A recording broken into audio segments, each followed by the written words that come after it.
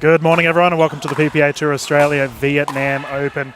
We are live at the Carmelina Beach Resort, about to get underway with our round of 16 women's singles events. Sitting alongside me, we have the infamous Coco Lococo, who's going to come and do us some top-notch analysis. My name is Dylan Kimlin. We are so glad to have you here for the broadcasts. Coco, it's been a pretty electric set of games that we've had this morning already. Fair to say the players have been absolutely tearing it up. We've got a big crowd here. Everyone's having a good time. This game, we have the combination of Hyatt taking on Shelby Bates. 3 games, 11, win by 2. What can we expect from these two ladies? Well, I think initially the court is moving a bit slower today. It was moving a bit quick in practice yesterday, and they've since had a look at it and fixed it up. And I think both have got big weapons. So I think there'll be a lot of like fast-paced back of the court rallies. Yep. Like, I think it'll come down to whoever comes in first at the end of the day or can get them on the stretch. Yeah, and I was saying to a couple of our spectators earlier that it is quite stifling, the heat. Obviously, we are in Vietnam, so high temperatures at the moment, high levels of humidity, so endurance and fitness definitely coming into play as well. These two players are star-studded. They've done this many times before, so...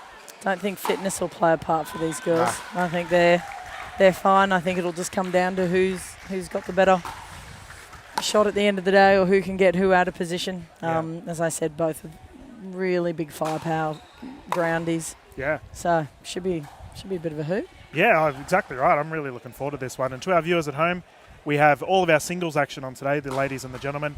We also have our second show court about to get underway with our next set of games as well. So if you want to pop over there, we welcome you. Gordo Watson will be calling the first game with legend of the Australian scene, Ryan Henry, who I was very surprised not playing singles. Considering I actually asked him. I said, what are you doing? Why aren't you playing? He's like, I think he's understanding the heat and the humidity and how much this is going to take it out of you. And a lot of the matches I've seen this morning have been best of 3. So no one's walking through easily. We just had an absolute screamer between Sarah Bear and Sarah Jane Lim. Those ladies, my goodness, that was like an hour long, easy. And there wasn't much in it. No. You know, there wasn't much in it. So they had epic rallies. Yep. It wasn't like it was real quick. It went forever and, you know, entertaining. Forced an error somewhere, but goodness, it was very entertaining. Our official for this game, David J, the big boss of the Australian referees, who's luckily enough for us, he's going to call it. We are using the Joola Fast 40s. Looks like Hyatt will be bringing it in. We can get started with our first set of broadcasted games here at the Vietnam Open, 0-0.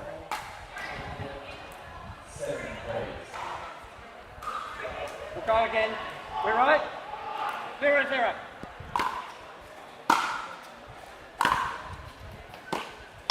Point.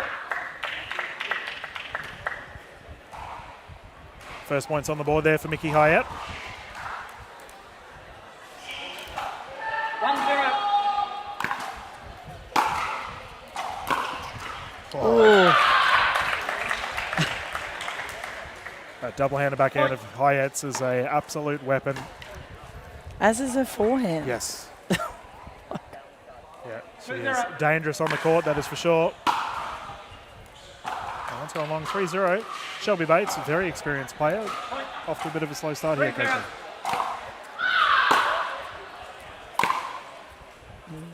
I think Shelby's definitely already in the first 3 points. You can see she's got a game plan, and that's to come in.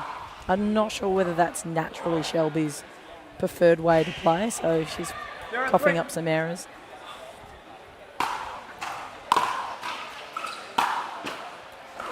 Yeah, but natural, I think she'll settle in. You just got to find your range when you're not used to potentially attacking and just coming to the net.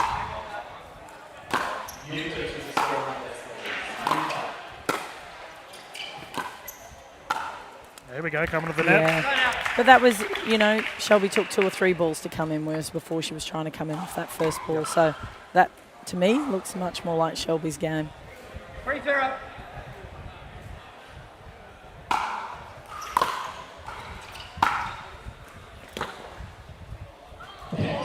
Oh, that was well left. That's a close one. It nearly dropped. Yeah, crowd held their breath. You saw her flinch there a little bit. Well, thankfully, being in this Wonderful venue. We don't really have breeze concerns. So pretty even lighting and wind conditions for both sides of the court here. And there we go. 2 or 3 balls for Shelby to come to the net. So I think she was just trying to push it too early, but she settled in there.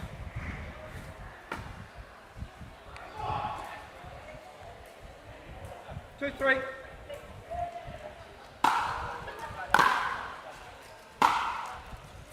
Oof.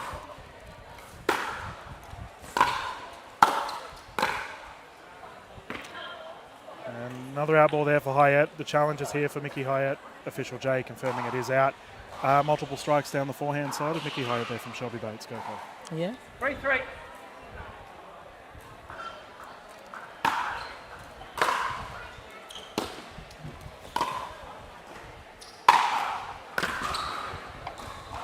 Yeah, she's really attacking into Mickey's forehand. I did mention how lethal that double-hander backhand of Hyatt's is. Bates might be recognising this. 4-3. Currently has a 1-point lead, 4-3.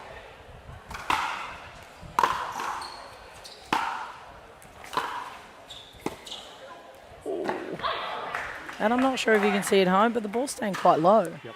It's not kicking up high at all. So Mickey does like the ball coming up so that she can really attack and get a body weight behind it, whereas Shelby's, it's literally 25 centimetres off the ground.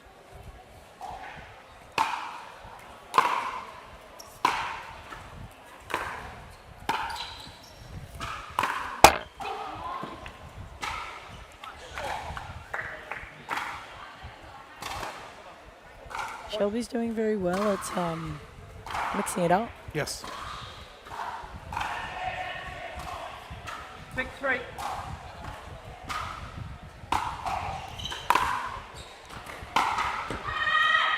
Yep, she tried to slice under that one. It was a little bit high for that, but she's doing a good job. 3-6.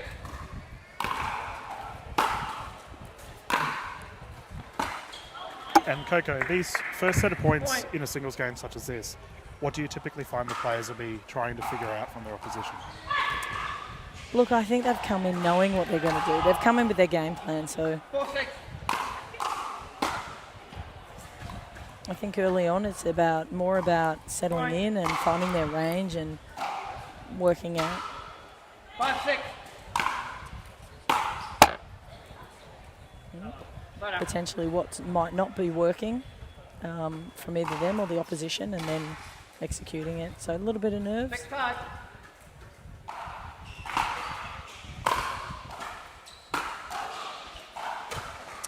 I feel like Shelby sort of found her range, but now Mickey's sort of fighting her way back. So 5-6.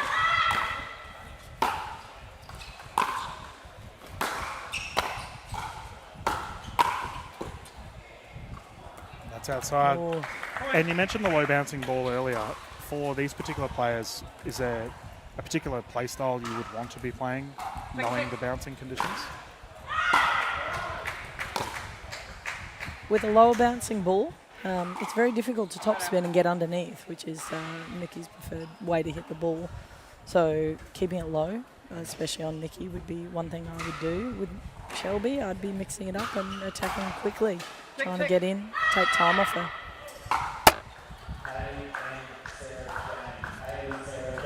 And that's a service error there. Ever so costly in the singles format. Hyatt getting it back, tied game, 6-6. 6-6.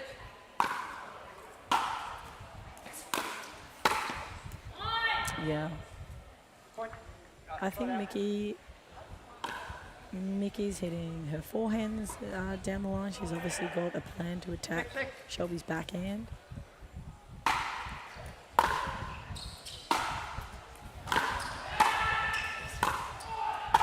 Yeah, and I'm not sure if you noticed it there, but Shelby's just standing there waiting. She Looks knows very that it's coming into that backhand, so I think Mickey's got to roll some if she's going to have a chance against Shelby. Get her thinking.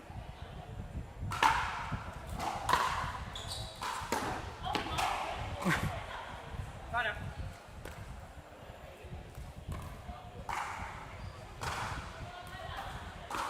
6-7.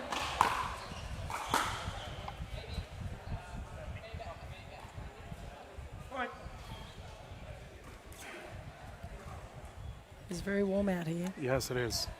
Both players needing a little bit of towel breaks. And Yeah. Yeah, and on that note, for our viewers at home, each player will have 2 timeouts per game and 1 medical timeout for the entirety of the match. And I imagine we will see plenty of timeouts. 7-7. oh, yeah.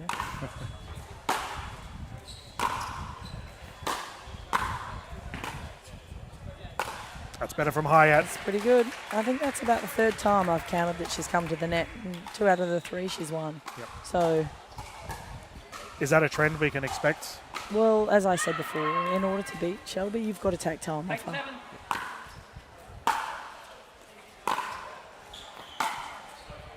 Exactly that. And the only way to take time off her is to come into the net. So you've got to put nice deep ball, or, you know, nice in that case. It was a lovely low ball, so Shelby had to get under it, and then Michaela can come in and attack the next one. Yeah, and we've had some screamers this morning already. Keep in mind, ladies and gentlemen, we have our quarters, semis and golds for you as well. Viewers internationally, we welcome you with open arms. It's been a lot of fun here at Vietnam at the moment as our players 9-7. putting on an absolute spectacle.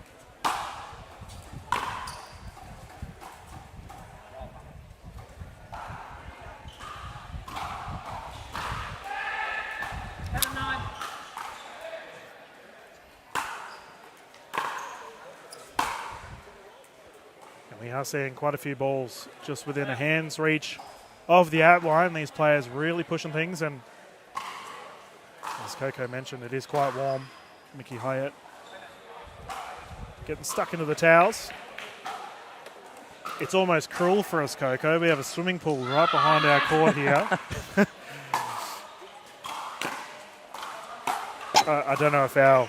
I must admit, I did wonder how far this headset would reach. Yeah. I'd happily sit in the kiddies Yeah, pool behind us and commentate. I don't know if our producer Dave would appreciate. He may not, but Yeah. I'd be happier. 10-7.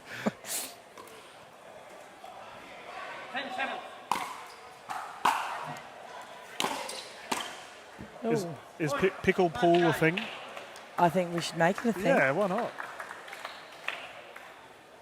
At the lovely Carmelina Beach Resort, I'm sure we can create something here.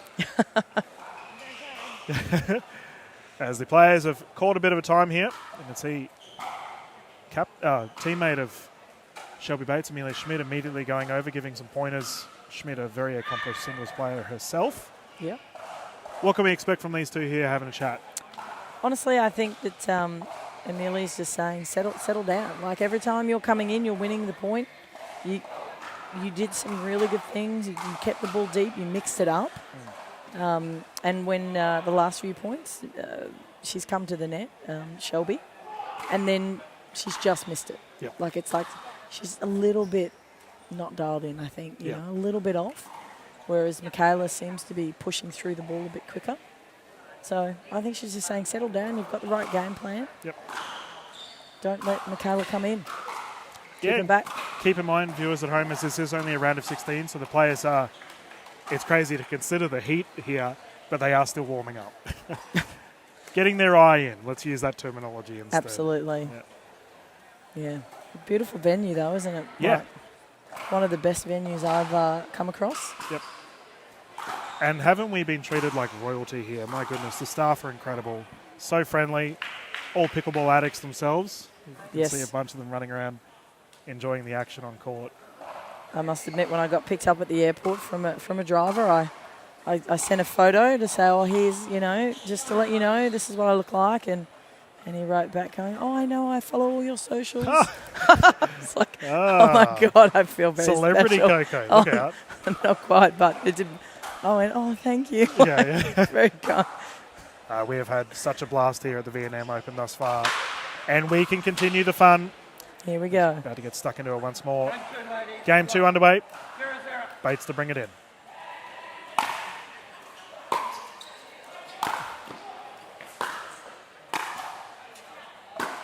Oh! Mickey Hyatt.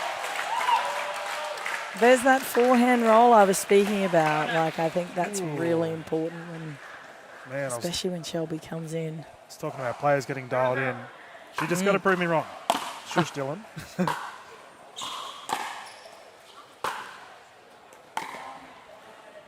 Ball's called long. Side out once more, Bates to bring it in. 0-0.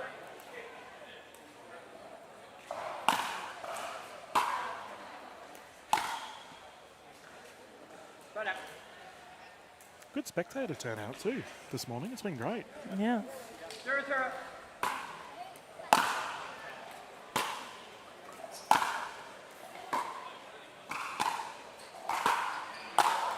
Bang! Yeah. Bates putting that one away. I feel like McCullough changed her mind of what she was going to do. She thought to drive it. I feel like it was going to come into Shelby's forehand, and then last second kicked it, which created a nice shot for Shelby. 0-0.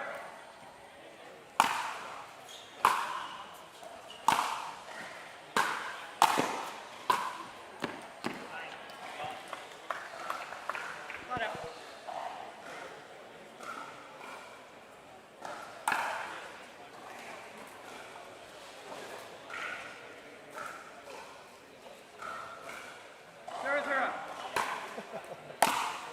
Fucking kill yourself.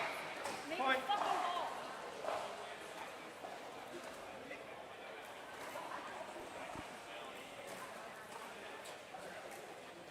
One zero.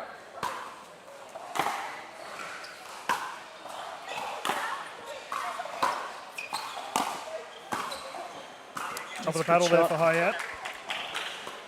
That's hard to hit. Shelby's keeping that so low over the net. Yep. Tipping right at McCullough's feet. 0-1.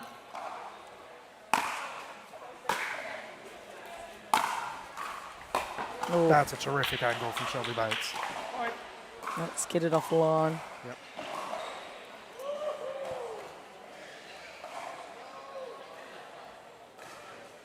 What are your thoughts of the colour scheme of these courts? We don't typically see that sandy brown kitchen colour. I like it. I like it, yeah. Yeah. Easy on the eyes.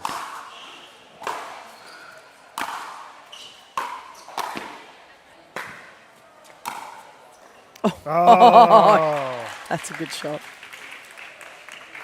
I feel like McCullough, she's getting in position, she's doing the right thing, but she's still driving straight down the line. And Shelby knows that that's where it's going. And she's just sitting there waiting. And it's putting pressure on Michaela now. She's got to start rolling some.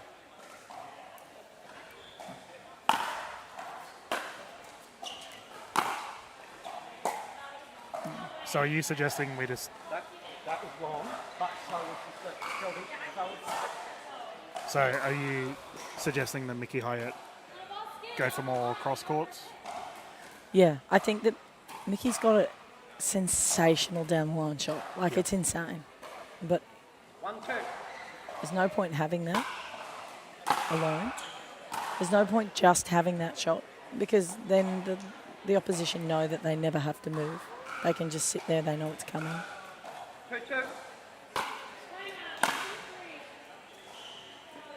And Nikki has the ability, like, she can absolutely hit that cross-court drive. I just don't think it's her favourite shot. Yeah. I think she just loves it down the line more.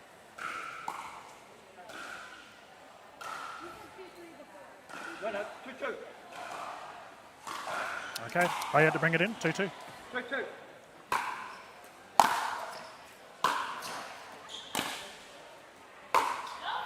Bad luck. But Shelby's got this little bit of slice on that forehand. Yeah. So it's hitting the ground. It's like pushing away from Mickey, which is then quite hard. You saw Mickey try and drive that down the line. It's 2-2. coming off the paddle.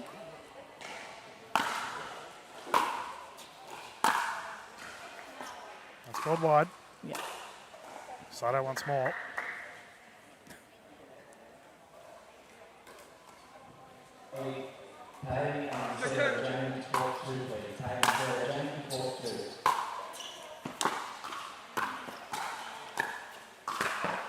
Nicely done. Bates. Really starting to find form here in this game too. Terrific play. Full stretch winner. Take that.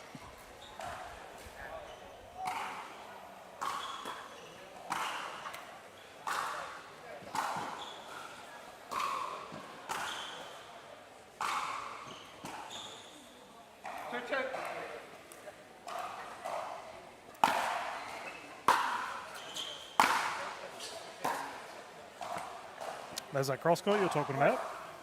Yeah. Yeah, nearly. Just a It's the bit right wide. idea, though, right? You can't just keep hitting the same spot. So she knows that she's got to move it. It just didn't work on that occasion. Break 2.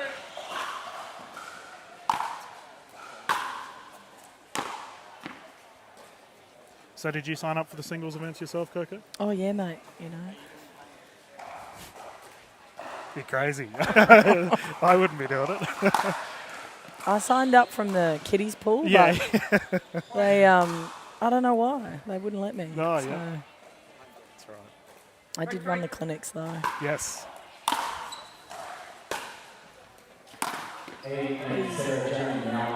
Ah, there we go. Hugh, one of our Catching it. broadcast team, getting himself a little highlight of his own. 4-3.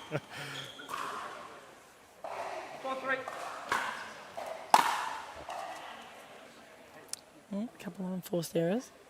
And that's a timeout there for Bates. And let's talk about those clinics, Coco. You just brought them up. So you had the pleasure of teaching some of our superstars here at Vietnam.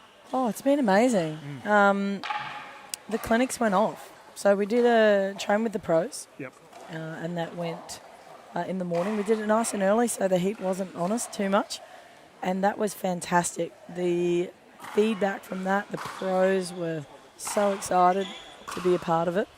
And we had little stations and every pro had 3 players. Yep. And then we just did little rotations.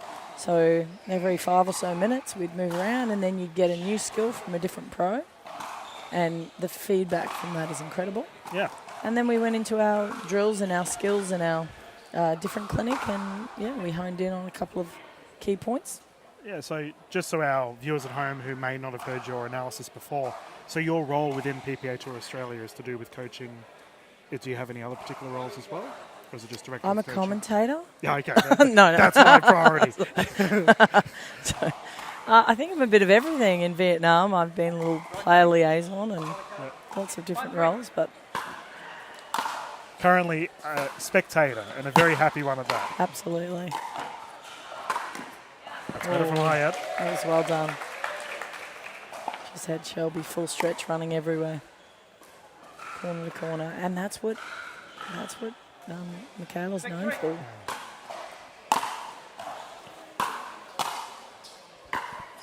There's the roll.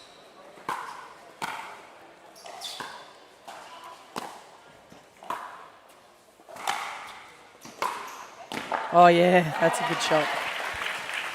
Yeah, Nikki Hyatt, once she gets some steam on, terrific shot down the line.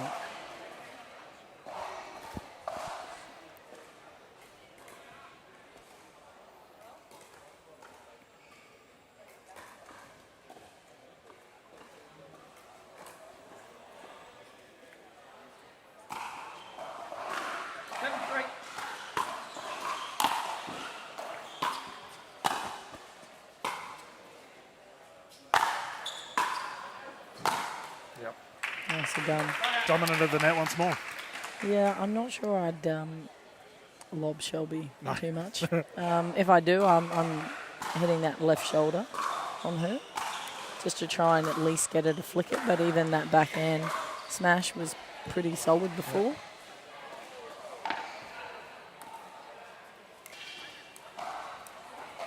Break 7.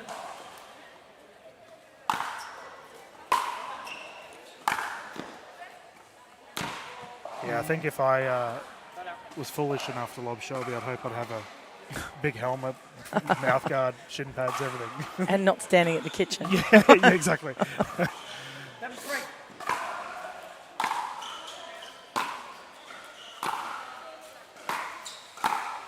Yep. Yeah, I can see what you mean regarding that slice, though. It's always slight kick to the ball, isn't it? Yeah, well, notice how she's missing a few, and you know she just hit herself before, like so. It's obviously it's not a shot that she plays all the time, but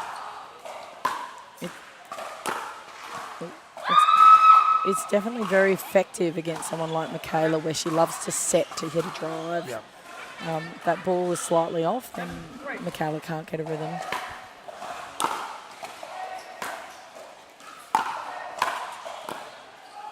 Too good. Well done. Kayla's doing really well at digging it out, though. I'll give her that. Yep. But, Yeah, play into the conditions. yep. 8-3. Again, just trying to get under that for a slice. And with a slice, it's more of a feel shot rather than a power shot, believe it or not. So you can still hit power with it, but if you hit it too hard, it'll float out. Oh, swapped hands. Yeah. Nikki Hyatt now finds herself in a match point situation. Yep. Currently enjoying a 10-3. 10-3.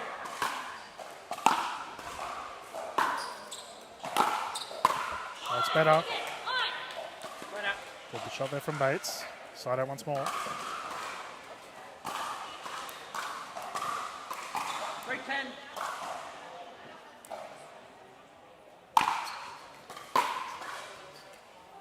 Oh, just trying to finish it. Well, we often say the pickleball is a thinking person's game. 4-10.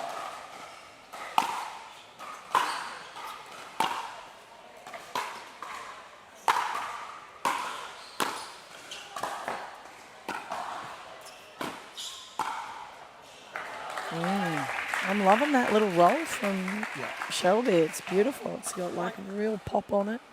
Hits the ground, it kicks. Yep. She can hit it from below the net, no problem.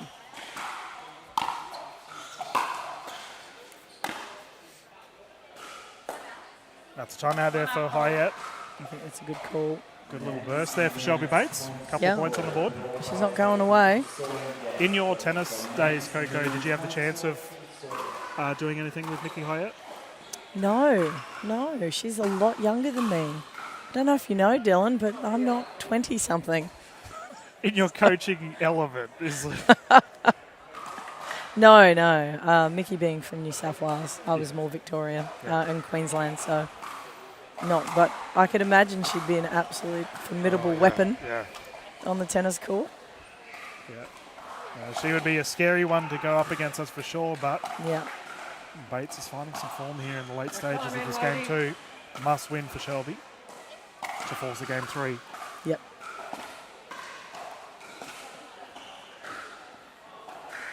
I feel like Shelby's coming in and out of this match. Like she's dialed in sometimes, and she's on it. She's got a game plan, and then sometimes she's just a little bit lost.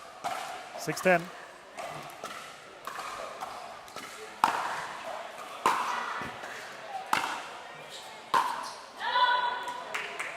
Here we go. Danger signs here for Hyatt. And what a great serve, by the way. That was right in the corner. I think she's only made one fault, but when you serve like that and there's only one fault, that's impressive. Yeah. It's quite deep. It's almost hits the line every time. 7-10.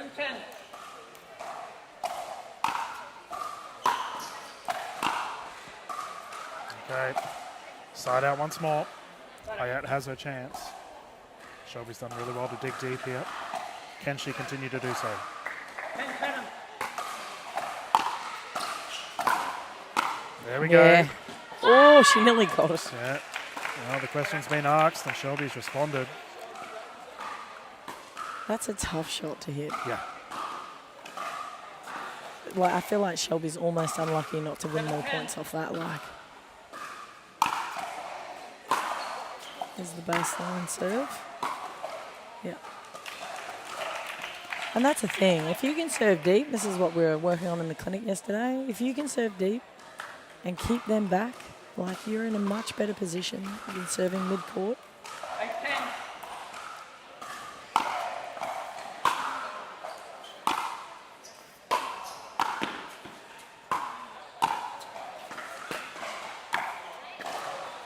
ATP. Oh, Put away. that was a good rally. Incredible rally. Crowd on their feet. I think they both deserve that point. Yes. Now we refer to it as the 10-point hump, Coco. When you're stuck on 10 for a while. I think that's weighing on Mickey Hyatt here, or do you think she's just going to push through? I think when it's hot and it's humid and you're like, all right, let's just push and we'll push through these last couple of points. But the problem when that happens is that mentally we overplay. Or we tend to. Doesn't matter. There we go. And that's the game secured for Hyatt. Shelby Bates did well in the second one, but could not pull it off in the end. Result secured for Hyatt for this round of 16 event. And my goodness, what a way to kick off our broadcast. Whoops. Yeah, red card showed there for Shelby. Yeah. Official J not marking around. But ladies and gentlemen, we've got a ton of more games for you today. Obviously our PPA Tour events. Coco, you're going to be running right in the commentary booth and then coaching the Mavs later on today. That's it. We're excited. Yeah, for the MLPA. We can't wait. Format. You've got some pretty scary games though. We're excited. Yeah. We're ready to go. Yeah. Like, we just want to get in, play. Let's talk about the Mavs. Your captain, Aaron Blitz, tearing it up on the singles court. Oh, my goodness. Yeah. I think that was insane. Yeah. Third set against Nelson. Yeah. Aaron can, like, when he's on, as we all are, but Aaron's got some absolute weapons. So good to see him find his own and He'll take Nelson. And Nelson Chen, my goodness, talk about a gun of a player. Yeah. That's a big victory. Yeah. But ladies and gentlemen, we have our next set of games coming up here at the PPA Tour Vietnam Open, live from Carmelina Beach Resort. We'll hang 10 for a little bit, find out who our next set of games are, and be right back here on the PPA Tour YouTube channel. Cool. Thank you.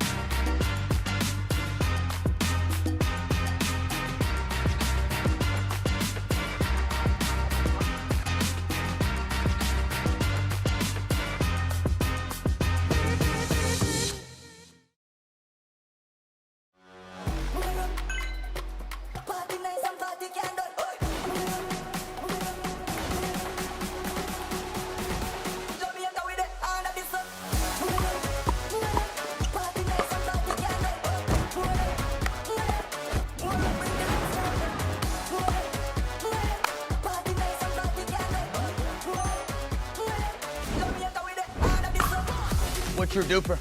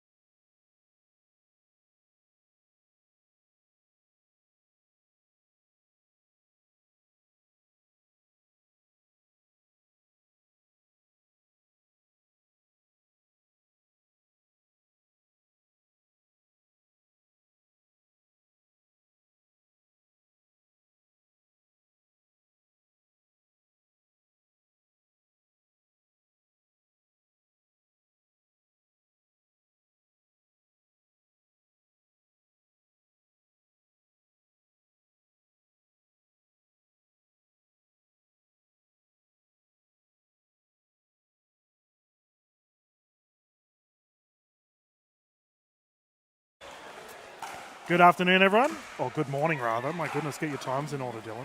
We are here at the PPA Tour Vietnam Open. Carmelina Beach Resort about to get underway with our first quarterfinal here for the women's singles events. Selina Turulja closest to camera up against Yu-Chieh Hsieh. Jazz in the booth with me. Hello. Hello, everyone. Thank you for having me. Oh, mate, this is going to be exciting. What a game. So exciting.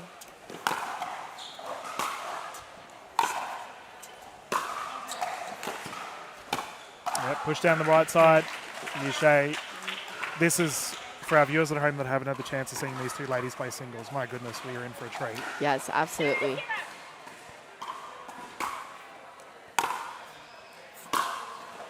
Three games to 11, win by 2. Should we get to a third game, ladies will swap at 6, utilising the Jura Fast 40s. Jazz, you had a chance to play on this show court. I saw you had an absolute thriller. I did. So it is, I mean, you have so much space, which is great, right? But we definitely had some surface changes recently occur. So they actually resurfaced the courts last night. So it's kind of an adjustment coming in and getting used to the new surface for all of these players. So. Oh, Turulja. Great shot. Yeah, Selina Turulja getting involved in the PPA Tour Australia events earlier this year has made her mark immediately. And oh my goodness, so has Yu-Chieh Hsieh. Yes. I love Yu-Chieh's style of play. It's so calm. Yeah. She's composed all the time and has great placement.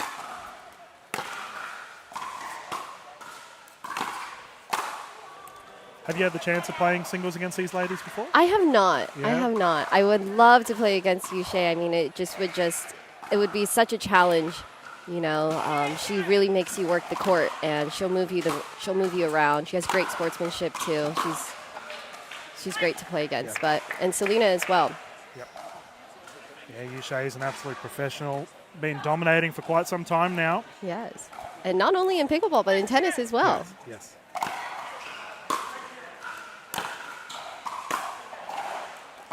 Turulja getting her second points on the board, 2-0.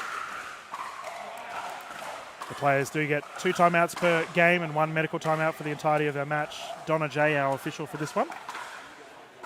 How did you find playing singles earlier today?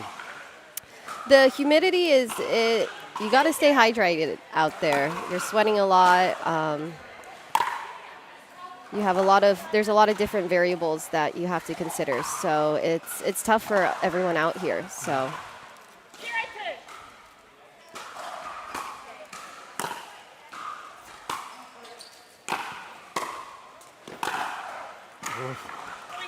Just wide side. And great spectator turnout. Yes. It's been so good. It's a great setup here. Yeah. Yeah. I was saying to Coco Lococo, our commentator, in the last game, the swimming pools behind us have been mighty tempting. Yes, absolutely. That's a net roll. Working out for Yu-Chieh.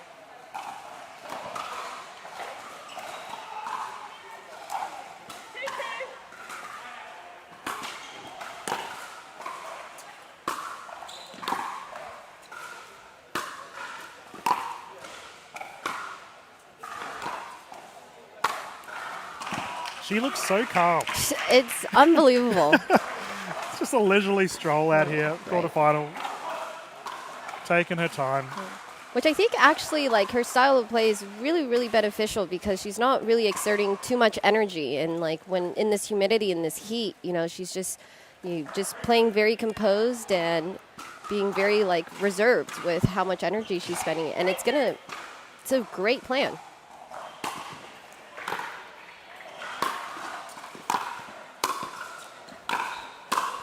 What a backhand.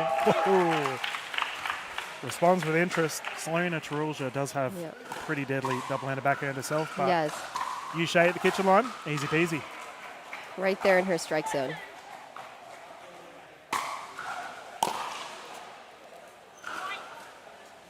Unforced error there. And they're going to be so costly in this high humidity. Yes.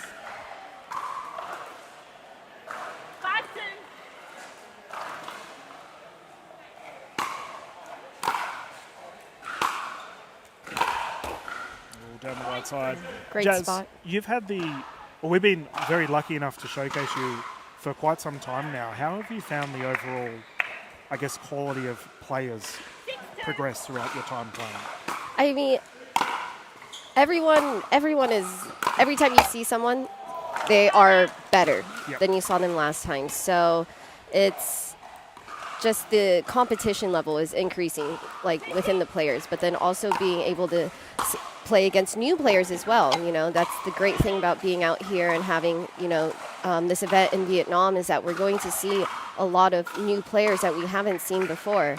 And it diversifies the game, and it really helps. Yeah.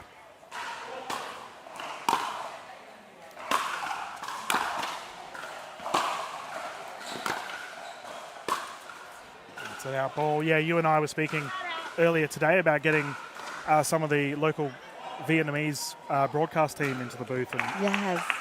no, that is so cool. Like, I love that aspect of the game. The Southeast Asian pickleball community is thriving. My goodness. Absolutely, and you know, represent. I love it. You know, the beauty of pickleball is that it's international. Yep.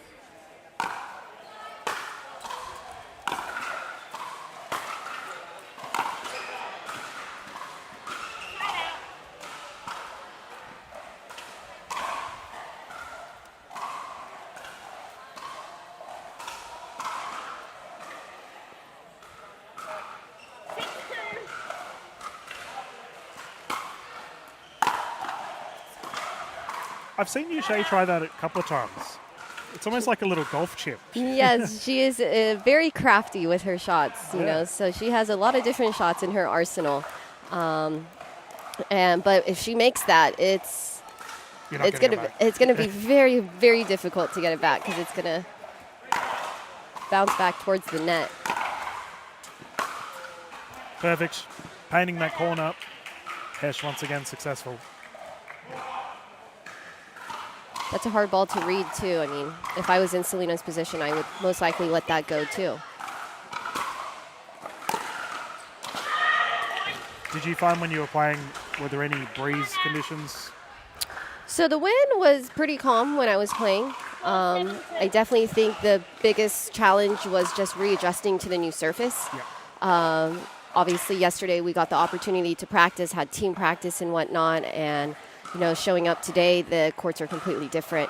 I think yesterday the courts were much faster, so the ball had a little bit more of a skid. Yep. And today, now with a fresh like resurface, it's almost like so gritty to the point where I had to basically adjust to go towards the ball. Okay. Versus like the ball coming to me. Yeah, wow. You know, so I think that was really, really the biggest challenge I had this morning. But other than, you know, no wind, heat, you know, at least we're covered too. Yeah. So, but the humidity is everywhere. Yeah.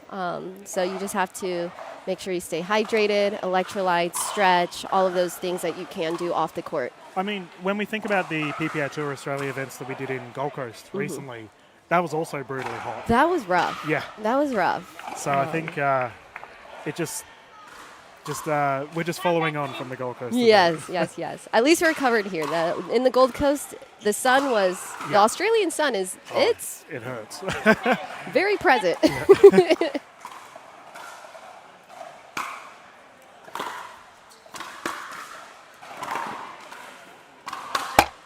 Ooh, that's a smash goes big. You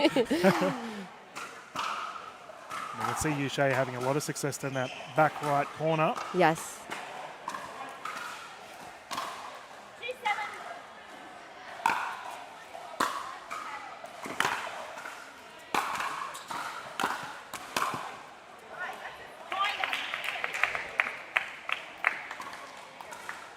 So are we seeing any trends here, Jazz, from the ladies? I definitely think Selina's trying to figure out what her strategy is going to be, and it's really hard to develop a strategy against Yu-Chieh because she diversifies her plays so well, moves the ball really well. Oh, there we go. And I think that's the play. Yep. You know, if Selina can really just come in and just kind of control the point, then she's in a good position. Yeah, we did see in the round of 16 game between Hyatt and Bates, the players were trying to get to the net as quick as possible. Absolutely.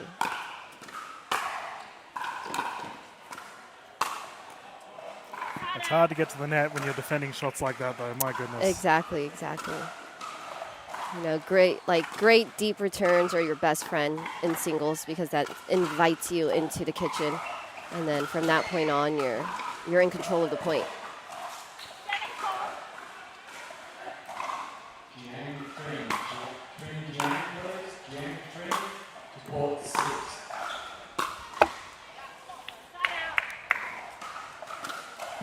Was I correct in seeing on social media that you went to one of the Yu-Chieh venues earlier?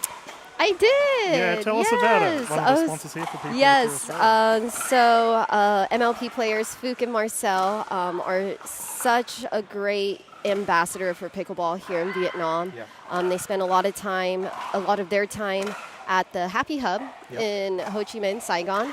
And they invited me to one of their celebrity nights, and it was so much fun. So much fun.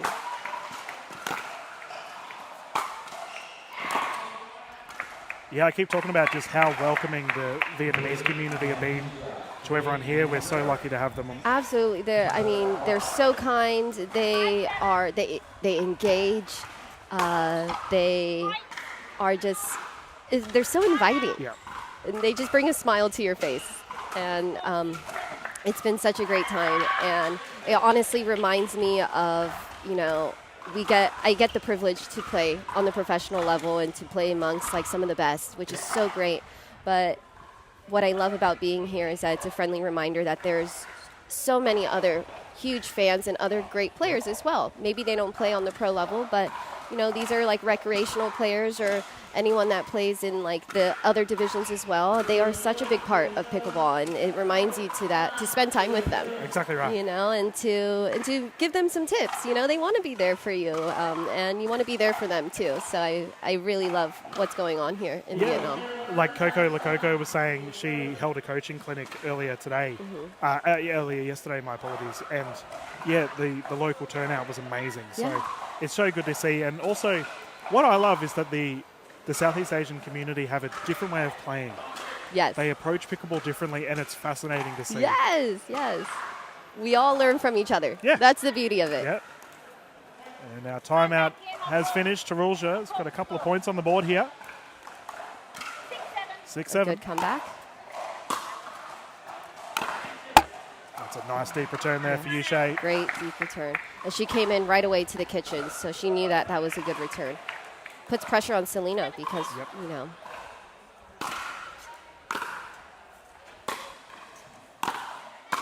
Ooh, flick of the wrist. I think a little bit too much there.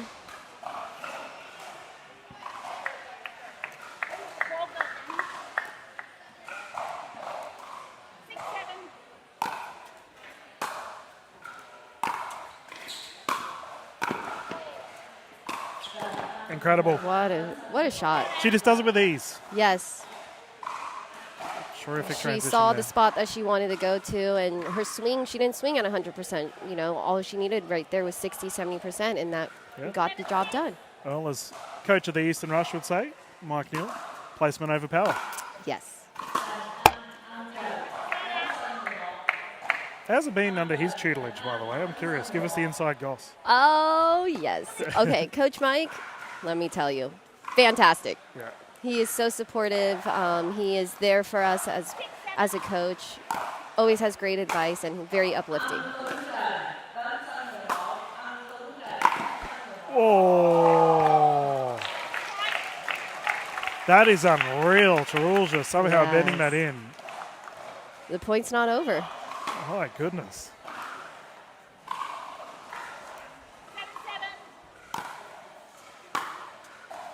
I love how many, so just for today, how many speechless plays we've already had.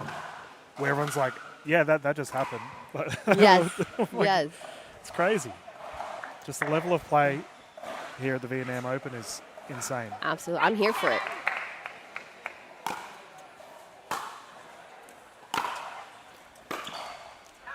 And you mentioned earlier that Selina looked like she was still trying to find her groove. Mm-hmm. Fair to say she's hit a second gear here. She's found it. 9-7.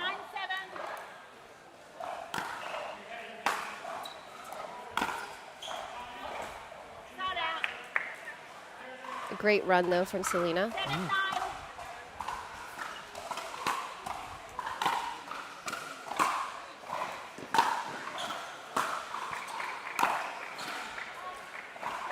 I think there's going to be an nail biter. We're going down to the wire with these Absolutely. two. 1 point difference. Unforced errors. 8-9.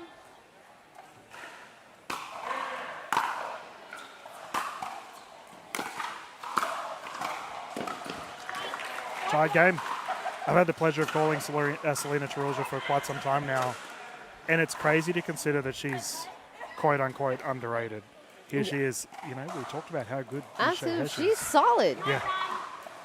Very good player. Great strokes. Very smart.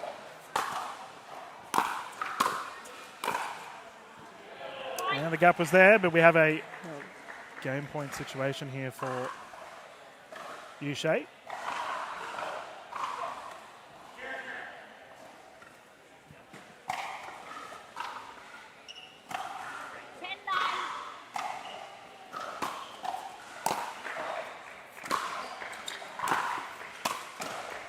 There it is, that net coverage.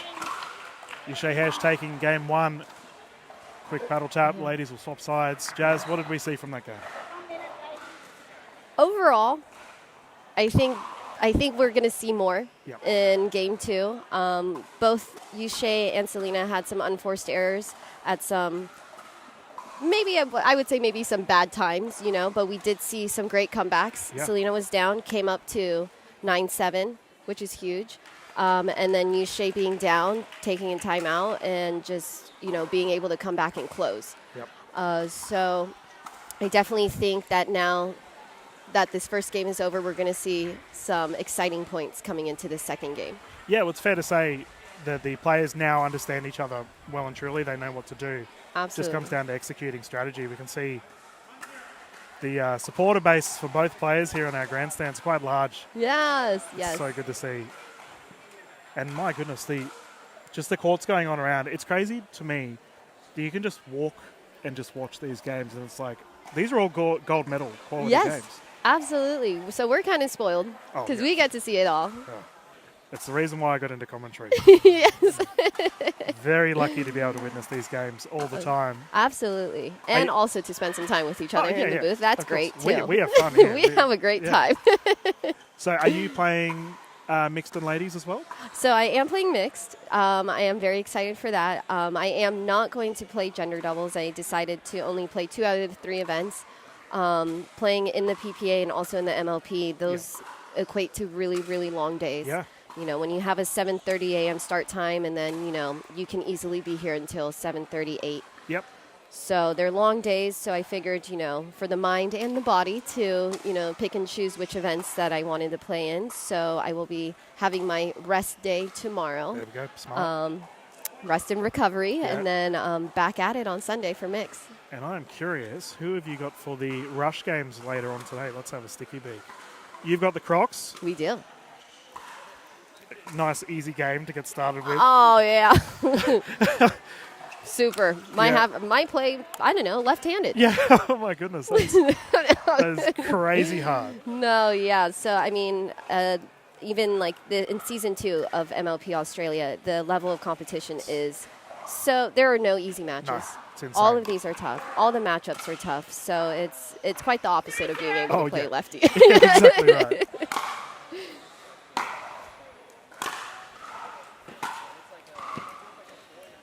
Well left. I think everyone held their breath. Yes, I think Yu-Chieh held her breath too. So we have a challenge here on the side of Turulja. Official J I thought the ball got the line, so. confirmed in. So Confirmed in. Turulja taking the first points of the game.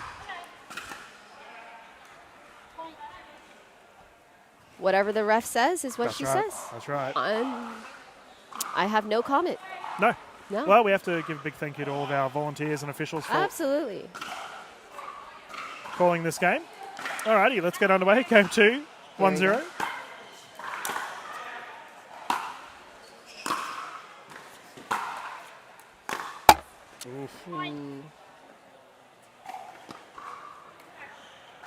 The shots that hit the tape are the ones that hurt the most sometimes. A matter of inches. Yes. If that. Case in Great point. deep return. And we did see with the Bates Hyatt game that the ball was bouncing a little bit lower than what we would typically expect. Yes, there's not a big bounce. That's what happens when the court surface is so gritty. Yeah. In fact, if you got a hold of a ball, you'll see that there's actually like little blue indentations. Like it's that gritty out here.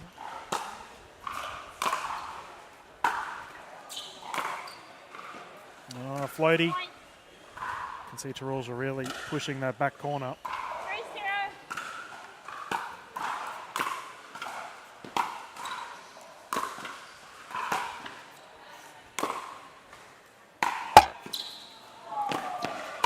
Yep. Oh, great play. Good Great effort there get, from Yu-Chieh. yes. But Selina was there. It's also an important thing to keep in mind is that even though you hit a great shot, you have to be prepared for in case you get it back. Oh, yeah. And I believe we have a timeout here on the side of Yu-Chieh.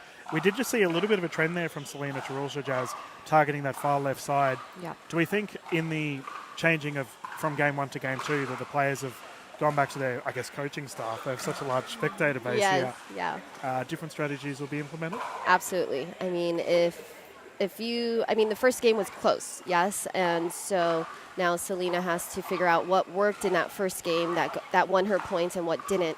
And I think she's kind of like refining her game and just cleaning it up, and that's leading to a 4-0 lead for her. Yu-Chieh has to, also not necessarily play the way that she approached the first game as well, and knowing that Selina's readjusting, so she has to readjust as well. Yep. A little bit of a slow start. I think Yu-Chieh's a little caught up on that first point where she got overruled, know, but that's Pickleball. It's pickleball, and you gotta just take a timeout like she did and move on. Yeah, smart call. 4-0 Turulja to bring it in once more.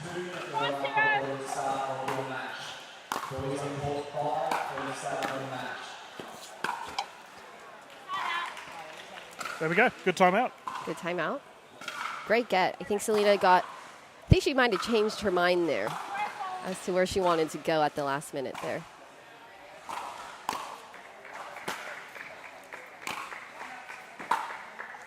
Great shot. She gets a bit of slice on the ball, doesn't she, with that forehand? Really, really great.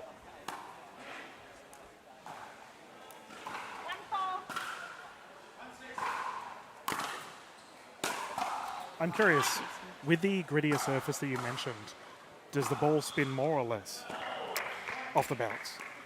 It's gonna pop up more. It's in a sense the court has ability to kind of grab the ball a little bit more, so it's not gonna have such a high bounce. It's not gonna skid as much. It's kind of pop up in a sense. But if you apply spin, it's gonna slow the ball down. Okay.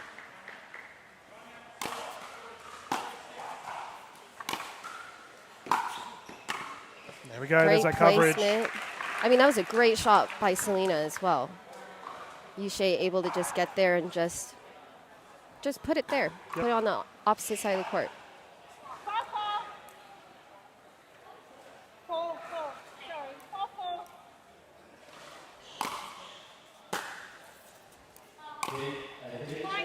It's fair to say that Yu-Chieh has bounced back big time after that timeout. Yeah. Now taking a 1-point lead.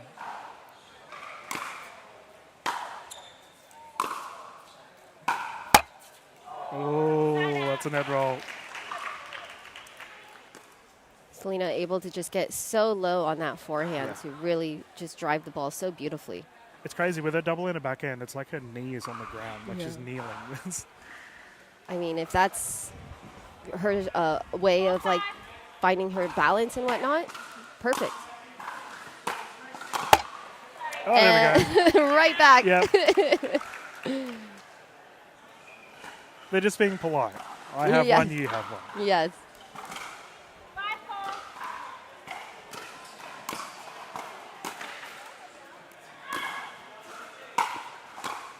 Oh, what a get.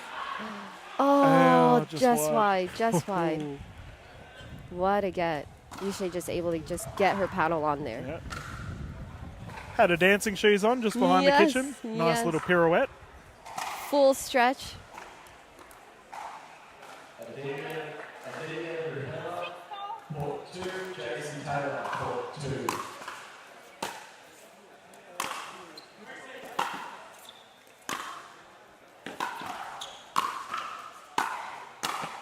Wow. A forehand flick, so Yes. deadly.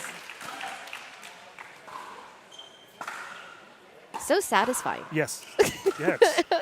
Smooth as butter.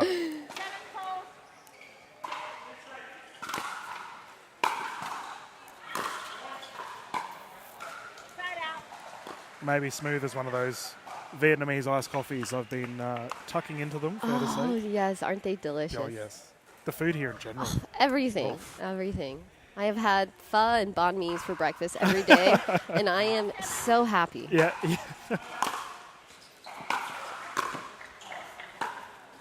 Maybe that explains why just the Vietnamese people in general are just loving life. They're Yes. delicious food. Yes. Well nourished. Yes, yes.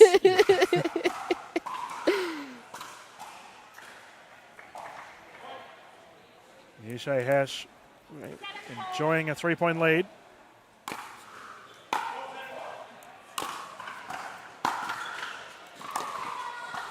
Great shot.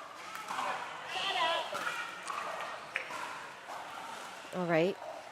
Cheering for Selina to get off 4 here. Yeah, hard to do when you're versing Yu-Chieh though. Absolutely. Such a deadly force. She just has a good all-round game, right? Like, not many weaknesses with Yu-Chieh. No.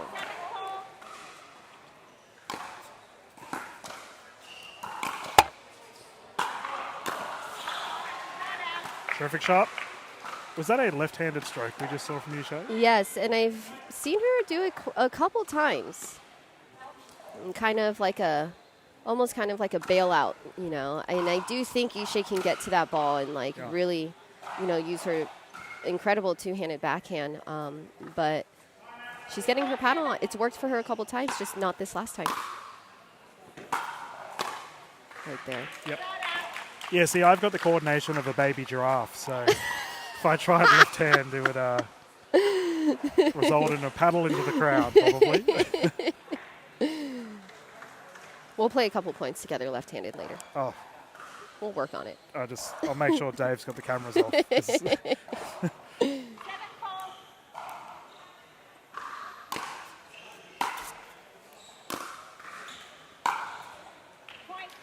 we are seeing Yu-Chieh playing very aggressive at the net here. Yes, yeah. And Selina, she's trying to keep that ball low, too. She has incredible angles, too. But Yu-Chieh puts a lot of pressure when she comes up to the kitchen. Ooh, Selina went for it. She did. Risky business. But you almost have to play high-risk pickleball against someone of the quality of Yu-Chieh. I agree. I think that shot was a little bit maybe too risky, considering what the score is, but change it up. That's the problem. Yeah. Like, you play a quote-unquote traditional shot and Yeah. covers it with ease, and we have a match point situation here for Yu-Chieh Hsieh. Yeah.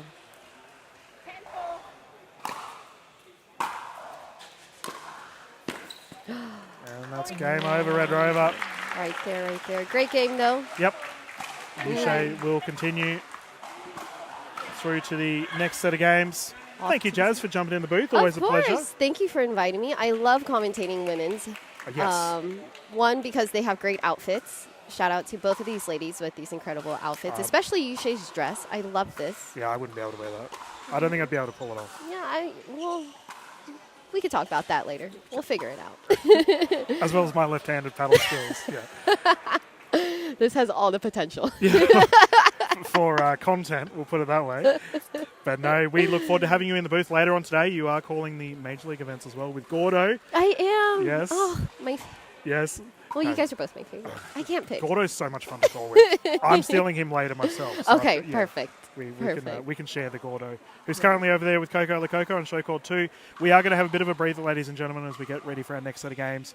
If you do want to pop over and watch Gordo and Coco, we highly recommend it. Yeah. Get a mouse to a commercial break, and we'll see you soon here at PPA Tour Australia, Vietnam Open straight after this.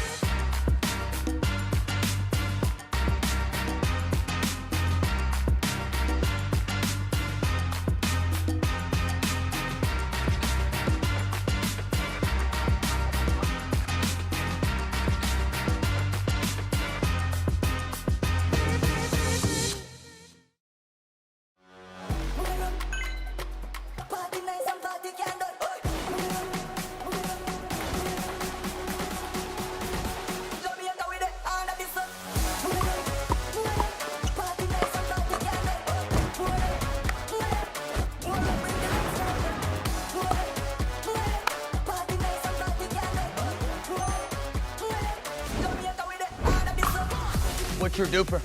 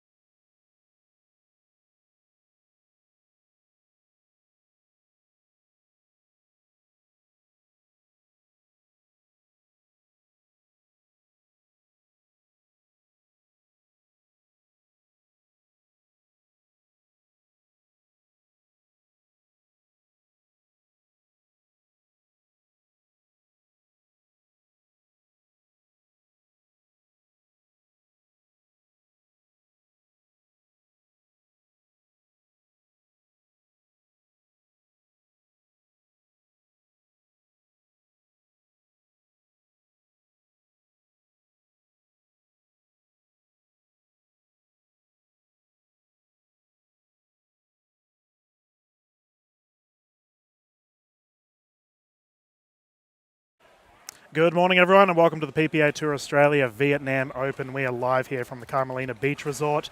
Been an absolutely incredible day of singles play, and we're going to continue the fun. Sitting alongside me, Sanj Carter. We have got Rose Vanrick taking on Pei. My goodness, this is going to be an absolute thriller. Yeah, lovely to join you in the commentary booth, Dylan, for my first call this morning, but it has been electric out there on the courts here. We've seen a huge number of matches, full 32-team draw for the women's singles. We have 6 players left.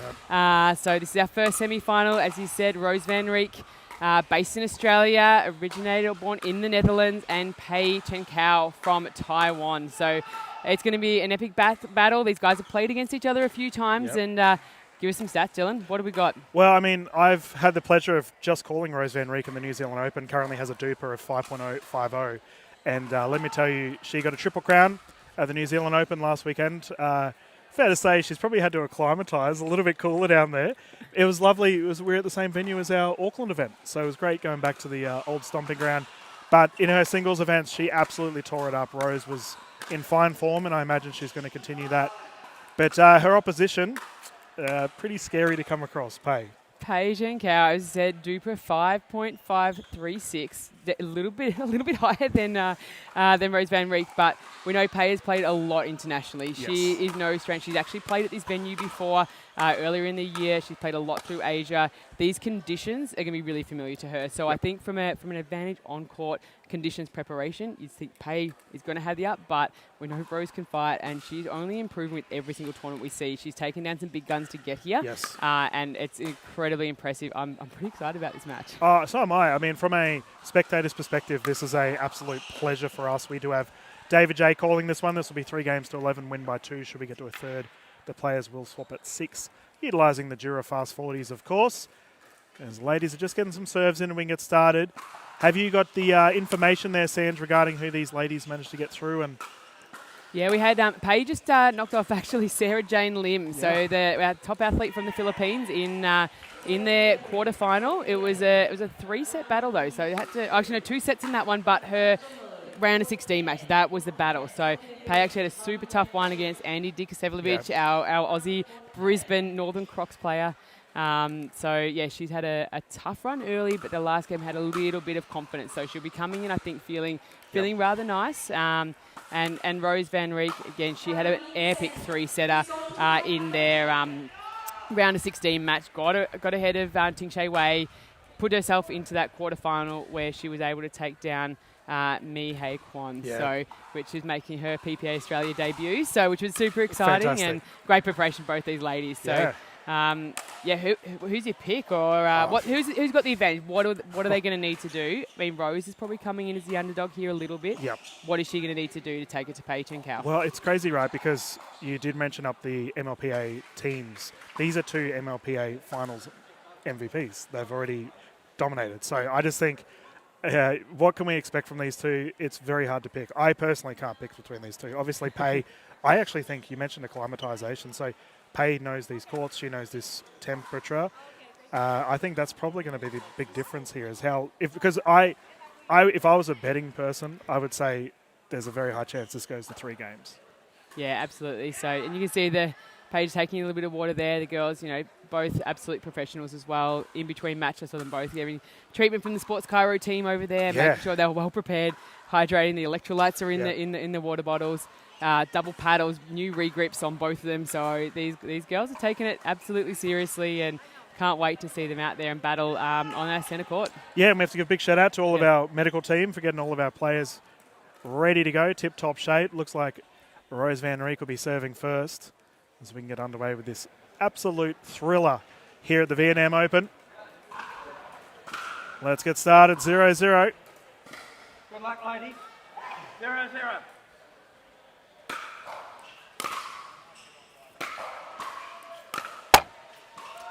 And we have seen already today, Sanj, with the ladies that have played on this court, a very aggressive transition to the kitchen line. It seems whoever's at the net seems to dominate.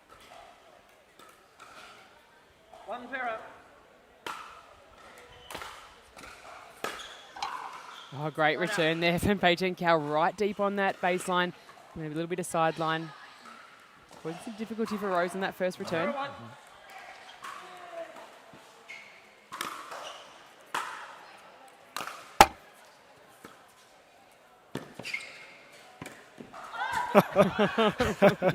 Love a little bit of cat and mouse earlier. Yeah. Love to see the girls getting into that kitchen line, playing a little cat and mouse. You tend to see that more from the men's game in singles, but yeah, loving the control there from the ladies.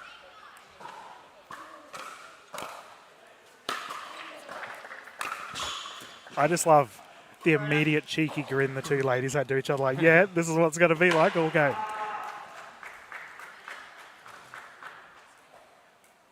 One.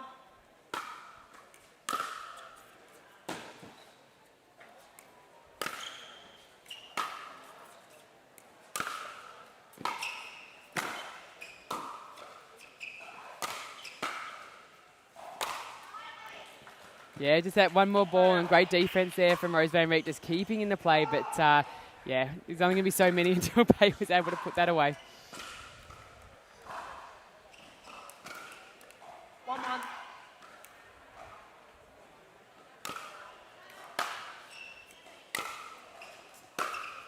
Oh, Rose Vanrick down the left side.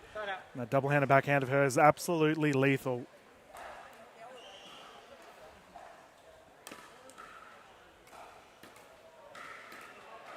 One.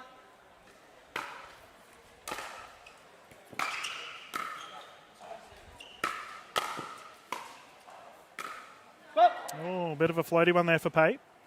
Point. And Rose taking a 1-point lead. 2-1.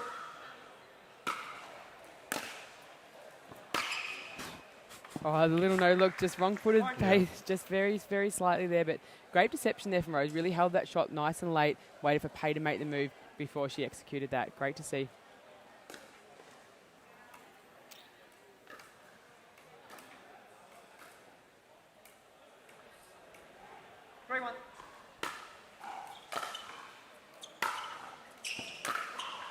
Oof. Pay down the left side, unsuccessful.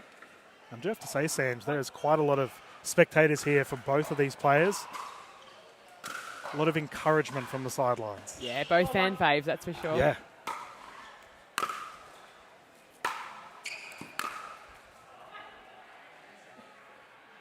I did mention Rose's form in New Zealand. She's clearly continuing it here.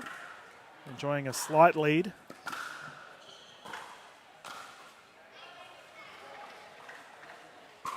Both players getting 2 timeouts per game and 1 medical for the entirety of the match, should they use it.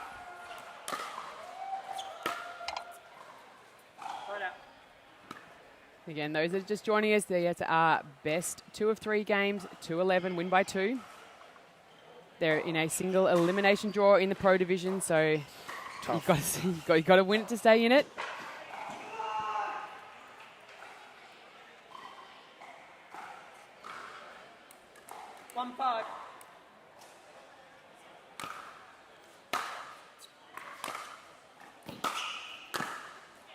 So great good. approach shot there by Paige and Cow, pushing that one nice and deep. But able to come in, really just own the middle of the court there at the kitchen line. 2-5.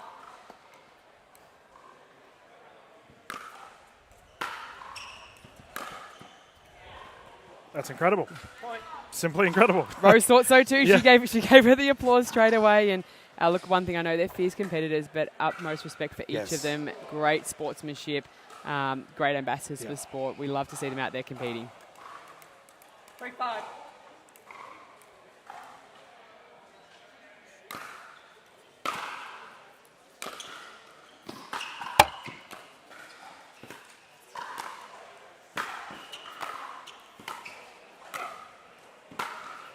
Oh, that's a close one. Rose put up a little bit proppy after it. Hopefully she's okay. I mean, she had to cover so much space there at the backcourt, moving literally sideline to sideline there, with a mixture of Pay's one-handed backhand, flicking it down that line, but then also slicing it back on the other side of the court. So it made it incredibly challenging there for Rose.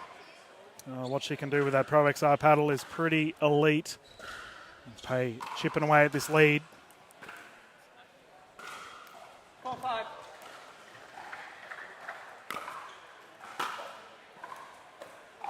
I do wonder if Rose is a little bit rattled. We did see put up a bit sore after that last rally. Tied game, 5 apiece. 5-5.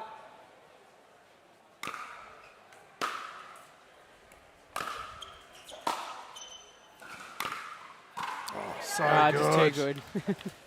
And it wasn't a bad approach up by Rose then too. She kept her deep, played the middle of the court, which limited the angles that Pei had access to, but she was still able to sneak it past her right on the sideline. 6-5. Bring up point number 6.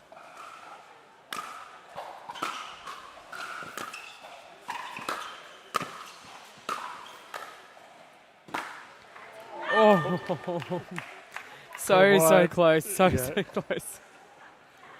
Oh, we got a great view of that here. Like I'm sitting right on that sideline there, and I think Rose was willing that in, but she again incredible effort to get it there. Yeah, we have a timeout here called from Rose Vanrick after that crazy play. I think everyone was holding their breath, waiting for it as just kicked wide. But we got to say, Pei probably regarded as one of the most relaxed, chilled players in the comp. She had a 1-4 deficit, climbed back, now enjoys a lead. Didn't even break a sweat. No, and that's the thing, that the game can change so quickly, that momentum. She got a couple of those long points, and you were seeing as Pei stays in a point a little longer, she's making those, and that's the little difference. Then with the fatigue, she was able to get a couple of quick ones off really tough serving. Yes. So she's being able to run Rose around, score there, and then being able to capitalise on a quick one where the return maybe hasn't been back as good as what Rose is doing right at the very start of the match. Yeah, Pei did take the silver medal in our Open Women's Singles Division at our most recent event in Gold Coast. Fair to say she's hunting a gold this time around. Yeah, she's got a couple of PPA Australia silvers. She's got a gold, and I'm sure she wants to add another one right here. Of course. She'd have such a stacked trophy cabinet.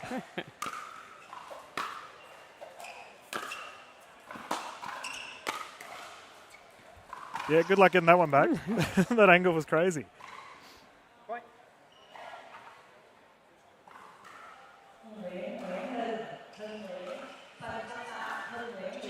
And Rose has gone for a walk. The ball's also done so. Over near show court 2, by the way, ladies and gentlemen. If you would like to tune into all of those events there, Gordo's been flat stick, calling a bunch of fun games on that game as well.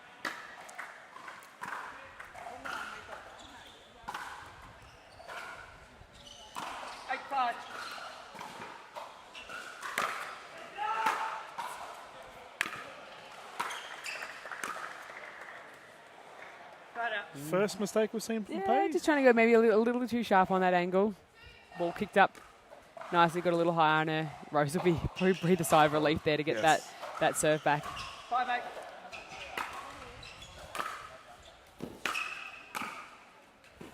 She covers the kitchen so well. She's got an incredibly fast first step, so you notice a lot of players might sort of lunge at the ball, very quick on the first step, which creates that second ability to lunge. And again, long arm reach puts that ball away.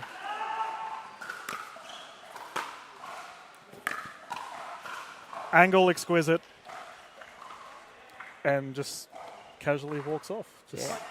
Be interesting too, in whether Pei's picked up on this with the tape on Rose's leg, and maybe again her lateral movement isn't quite as good as I'd normally see from Rose Vanrick, and I think Pei's really trying to play with the angles there to test that out, and at the moment it's working. 9-5.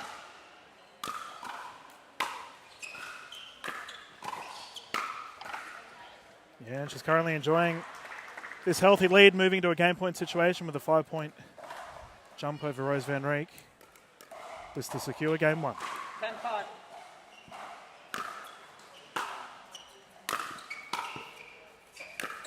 Oh my goodness. Does it with ease. Pei, quick high five. Game 1 secured from Pei. And as you mentioned, she had a slow start. She was actually down 5-1 and just took a little bit to get into her rhythm and feel the courts, feel good, and then just went on a bit of a tear. Yeah, exactly that.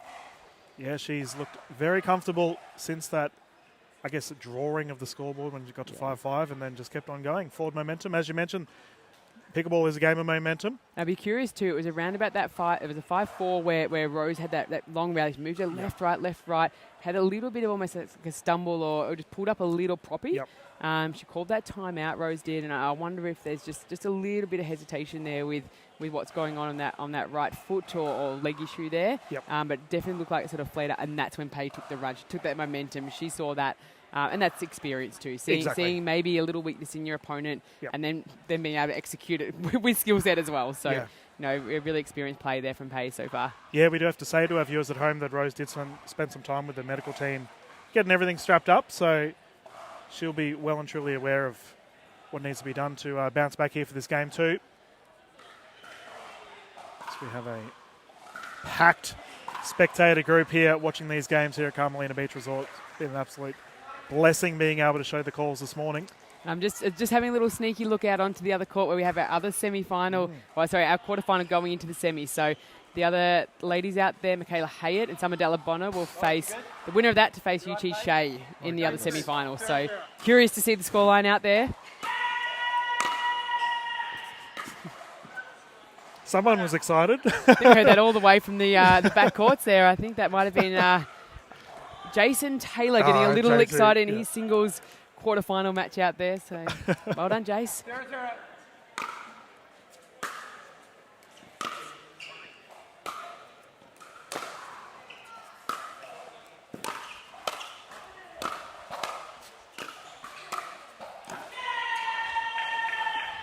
Wow, and something I noticed then, like that ball's just gone wide, but Pei, when she's at the kitchen line, how far forward her weight is. So she's really trying to take that ball super early, take time away from Rose.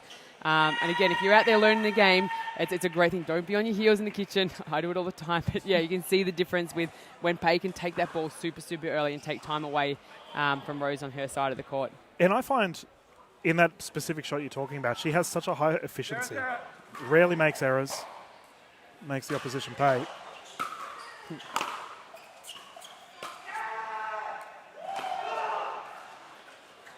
First points on the board here. 1-0.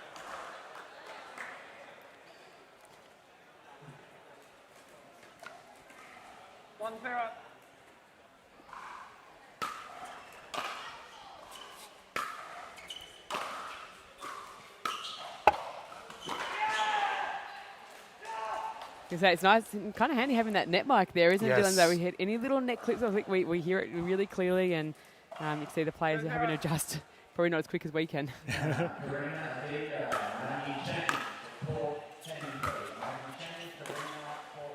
Oh, didn't strike the paddle as well as Rose would have liked. I do find Rose doesn't seem as tentative as she did in game 2. We have a timeout here. As the players are quickly having a bit of a chat. I mentioned the supporters for our players on the sideline. We've got some star-studded lineups here to give some advice to our players. Yeah, we've got Captain Jay Grewal and Captain Katie Hart over there in Rose Vanrick's corner, just having a little bit of a chat, calming her down, giving a little advice. It's great to see, they go into the MLP match and they're absolute competitors and on the other side, but really supporting these guys, travel a lot together, they play a lot together. It's fantastic to see that teamsmanship, sportsmanship from our top players all around from different countries, different places that they're training at and coming together and just making sure that they're putting on absolute spectacle. And what I find we can see in the back right corner there, Mike Newell, coach of Rose Vanrick, was actually talking to Pei. So I don't know. Maybe he's trying to psych her out. That'd be a classic Mike Newell move. That wouldn't surprise me at all. I think he has utmost respect for Pei. He wouldn't be. And you don't want to poke the bear when it comes to Pei, that's for sure.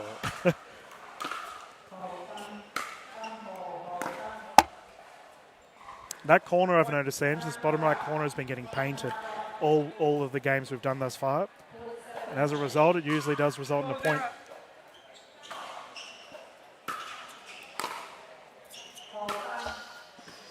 Oh, lucky break there from Rose. She'll be happy with that one. A little sigh of relief. Trying to get herself into this game.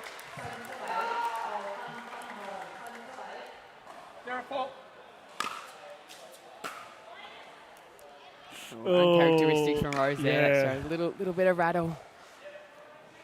See if she can fight it back.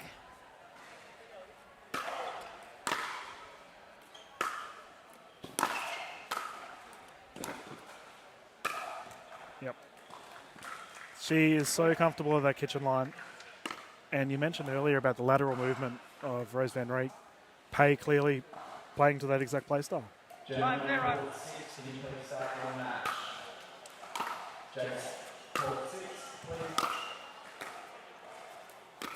Oh, cat and mouse, there we go. I love that. Little look one way, hit the other way. Great. Again, we saw that shot from Rose really early in those first four points in game 1, where she's able to delay a little bit, wait for Pei to make a move, then finish the shot. So set it up with a great approach. 0-5.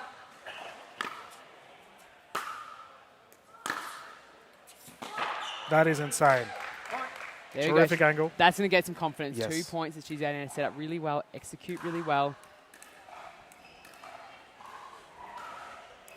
And now on the scoreboard. Yeah, and a little tactical hand wash there from Pei. Oh, the little sweat in the eyes, Yeah. dry the little towel, clean the sunglasses. I know all these players have all the tricks in the book, don't you Yes. worry. And under these conditions, I honestly don't blame them. Yeah, take the time.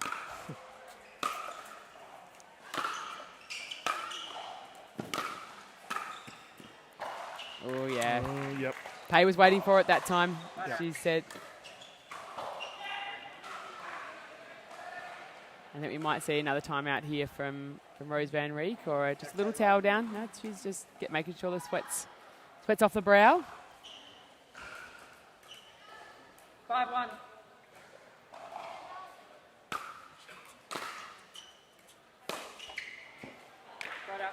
Uncharacteristic error there from Pei. It's quite a short return there from Yeah. Rose, like a little bit different. I think Pei was expecting it really deep and just kind of caught her off guard. So, again, why not change it up? 1-5.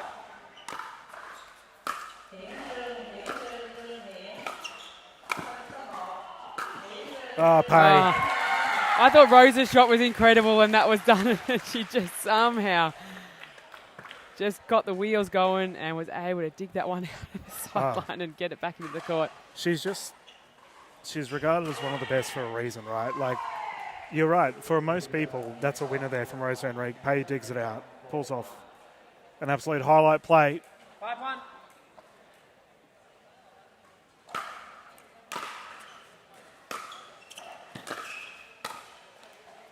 There's that corner. Yeah, again, that's that fast leaning in, taking it really early, and it just takes so much time away. And when Rose has got to move, nearly sort of 6 meters across to make that play in the sideline, it's just not enough time to get there. Well, Pei's on a rampage right now. But Rose is a battler. Like, if I knew anyone that wants to fight, she will fight, whether she's a little sore, a little tired, a little low on the scoreboard. She's not one that will throw the towel in at all. She'll be trying everything here to get back into this game.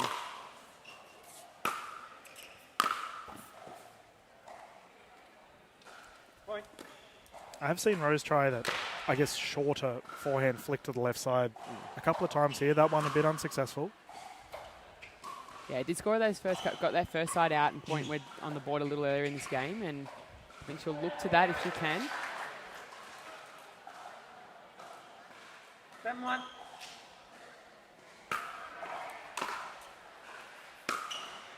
Oh, Pei's just trying things. That one's a bit wide. I mean, as you said earlier, she's been scoring a lot of points down that sideline, Yes. so there's no reason why you wouldn't keep going there. And Keep going to the well. Good Yep. pressure from Rose.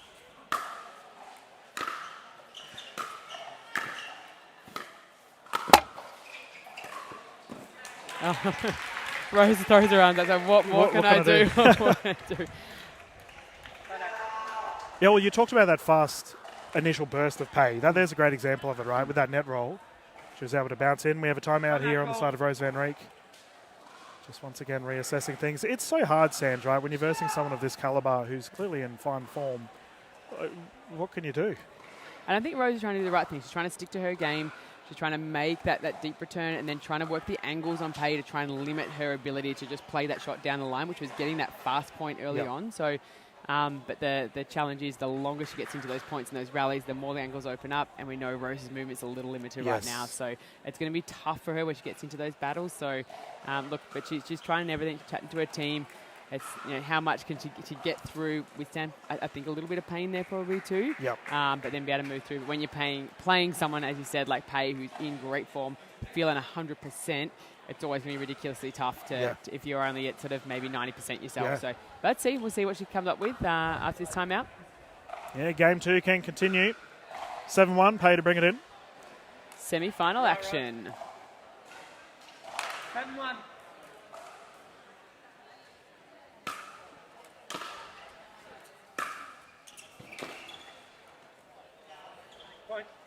I reckon we could count on our hand how many unforced errors Pei has made in the past 2 games. Playing at a very high clip. 8-1.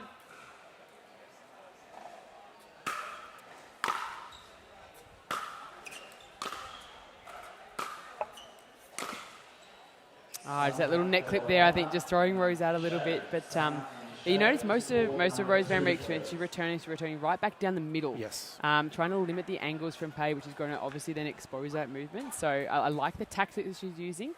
But at the moment, Pei's just on.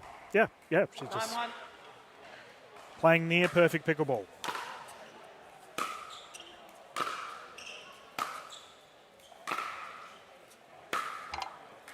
That's commentator's curse, Dylan. Why do you compliment players? I think Rose Vanrick could be very happy with you right now. Yeah. So she had the little fist pump there, and I love to see that. 1-9.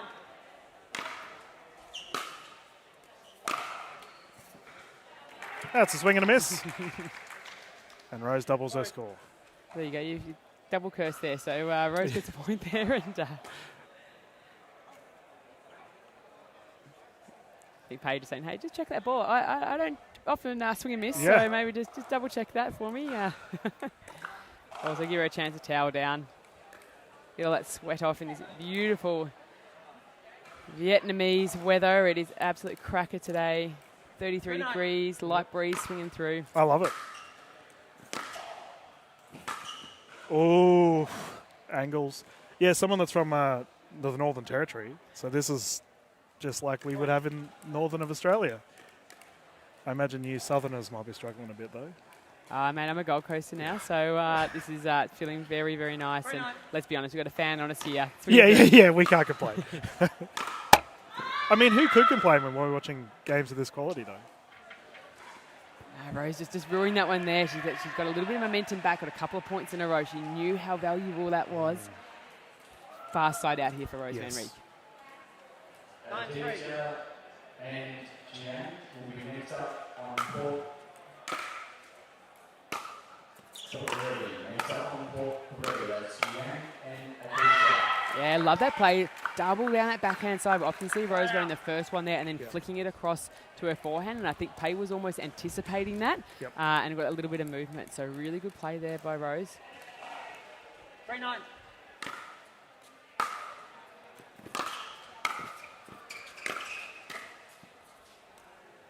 Oh, she's starting to feel There it. is. That's there with that fire and fight that we said that she has. Rose Vanrick digging deep.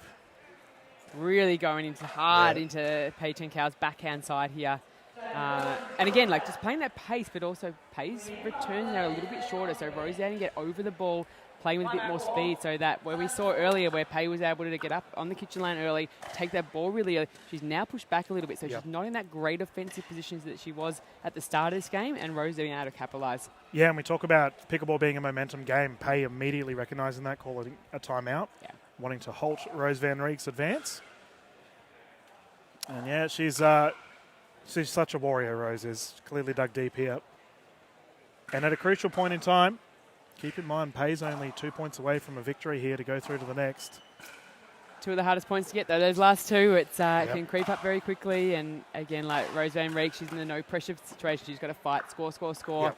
Pei sort of kind of expected to close that down, and sometimes you can see players tighten up a little bit. Yeah. Wanting to get it over and done with before it's actually over. So We saw that exactly happen with the game between Shelby Bates and Hyatt, in that Mickey was on 10 for a long time and she couldn't put it away.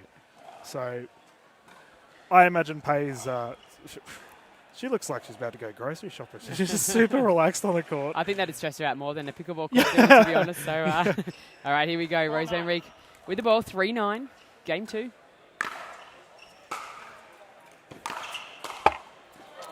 Oh, that's one way to win a point.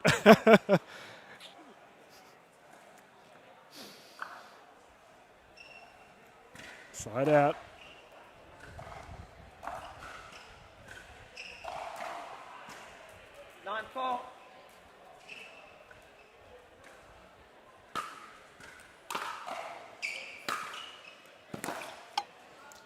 And that brings up a game point situation for Pei.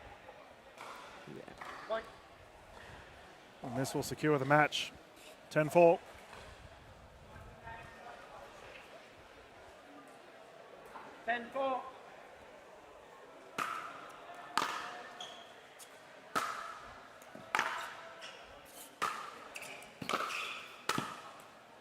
Oh, incredible effort there.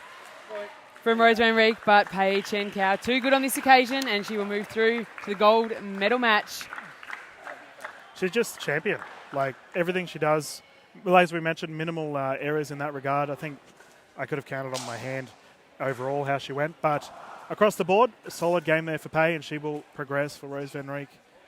That's the end of her singles campaign for the gold anyway, as hopefully that lower limb is okay of hers. You can see she's immediately heading over to the medical tent. Look, no once doubt more. she'll go and get treatment and be ready to battle out for a bronze medal match. But awesome work there by Pei Chen Kao, getting the win here, progressing through to the gold medal match for the women's singles at the PPA Australia Vietnam Open.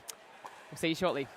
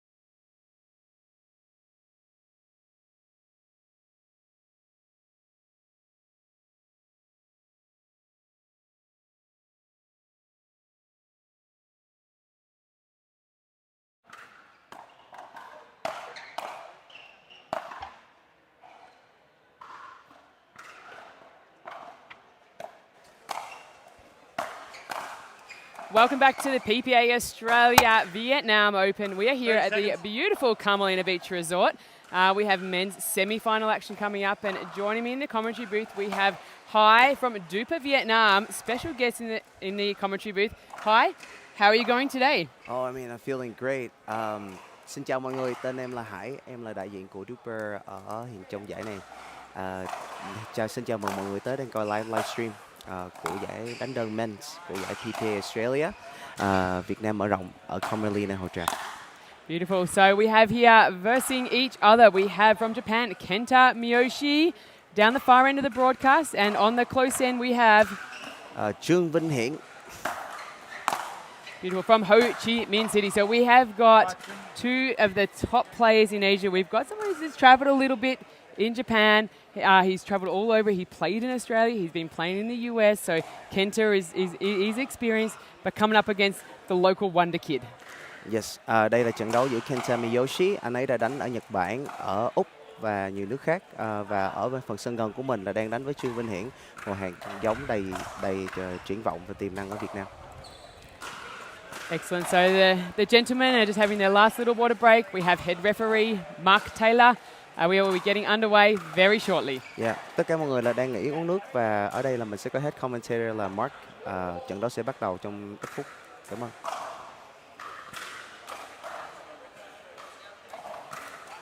Okay, so can you tell everyone a little bit about the format today, Chen? Yeah, so we've got single elimination in the pro division. So these gentlemen have been battling out through the elimination rounds. So semi-finals, playing for a gold medal spot. Okay.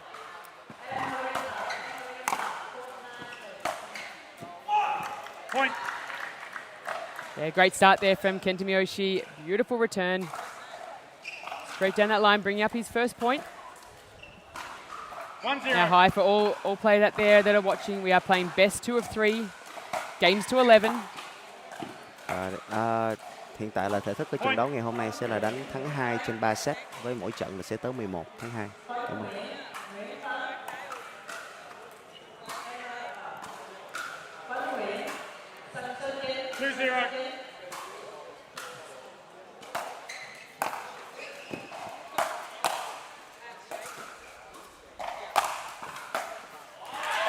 Wow, powerful overhead there from Trung, like just really taking control of the court.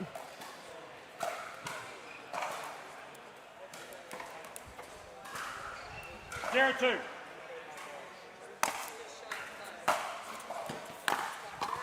Side out.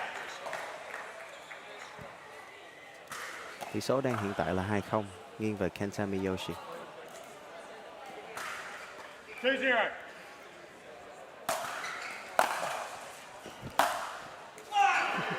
Point.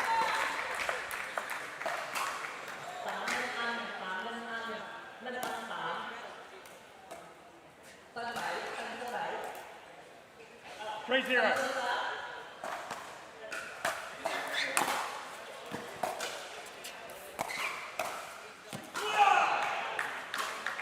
Point. Yeah, great start here from Kenta Miyoshi. He's coming out firing.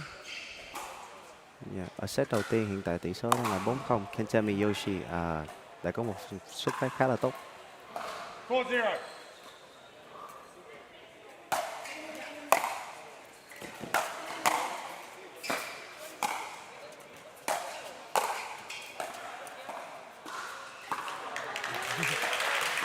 And you can hear the applause from the audience. There are so many local players here cheering on Trung.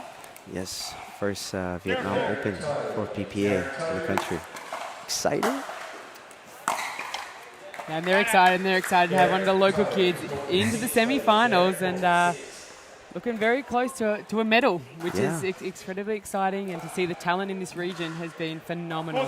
A match away, yeah, Việt Nam phát triển về bảng Pickleball thị trường hóa trong vòng 2 năm, và để thấy một người Việt vô vào vòng bán kết của PPA, và một trận nữa thôi là sẽ có thể có khả năng được huy chương. Đây là một điều rất đáng tự hào cho nước nhà.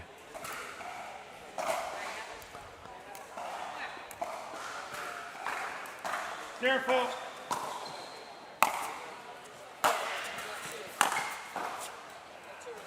Wide out. Trung, Aditya, Rubella, please support 3. Aditya and Young court 3.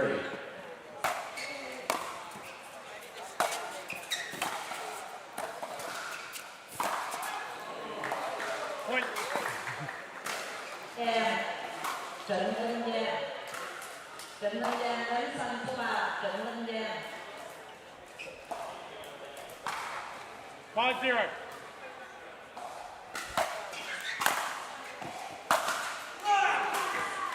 Too strong, and Kenta Miyoshi actually beats his compatriot, the other player from Japan, Yuta Funamizi, in the quarterfinal to get his semi-final spot earlier today. 6-0. Kenta hiện nay là kéo bên hiển về giữa và lợi dụng được cái phần đường sideline khá là tốt. Line out.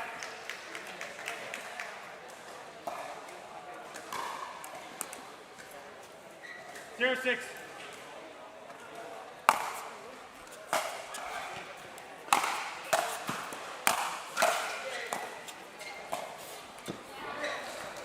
Classic cat and mouse.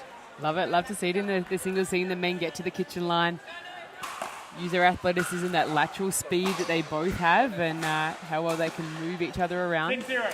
Yes, ma'am. I think this is a good exposure to the Vietnam pickleball community, where the main playing style is very frontal assaults, straights, drives, volleys. Yeah, it's interesting, and that's the best thing. We have players here from, I think we have 17 or 18 different nations 7-0. competing here, and seeing the styles is something that's been really exciting to watch. Point.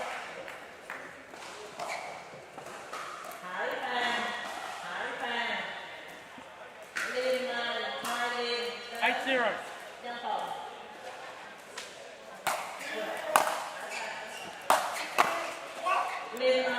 Point. And Trung has had a really good run to the final. He actually took out #1 seed in the round of 16. He beat Australian Mitchell Hargraves in the round of 16. And then Dwi Mahendra from Indonesia in his quarterfinal. So he's knocked off some really top players on his run. And there he goes, gets that crucial side out. Yeah, một pha bóng tuyệt vời của Hiển. Để tới được vòng bán kết ngày hôm nay, Hiển đã đánh bại một số tay vợt rất là mạnh. Trong đó là có hạt giống số 1 của tour Úc ngày hôm nay. There he goes in his first point in the PPA Tour Australia semi-final. He's on the board.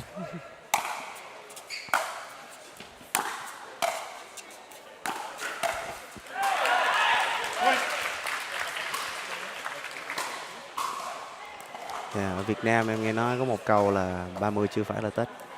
Hiển đang cho thấy là ghi được điểm đầu tiên cho Việt Nam ở vòng bán kết của tour PPA. Đây là điểm thứ 3, tỷ số đang hiện tại là 3-9. How good is it to have the local supporters here cheering on their man? Timeout receiver. Score is 3-9. Oh, and timeout here. Kenta Miyoshi maybe feeling a little bit of pressure coming in. Break the momentum here. Yeah, the young buck is on the rise. He is, and I think home crowd have that momentum, excitement can be a little bit exciting. So Kenta being very experienced, he said, hey, we're going to have some moment, have a timeout, try and settle the home court advantage. Yes. Ở điểm số 3-9 là về Hiển Trương với Kenta. Kenta đã yêu cầu là nghỉ giữa giờ. Đây là một cái yếu tố khá là quan trọng trong lúc khi thi. Kenta đã đánh rất là nhiều giải PPA Australia trước đây và có thể là lợi thế sân nhà, có thể là Hiển ghi được nhiều điểm liên tục. Đây là một cách để bình tĩnh lại cho anh. One timeout remaining. Server. 2 timeouts. Time back in.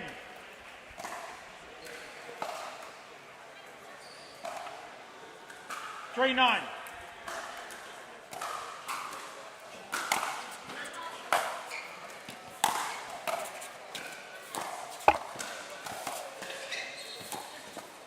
Oh, there you see that cat and mouse again.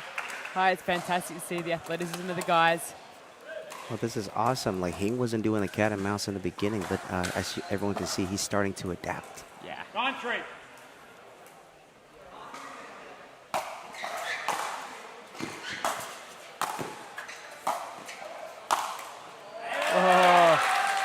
Good shot. Decent angle. Oof, oof.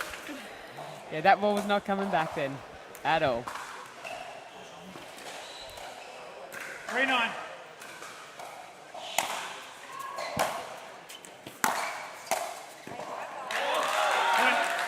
All right, he's starting to look a little more settled on court now. I think he's getting in the groove. The nerves might have just gone out of his body. And it looks like he's ready to play. 4-9.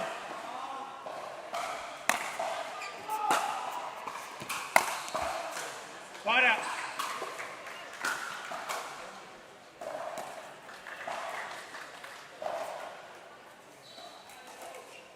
Nine, 4.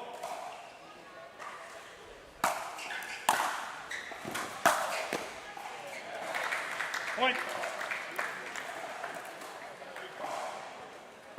Yeah, Kenta Miyoshi just bringing the pace there.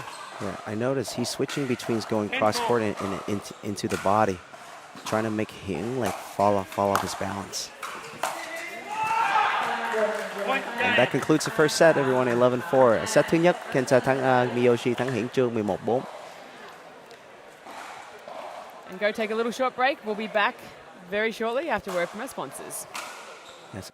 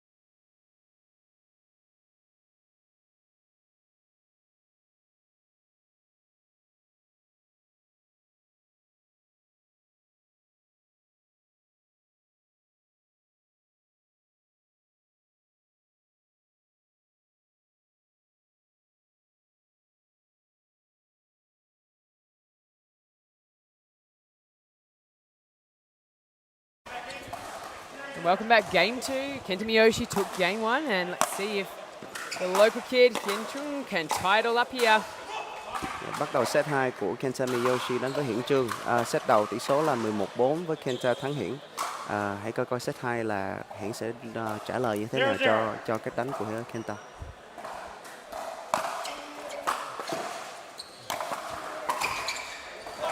Point.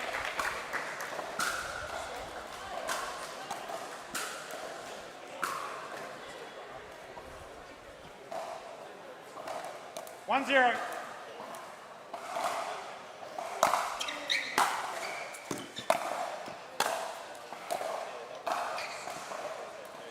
Side out. Yeah, crucial side out there early then for young Trung. 0-1.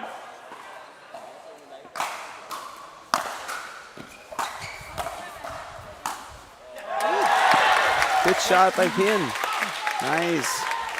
Ở set thứ nhất, Kenta có đánh một trái tương tự với Hiển là một trái forehand like down the line.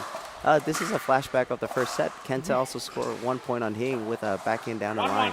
And he responded with a same shot.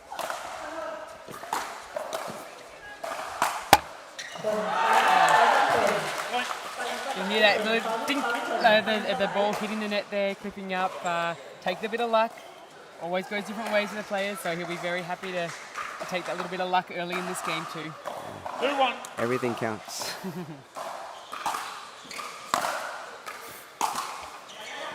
Side out. You can see Kenta really trying to pump himself up every point, fist pump, come on, loving seeing that energy.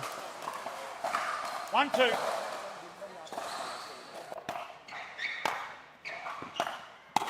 Boom. Point. You see the referee Mark Taylor calling a fault there on Trung. His foot was just over that kitchen line, and those that may be new to pickleball, if your foot is over that kitchen line, you must let that ball bounce before you take it. You cannot take it on the volley. 2-2. Lỗi bếp và Hiển Trung.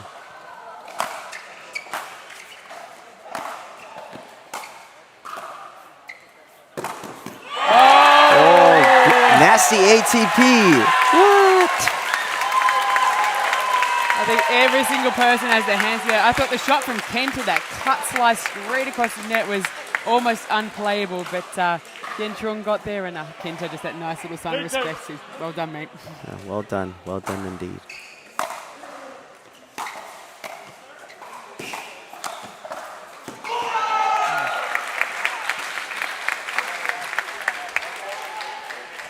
Yeah, pickleball là một môn là về nhịp đấu, và mọi người có thể thấy Kenta sau mỗi điểm là anh ấy là đang cổ vũ bản thân lên.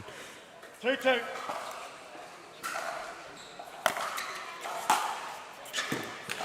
Point.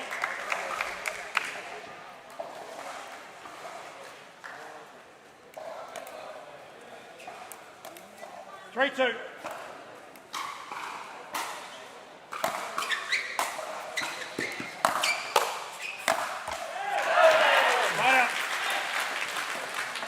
Much more even in this game too. I think both gentlemen are well warmed up, seeing each other's play style and really starting to try and move each other around. Yeah. Đây là định nghĩa của vận động viên chuyên nghiệp ở set thứ nhất. Wow, nice shot.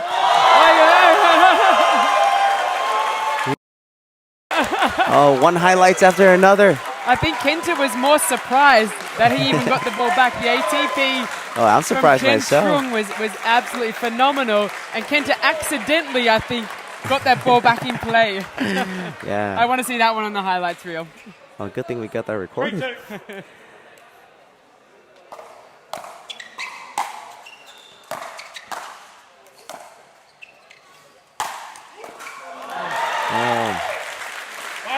Yeah, so với set thứ hai Hiển đang đánh rất là tốt so với set thứ nhất. Yeah, phenomenal level of play, and this is only a semi-final. Yeah, và mọi người đây chỉ là vòng bán kết thôi, nên là mình hãy riêng em là đang rất là kỳ vọng vào phần chung kết.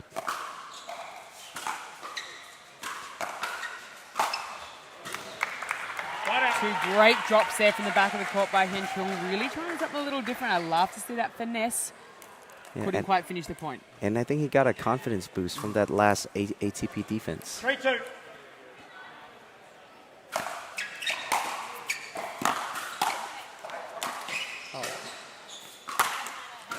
Oh, nearly caught the ball in the commentary booth. Wicked overhead there from Trung to finish off that well-constructed point. Kenta just saying, look, he hit that ball so hard, that Joola fast forward. We need a new one out here. He absolutely destroyed it. Và chúc mừng Hiển Trung đã phá trái banh đầu tiên của trận bán kết ngày hôm nay.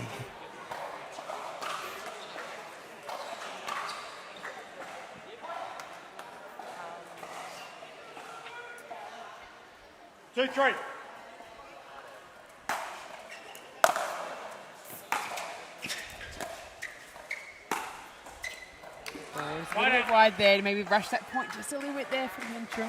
He's been so patient so far. I'd love to see him continue that. 3-2.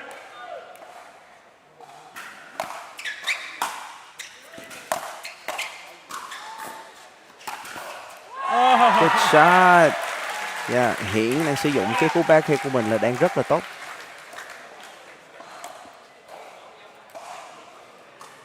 Có thể là câu trả lời để việc Hiển thắng set 2 ở đây nó là một cú là two-handed backhand. 2-3.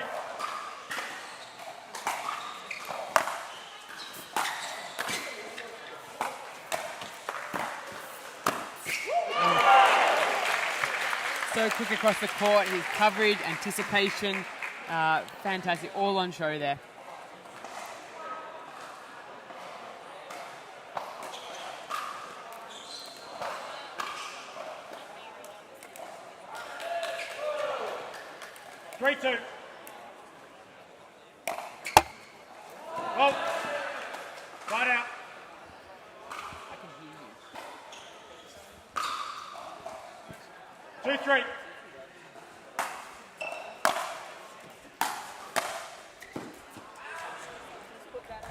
Side out.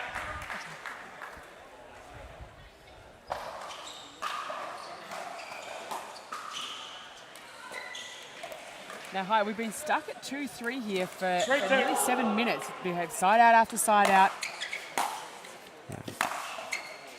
I was going to say, which man's going to be able to make the break? And Kenta Miyoshi is the one. Moves ahead to 4-2. Sau 7 phút với tỷ số là bị kẹt ở 3-2, Kenta Miyoshi đã ghi điểm thứ 4.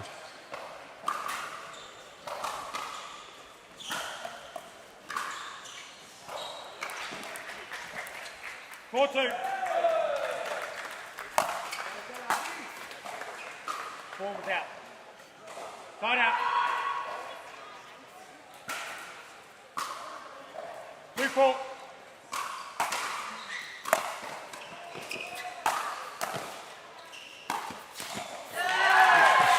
Good shot. You see that two-handed backhand there from That's his greatest Trung. weapon. If he can use it well, I mean, 3 out of the past 3 points have been scored by his backhands. I wonder if Kenta will change his strategy here and start playing towards his forehand a little more, or whether he's happy to dig in there. If I was Kenta, I would hit more middle and forehand. Oh, and yet he didn't just go with his forehand. Guess you never know. I need to be a pro.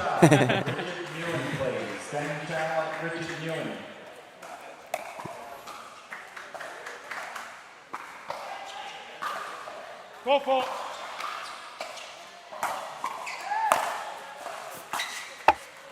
Side out. He missed the execution on that one. I really like where he was going. Just slight off pace, really trying to work that ball into the sideline mid-court.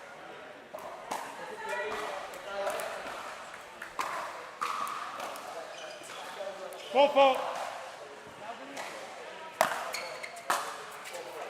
Ball was out. 2 long serves there now from Kenta Miyoshi, just pushing a little hard, I think, and 4-4. just a little low. Side out. Nice.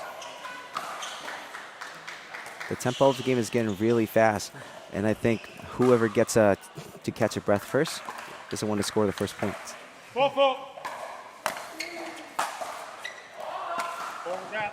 And again, and I'm not sure if Kenta might have realised this, but there's a light breeze coming through from the back onto that, and whether it's just drifting that ball a little long, we might just need to sort of recalibrate a little, because 3 in a row now. 4-4. Với những người mà đang coi livestream hiện tại sân là đang có phần phía gió là đang chạy từ phía đằng sau lưng của anh Kenta một chút xíu. Có thể là vận động viên chuyên nghiệp của người Nhật và cần phải điều chỉnh tốc độ banh của mình lại. 5-4.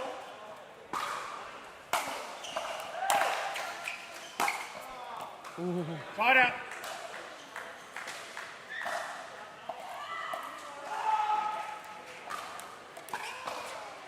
Four five.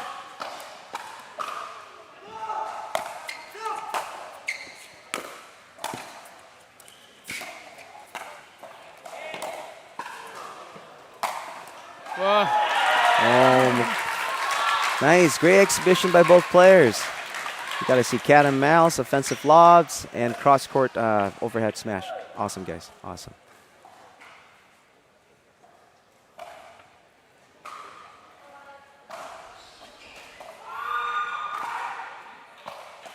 Five four.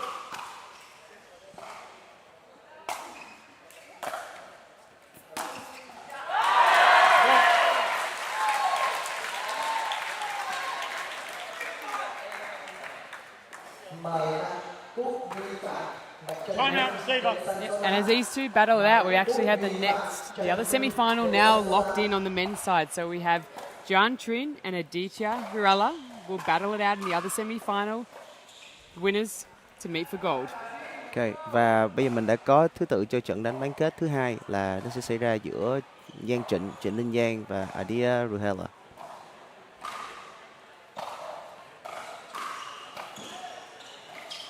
Now, Hsieh, we see this one really even, 5-4 now in this second game. Both players look really settled. What do you think is going to be the change for one of these athletes to take that step up and secure this game too? I think Kenta would just have to be a little bit more calm towards his approach. Hing is very hot with his backhand approach right now.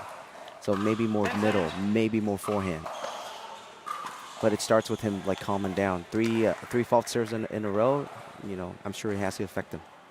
Yeah, no, it's a good timeout call. Have a chat to all his team over on the player side, and I'm sure that's exactly what they had that conversation. So here we are, game 2, men's semi-final.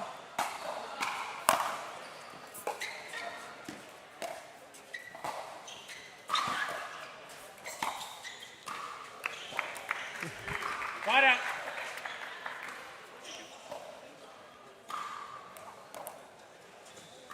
Four, 6.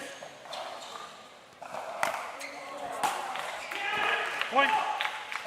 Yeah, you could see that they're focused on Kenta there, even the preparation before his serve, just taking a little more care. Yeah, Kenta đã bắt đầu là bình tĩnh lại và trau chuốt hơn trong phần giao banh của mình.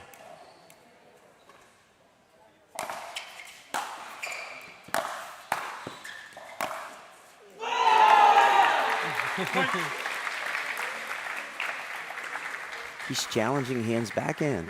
I was not expecting that. And maybe he wasn't either. Element of surprise. 6-6.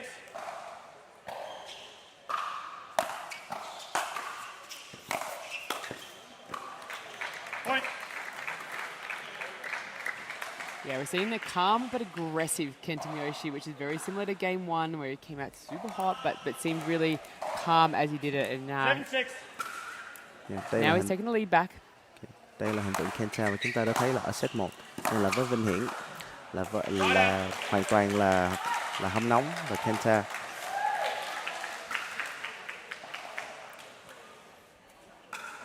Royson Kwan. 6-7. Royson Kwan.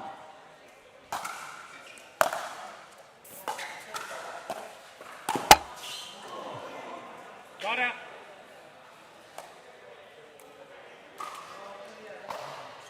Little smile there from Kenta Miyoshi. He walked back this way going, knowing that the ball fell for his luck on that one.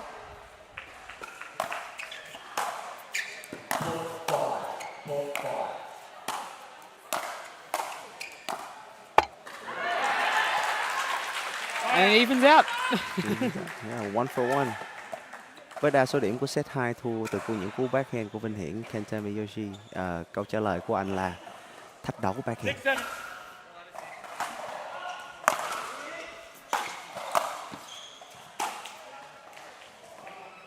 Got out.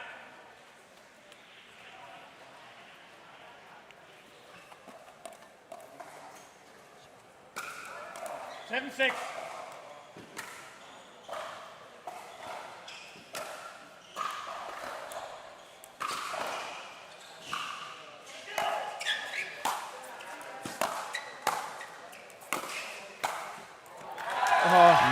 Love that changing shot. That's one of the first times we've seen him Trung chop the ball. Normally he's been just punching that forehand back down the line or punching it cross court. So just liking that little change up there. Yeah, I like it. The biggest surprise that I've seen in the second set is that everyone is playing cat and mouse with each other, as opposed to just Kenta in the first set.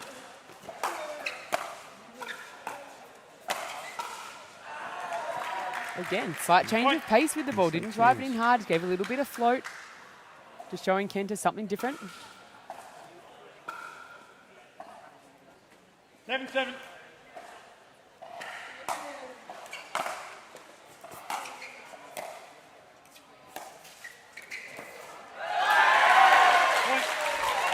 Battle of the technicians. They're throwing everything they got out there. And Hsieh, when you're in semi-final time for PPA Australia Vietnam Open, you've got to pull all your tricks out. You don't want to leave any lane in the bag. 8-7.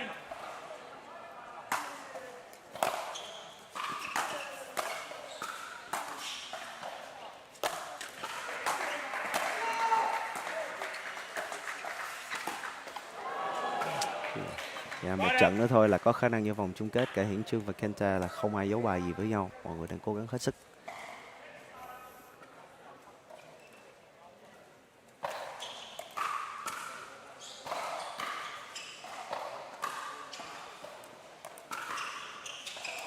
Seven, 8.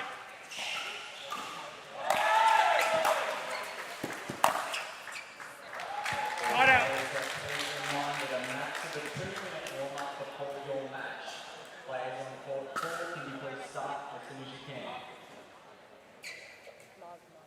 Eight, 7.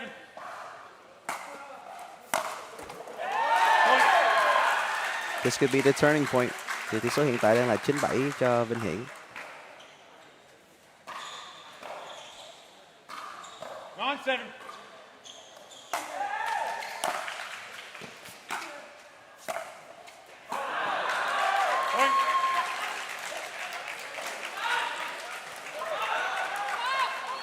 Here we go. We can see the crowd really getting excited now. They see Trung's first game point here. 10-7. Howling under the pressure. Let's see.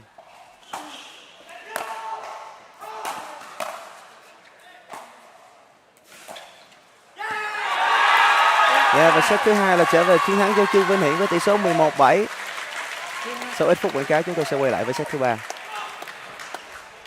You never know what's gonna happen. That's it. We're going to 3.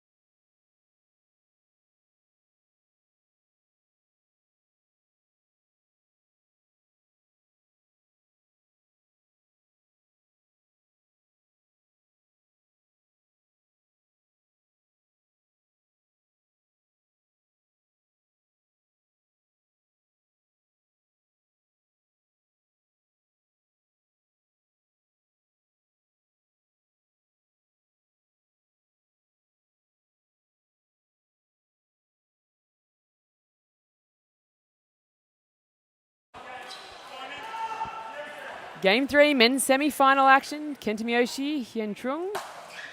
Game on, boys. Set 3 của Kenta Miyoshi.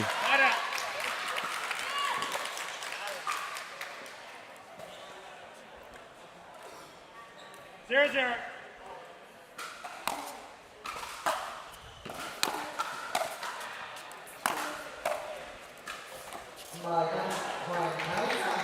And you see pretty hot conditions here today, fairly typical for this time of the year in Vietnam. Both players, new shirts, up for game 3, making sure they're feeling fresh.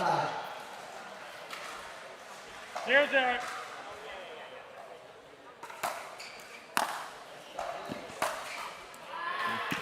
Point.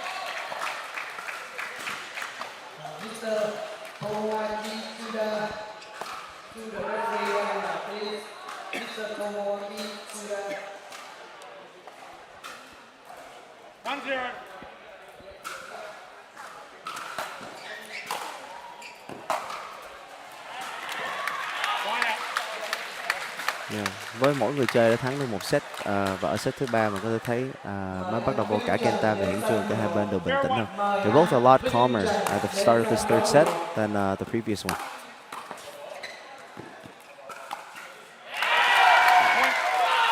Good shot by Hiển. Yeah, great decision there. Could have taken that ball out of the air, but with the extreme spin from Kenta's ball, letting the ball bounce, I think was extremely clever. He was able to guarantee a great shot.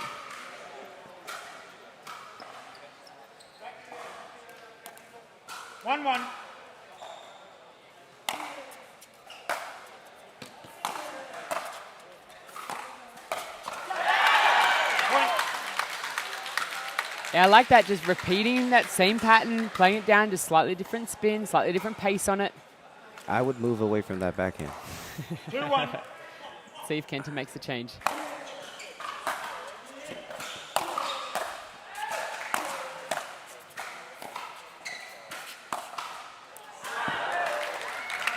Point.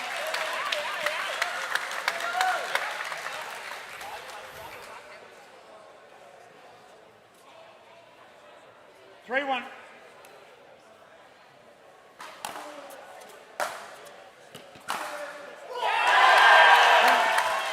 As you were saying, Hsieh, his most dangerous weapon is that backhand, especially the two-hander when he gets on top of it, and that's where he scored the majority of his points. Yeah, so let's see if Kenta would challenge Hing's backhand just like the second set, or would he start moving away from it?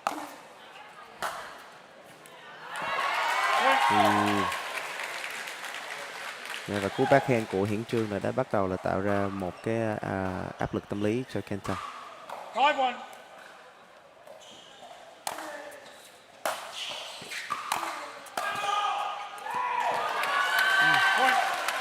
Yeah, Hsieh definitely got the momentum here in the start of this first game, and you see Kenta just looking almost a little frustrated, a little unsure of almost what's happening to him.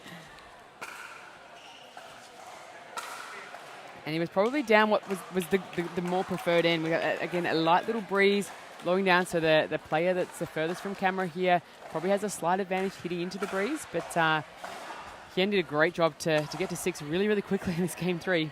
Yeah. Hiển là đang ride the momentum like very well. Hiện tại là ở phía sân gần của màn camera là đang có phiến gió, tức là có phía gió thuận. Nên là hãy coi là Kenta có sử dụng được cái yếu tố gió tốt hơn ở set 2 hay không.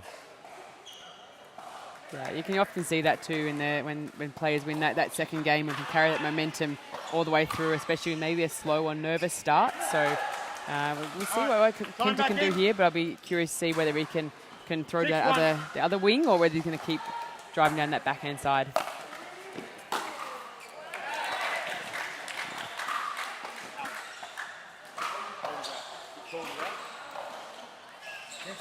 Out. 1 side out. 1-6.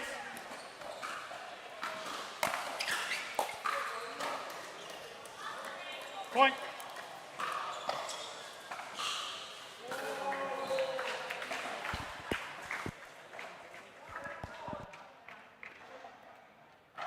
2-6.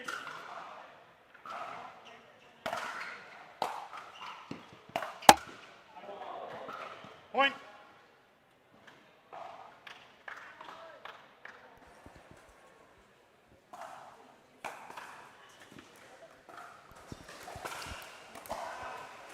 3-6.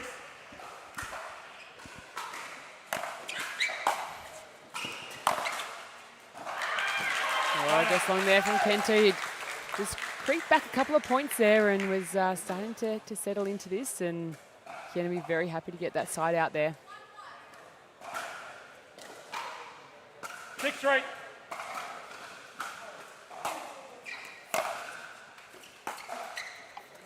Side out.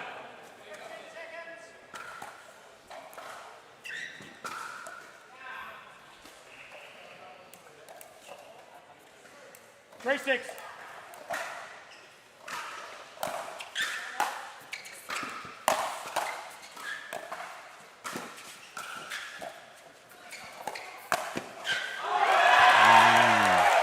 Almost there, almost there. Okay, great anticipation and to leave that one that was flying at his shoulder. Again, different tactic from Kenta, who drove straight up the middle that time, and Hsieh did well to defend that, but sort of got him back into the point.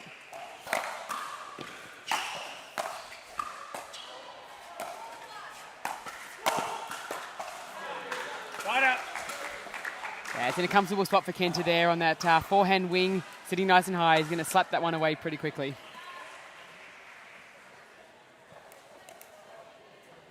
3-6.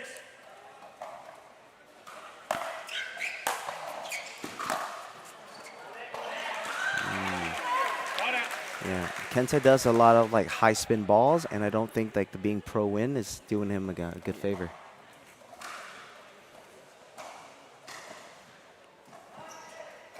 Kenta hiện tại là đang gặp khó khăn với môi trường gió giống như là đang ở set 2.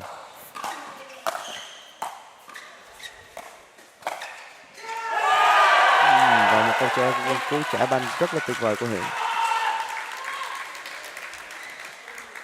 Amazing. We're starting to see some great shot selection here from Trung. Like early on, just bang, bang, bang, but now we see that much more skill set that he has there that he's starting to show. Khác với set 1, ở set 2 và set hiện tại là set 3, Trung đã cho mọi người thấy là anh có cách đánh mạnh, nhưng cái đánh mềm của anh cũng rất là điêu luyện về kỹ thuật. Kenta's not going to give up. He's going to give everything he has.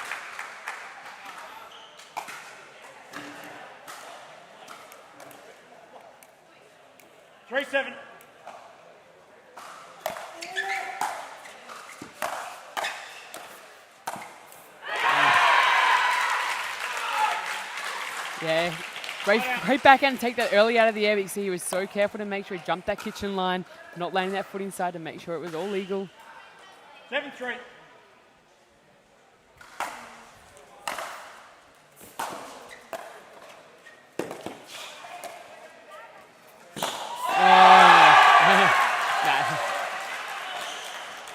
No, the ball bounced early. The ball bounced early. He thought he had it. That unfortunately the bounce before it hit to the court, but incredible effort for him to get there at all to even make a play on that ball.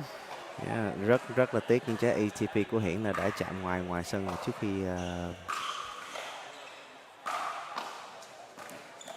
tỷ số hiện tại là 3-7. 3-7.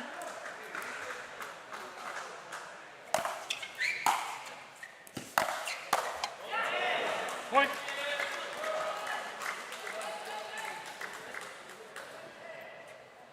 Võ Khoa Hải Phan sân số 7, mời Võ Khoa Hải Phan sân số 7. 4-7.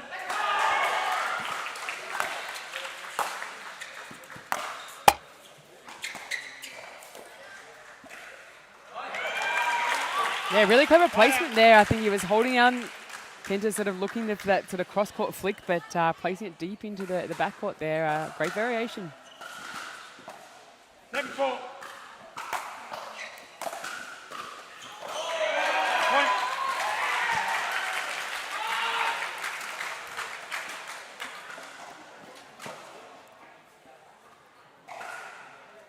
8-4.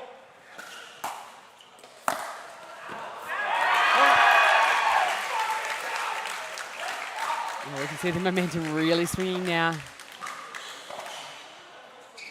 What's Kent got to do here to dig out of this high?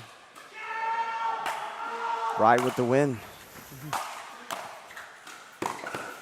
Ooh, that's what he did. Yeah, with the wind like blowing upwards, maybe he got to slice more. Keep Hing down, slow the pace of the game, and trying to find his opportunity.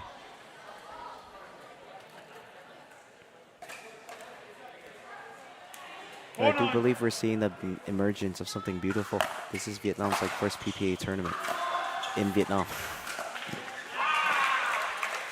There, Kenta's still got something left. Definitely a lot still in this game to close it out. 5-9.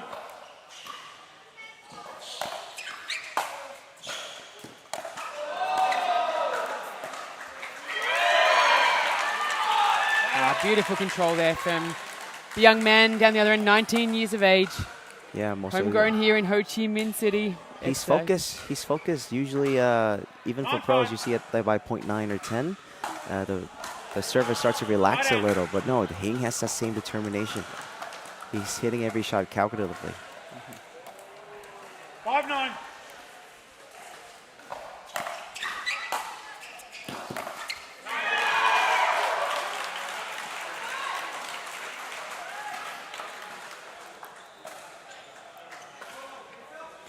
Chen comes out of the DJoy camp in Ho Chi Minh City. They've got a huge contingent of players here this weekend and a great sponsor of the event. 9-5.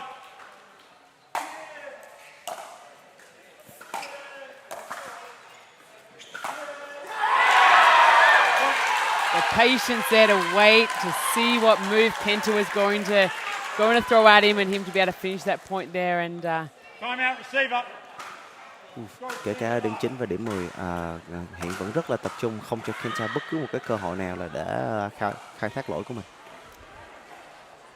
Yeah, it's great. And like 5-10, he's got his first championship point for this semi-final. Not a championship point, first semi-final point, game point to throw him into the championship match. Is he going to feel nervous out there? You know him better than I. Is he a nervous kind of guy when he gets a match point, or is he going to be feeling cool, calm, and collected? Knowing him, just like we see from the first set, I think the more he loses, the more he's going to get pumped up. So this is a good stepping stone for him into the finals.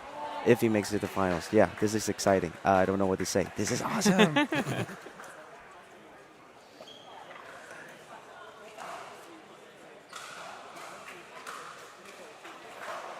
Kenta, 1 timeout remaining. 10, 2 timeouts remaining. Time back in. Score is 10-5.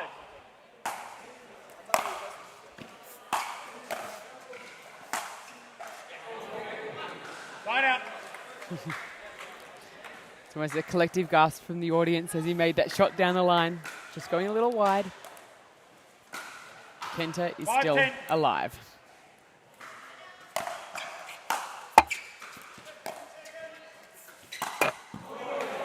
Points. It's not going down without a fight.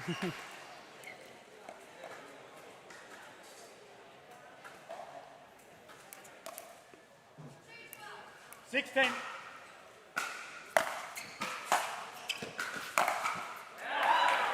Point.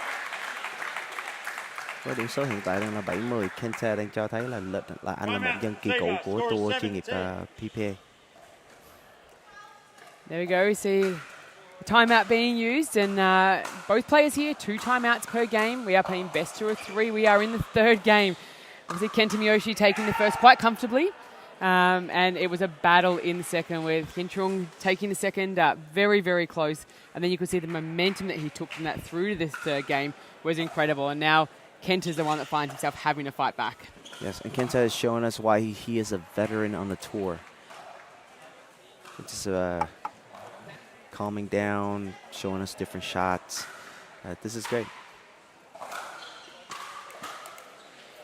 Hey, 1 timeout. Kenta, 1 timeout remaining. Time back in. Score is 7-10.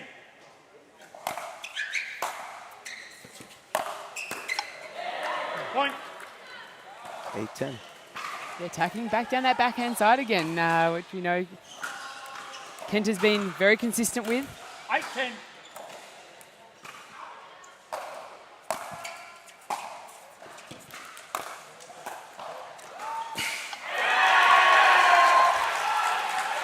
Change up there from the receive there from Trung. He actually slice receive there, which we haven't seen him do very often, and Kenta showing different things. So it's great to see in this crunch part of the match that he's not afraid to pull out different shots as well. Yeah, earlier we thought they showed us everything, but no, he still has a few trump cards in his sleeves.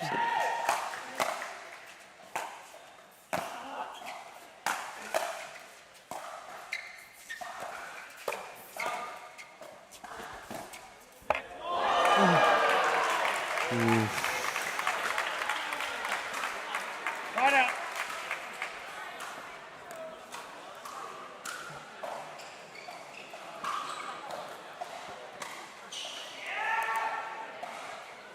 Eight, 10.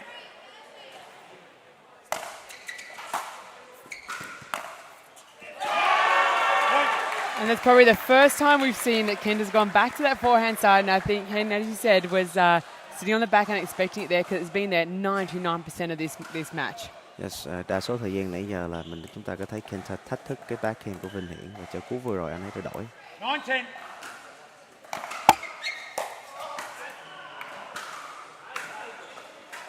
Point. He's out. Point. And we're all tied up 10-all. This is worth calling the semi-finals. Yeah, I love to see that from Trung there going, hang on, I've got my timeout still in my possession. This is the time to use it.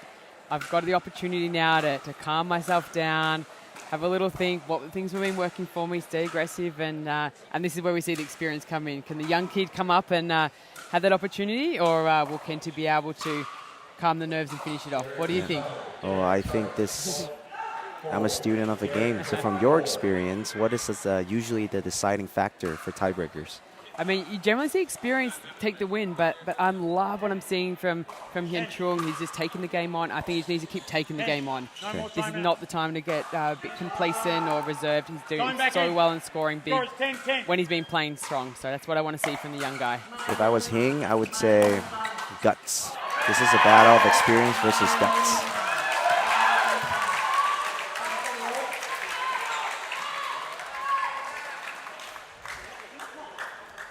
Ten.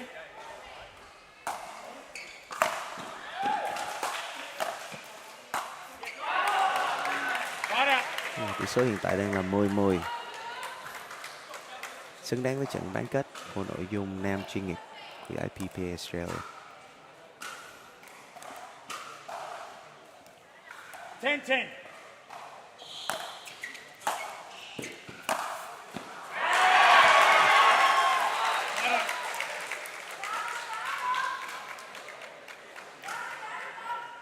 Okay, the guys trading side outs here, back to back. 10.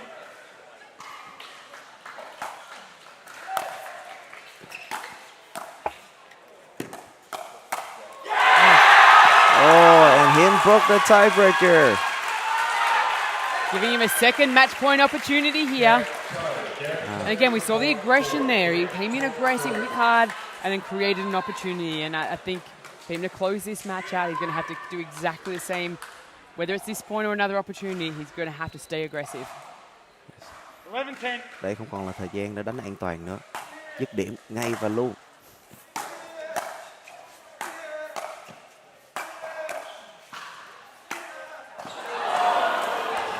Close. Kenta walking back towards the commentary booth there. Big smile on his face. He is loving this challenge out there. This is fantastic to see. Semi-final pickleball. 10-11.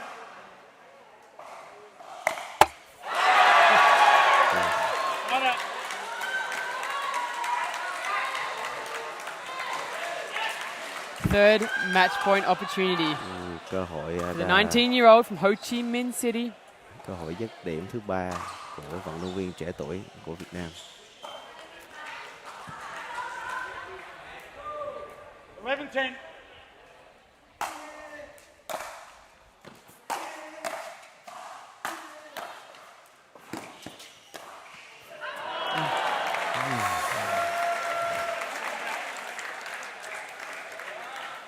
Brilliant play there by Kenta Miyoshi, moving Trung all over the court.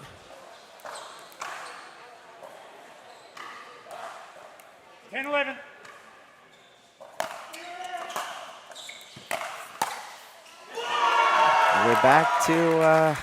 We're back to deuce.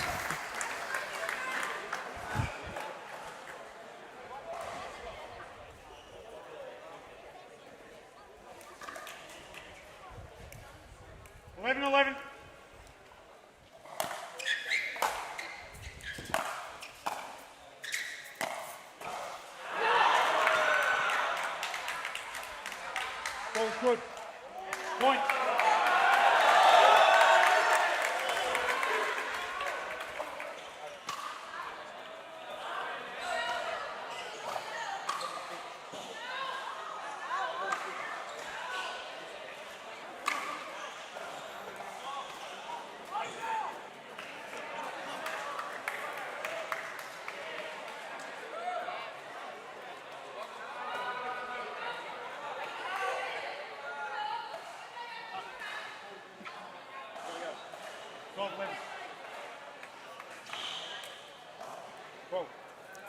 Và trọng tài quyết định trái banh đó là in.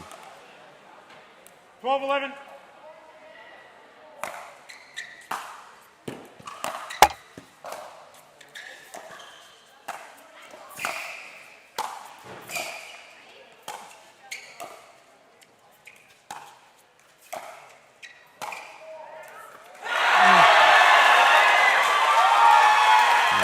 Great shot by Hing.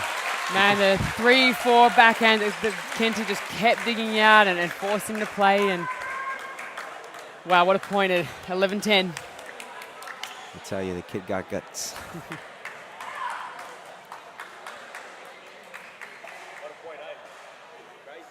12.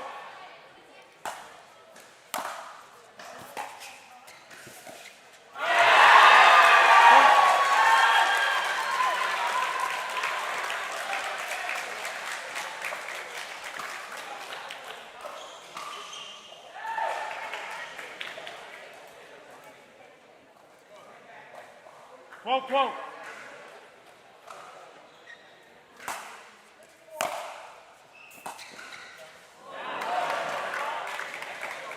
Light out.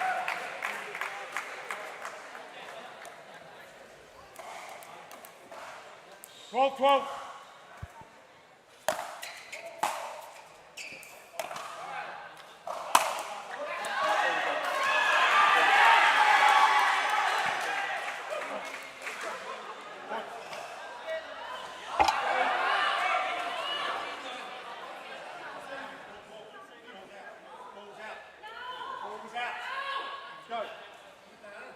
Yeah, ball caught out there by Kenta Miyoshi, and referee Mark Taylor just confirming that call was correct. So 12. Well, 12 might be 13-12 now. Let's see what the score update is. But again, both gentlemen just taking their time as you would. Super crucial. It's got super tight in this match. Plenty of opportunities for both. Good.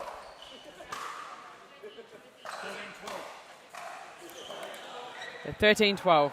Match point, 13-12. Kenta Miyoshi.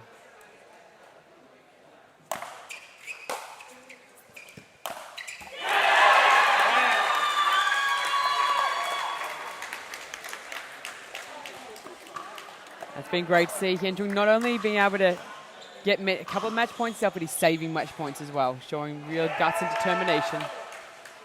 Roll 13.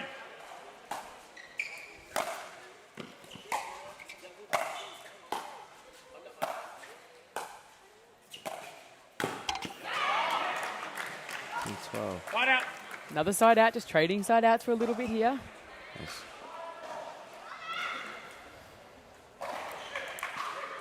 Thirteen, 12.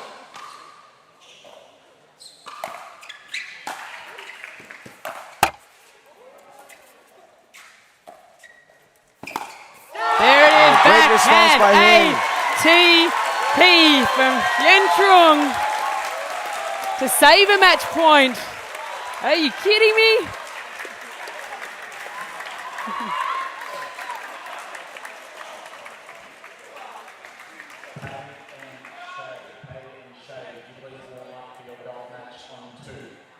Roll 13.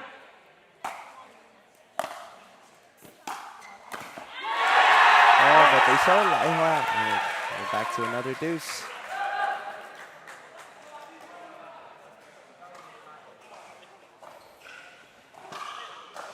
Thirteen.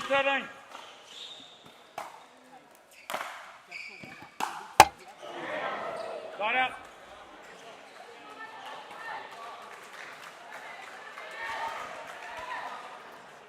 We're all level again here, 13-13. Game 3, semi-final action.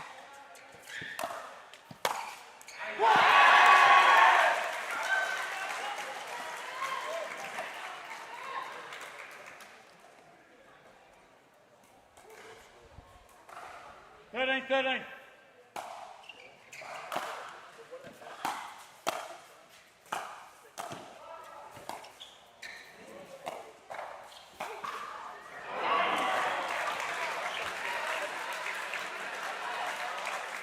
Another side out, keeping it at 13-13. The tension is building. The crowd is just coming in. I think everyone from the whole stadium is almost coming around centre court now. Không ai dám nói gì. Oh, great response from Kenta.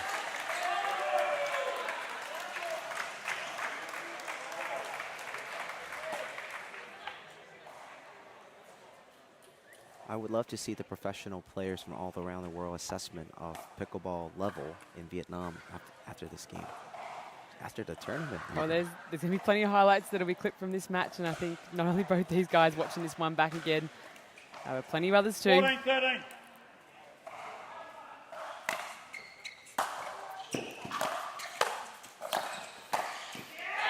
Another match point save there from Trung. Yes. For all these highlights, guys, please follow PPA Tour Australia on Instagram and Facebook. Thank you. Dạ, và để coi những cái clip highlight sau trận đấu ngày hôm nay và những trận đấu khác, xin mời mọi người tham gia và theo dõi Facebook và Instagram của PPA Úc. Oh, love that change off pace, Love inside the change out. of pace. Beautiful. Man.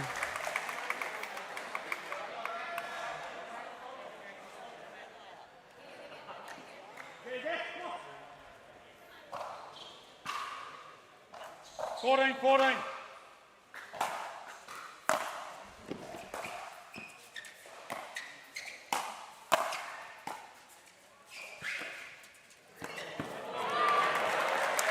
Oh, he had them round the corner. He had the paddle switch to the left hand there to try and make a play on that.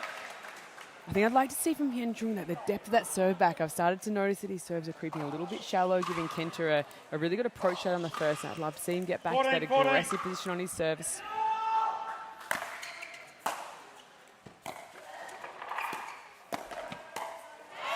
Oh, great return, but maybe that's how he stays calm. Yeah. Yeah, giống như là Kenta đang thách thức backhand của Trung Vinh Hiển. Trung Vinh Hiển là đang thách thức tốc độ của Kenta. Hai bên không ai chịu nhường hai. 14. I think what's happening here is just like how Kenta is challenging Hien's backhand, Hien is challenging his speed in return. 14.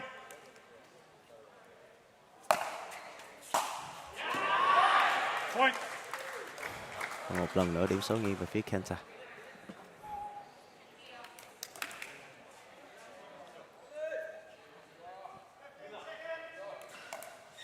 15-14.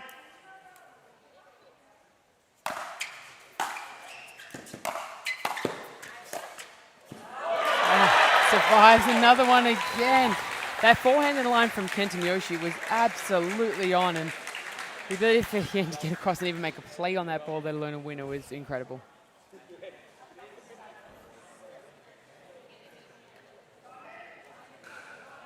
Fourteen, 15.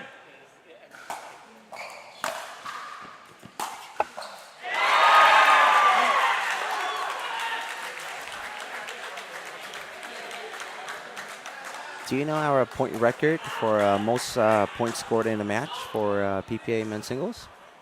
I reckon we're getting very, very close for PPA Tour Australia. I don't think I've called a match that's been over that 15 points for sure. So I think we might be seeing something very, very special here, Hsieh.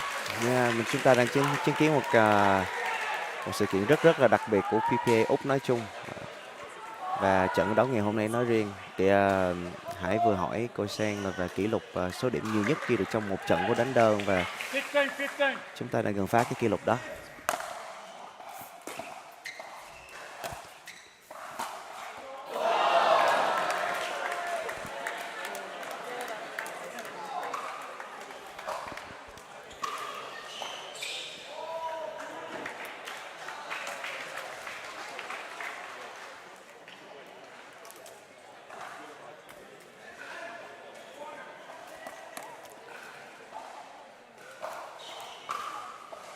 Fifteen, 16.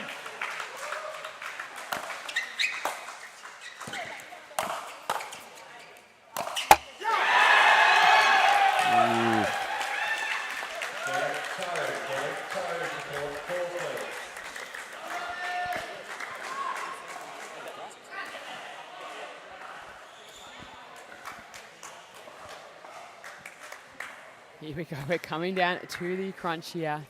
We have a fourth match 16, point. 15.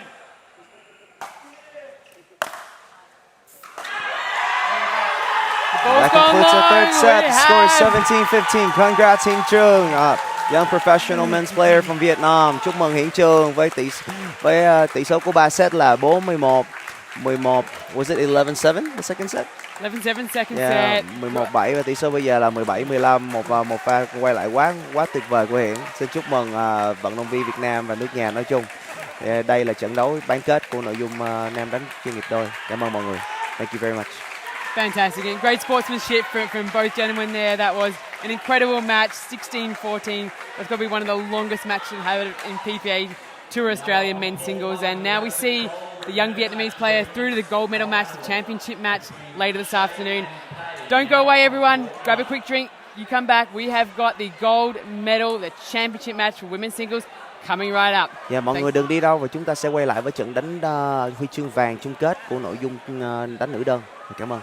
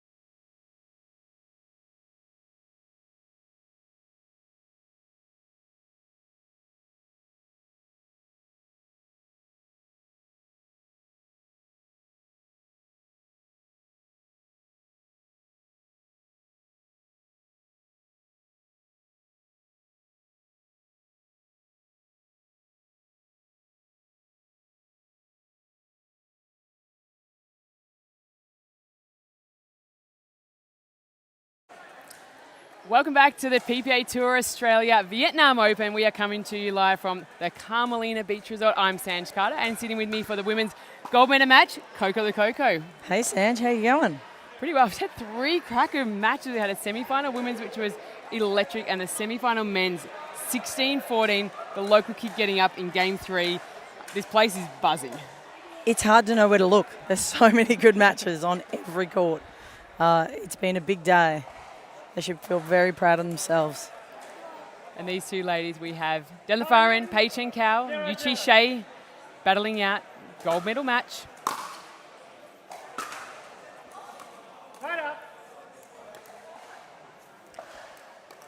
This should be another insanely good match. 0-0.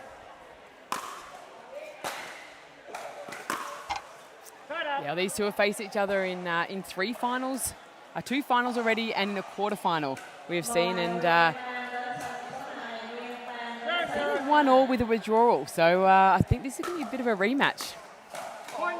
Well, if Pei serves them like that, might be over pretty quick. I think that's the special Pro XR spin on there on the Joola Fast 40 there. Giving Pei a little advantage. She played her semi-final on this court, whereas Yu-Chieh played on the outside court. So we'll see if they're experienced there. Oh, and that one just getting a little bit wide. Yeah, the outside courts from all accounts are a little bit slower than this indoor one, so Hsieh might just be adjusting. You might see a couple of frames from her. 0-1.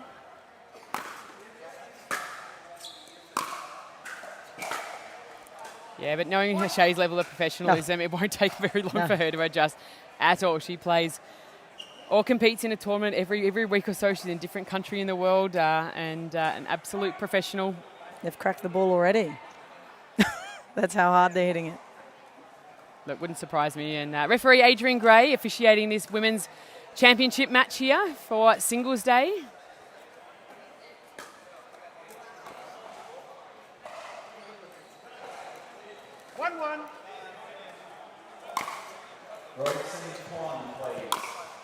Oh, that's hard to hit. It's getting right off the line. Pei's getting it so deep. Yeah, we saw that in her semi-final match too. She was able to keep Rose Vanrick extremely deep in the court, made it really hard for her to approach. Not sure if you noticed there, but you know, Hsieh's 2 metres behind the baseline, returning serve. That's not an easy position from anyone to hit the ball. 2-1. And it's so low. It's about 20 centimetres off the ground. I better ask Pei how to give me a lesson on that serve. Good shot. Just seeing the ladies trading serves and returns at the moment. Haven't really got into any points. Oops. Always takes a bit, you know, like this is a final. It'll just take a bit to settle in.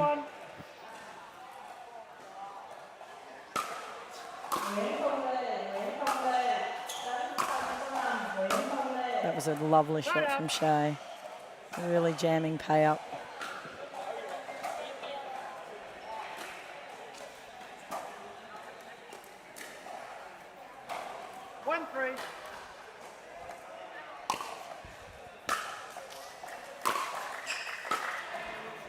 Yeah, another great return there, right into her feet.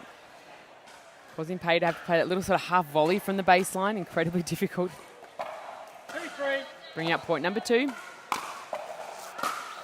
Royce point, court 10. Court 10. I'm loving the top spin that Hsieh's got on that forehand roll. Like, it really does kick off the court. 3-3.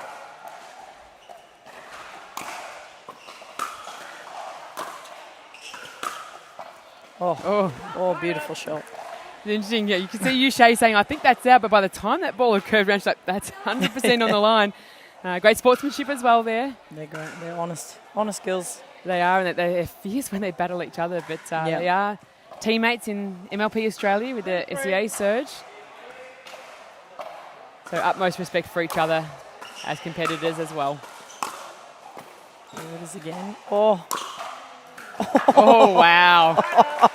Pei's out in the stands. She unleashed on that double hand backhand, got down super low.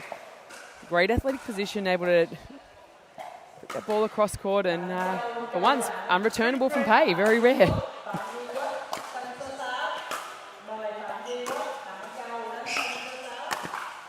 Again, that forehand roll, well done. Yu-Chieh's doing the right thing. I mean, the only way to sort of beat someone like Pei, if you've got a chance, is to get in.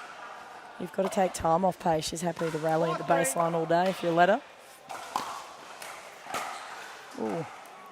Again, I love that serve, like really into the body of Pei and catching her just maybe a little off guard with where that ball was coming. I think Pei's thinking that she might put some slice on the ball, but it floated a bit far. There's a top spin there.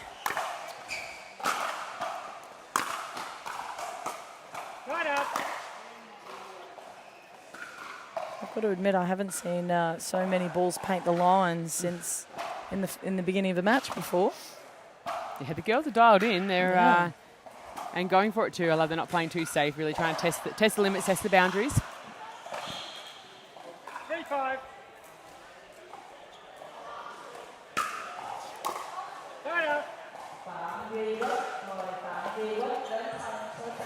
It's still pretty warm out here. It's cooled down a little bit since probably about an hour now. It's cooled down slightly, but the players, I'm sure, have been playing some pretty tough matches all morning, so they'll be feeling it, even though they're super fit.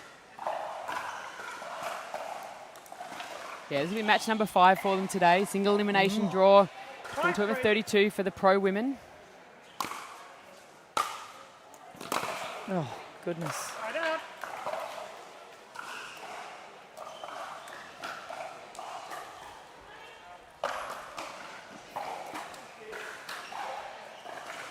3-5.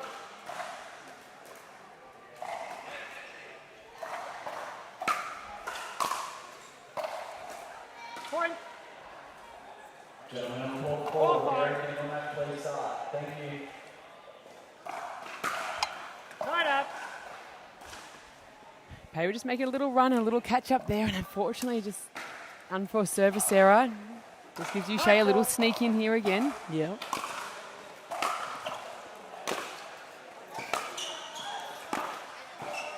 Oh, straight through Pei. That was unlucky. She was actually in position, but the ball spun away from her when it hit the ground because Yu-Chieh hit it slightly off centre. 6-4.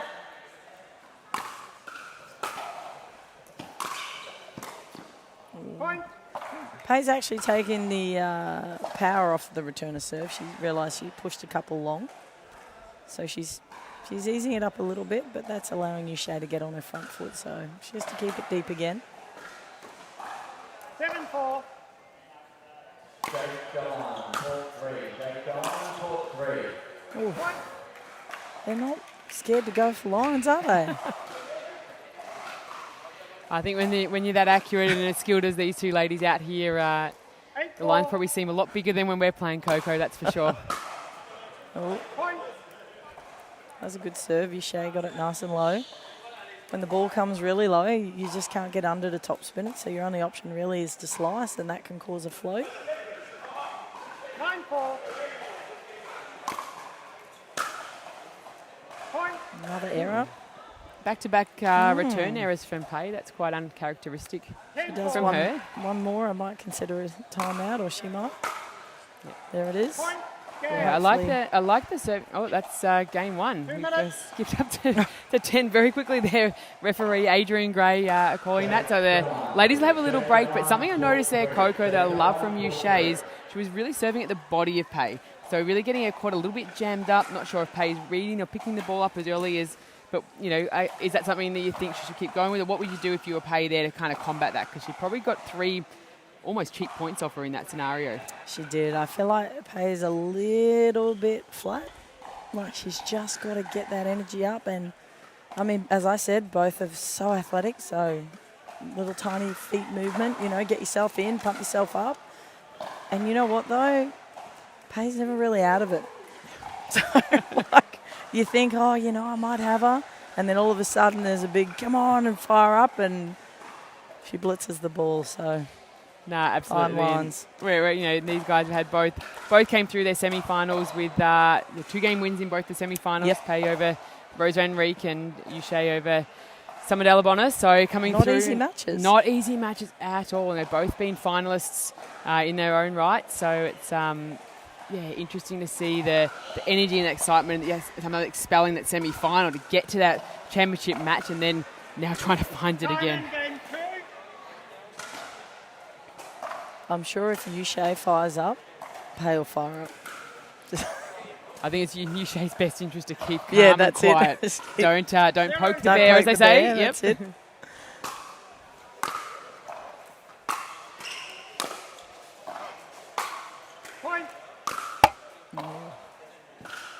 I think it's interesting too. We just came off a men's semi-final where the centre court was absolutely full. It was electric. It was crazy.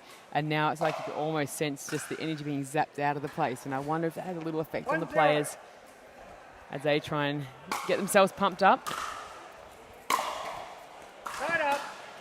Well, look, if I'm Pay, I'm probably keeping it back at Yu-Chieh right there into that backhand. And I'm like, you know what? If you want to hit a winner, she's trying to go for it. Come and get it.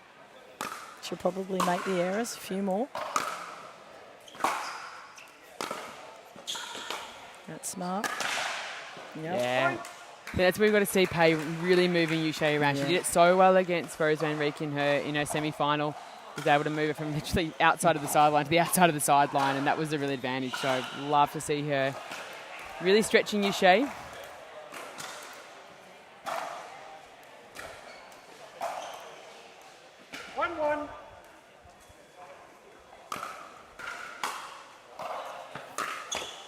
It was a good shot from Hsieh.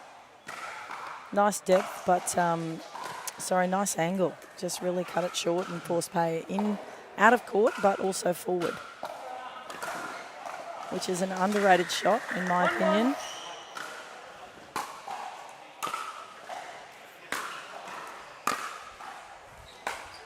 Oof, nice kick. Yeah, great topspin on that ball. You can see Pay really trying to rip up through that and leverage that spin off the court. What I like about both girls is it doesn't matter whether they win or lose, there's still a smile on their face and they respect each other so much. Ooh. I think Yu-Chieh thought that was out, so she... I think she stopped. She thought her shot might have been long and probably it helped in. Pay.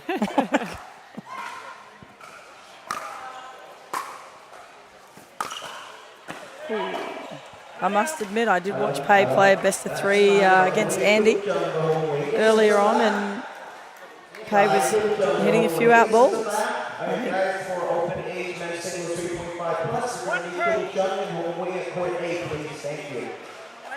She's very honest. Ball again. 1-2.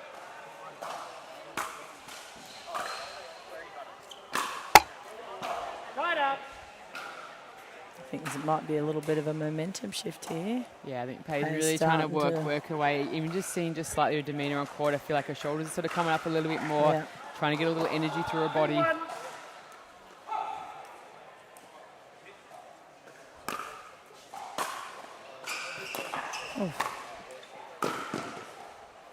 Nice shot. I'd like to think that you can't paint lines for the entire match, but usually, it's not the highest percentage shot, but Yu-Chieh's nailing it. 1-2.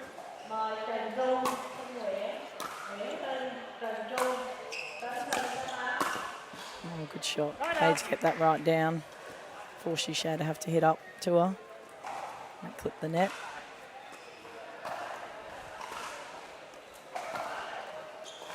I'd like to see Pei come forward. She's so athletic.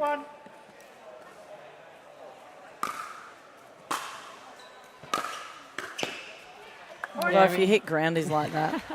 We did see in her semi-final, she did come to the net quite often, more than she probably normally would, and really try to take time away from her opponent. So Yeah. I'd love to see her try and maybe implement that here. I mean, 2-1, she's up at the moment, so I'm sure she's going to keep working into this game.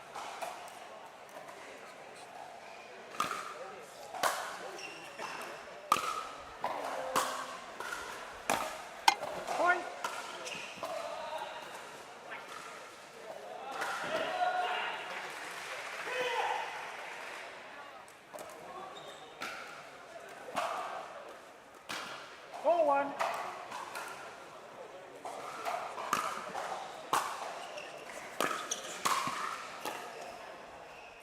Ooh. Right out. That aggressive double-handed backhand though, just set up so nicely above hip height there for Yu-Chieh, and she had to come across that. That's it. And for most people, that would be a put away. No one's even getting a paddle on it. But That's it. Yeah. And look, all courts play differently. We know that. So this one's a little bit, if you play a slice, the ball on this surface will stay lower. So if they can do that and then stop the drive, people driving on you, you're in a much better position to be able to keep control of the court. 1-4.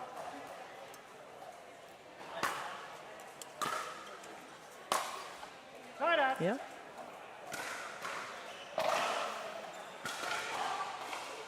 I think that's a second or third backhand error for Yu-Chieh.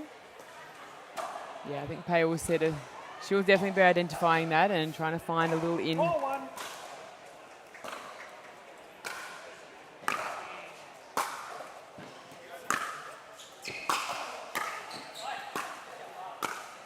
Oh, Tied up. bad luck.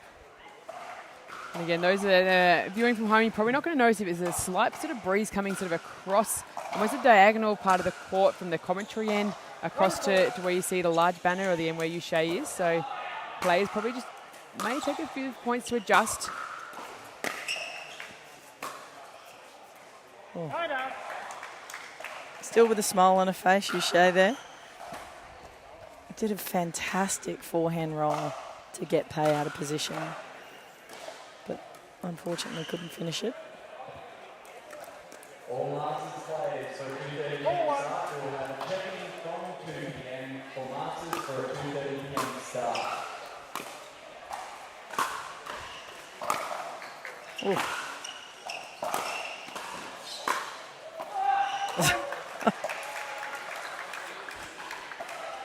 Yu-Chieh thought that was going to kick up because Pei normally rips the top spin on that forehand, but she didn't. She kept it nice and low, so Yu-Chieh got caught.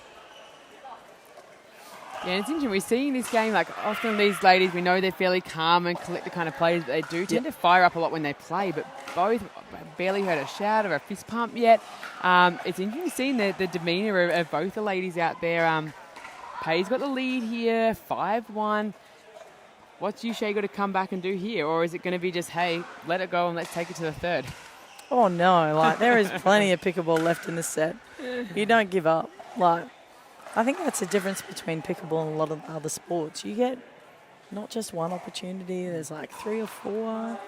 You can work your way back in quite easily and get in there, I know, we see Coach of the Eastern Rush, Mr. Mike Newell, wandering past centre court, getting his team ready for the MLP Australia event this afternoon later on. So, again, we've got our PPA Tour Australia Vietnam Open right now. Women's gold medal match. We'll have a men's gold medal match afterwards and then kicking back this afternoon with MLP Australia teams event round 1. So we have plenty of action coming. Absolutely. We're excited. It's been can't amazing. wait. So, Coco, your first time in Vietnam. It is. How you've got your team, Coach. How have you felt? We love it. We're excited. We cannot wait to get on that court. I mean, we're missing Miss Talia Saunders, who we hope she's feeling much better at home, the poor thing, but the team's pumped.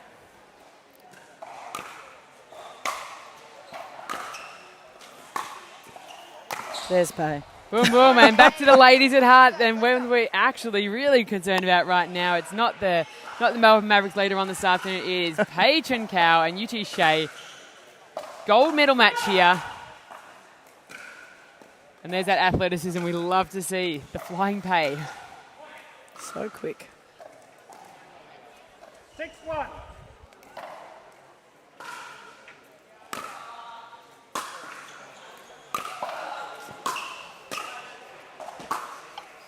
Again, coming in, 2 quick points.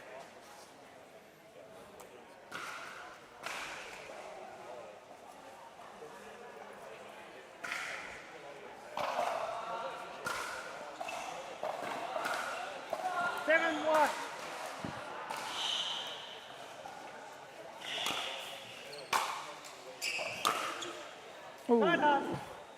That was a nice slice from Yu-Chieh.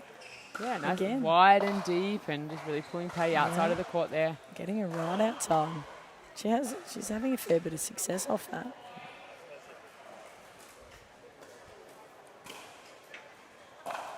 One seven.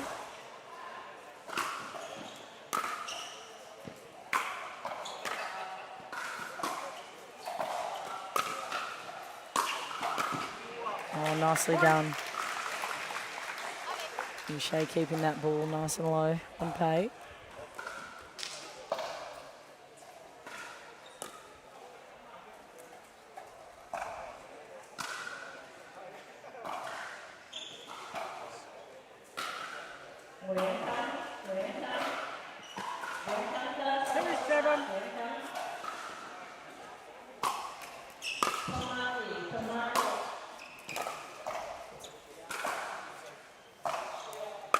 Oof.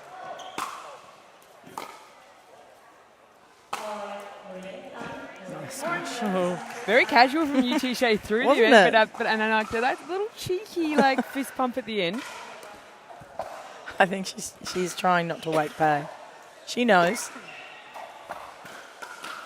3-7. Right out. Ooh.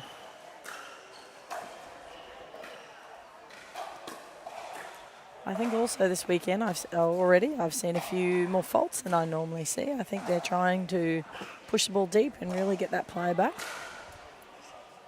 across all matches, not just this one. 7-3.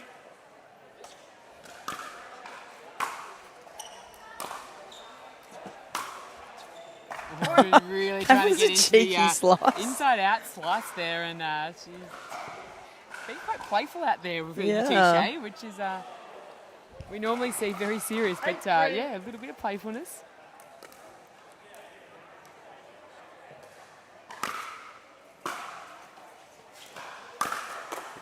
Oh, that's wow. a good shot. Good shot off the frame, I think, a little bit there too of her paddle. She knows it. She's She's thanking rubbing it as well.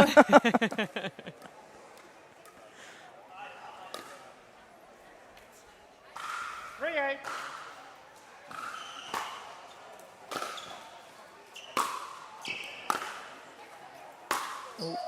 Overcooked that. Right out. I think the slice forehand isn't a common. It's not uncommon, but it's not the most common shot that these girls generally play. So when you're coming into this tournament and that's what you're trying to do, Yu-Chieh especially was trying to slice that ball, and sometimes it doesn't work and just comes off the frame.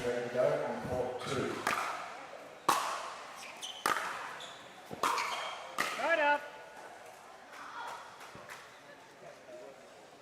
Jiang and Kenta, please. Be ready to go on court 2. Oh, they've lost the ball. There we go. 3-8.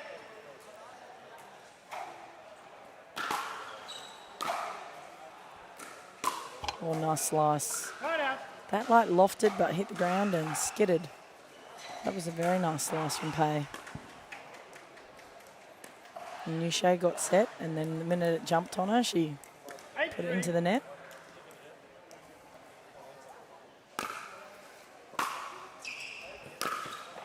Nice shot. Oh, that was fantastic there from Pei, and Yu-Chieh just going, I'll do a little hand switch and throw it on my left, but no, it was already past her. Too good. Oh, we got a timeout.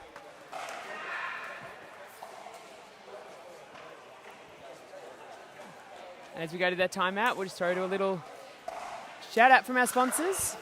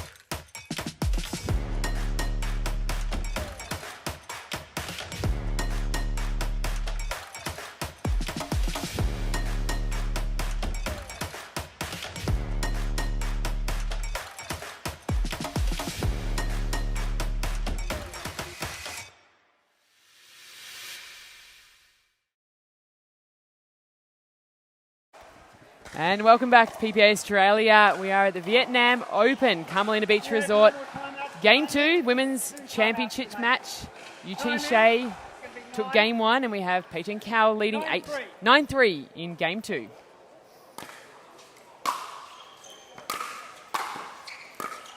Oh, nice shot.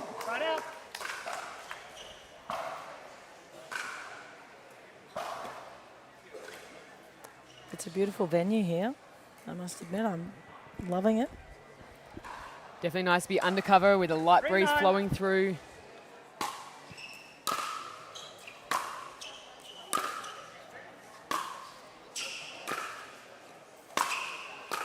Oh, right play, bad luck. Earlier, I will admit, I did ask if this cord would reach the headset and into the kiddies pool out at the resort. If we could do it from there, it was a bit warm.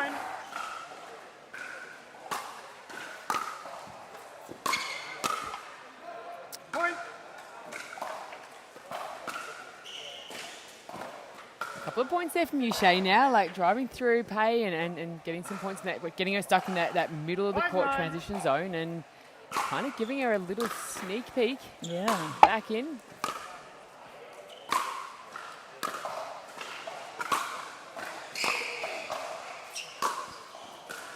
That was well done. It was a very nice rally. It's probably the longest rally I think we've seen. Hsieh knew it too. She knew she was creeping back in and getting some momentum, and she just probably let Pei off the hook a little bit there.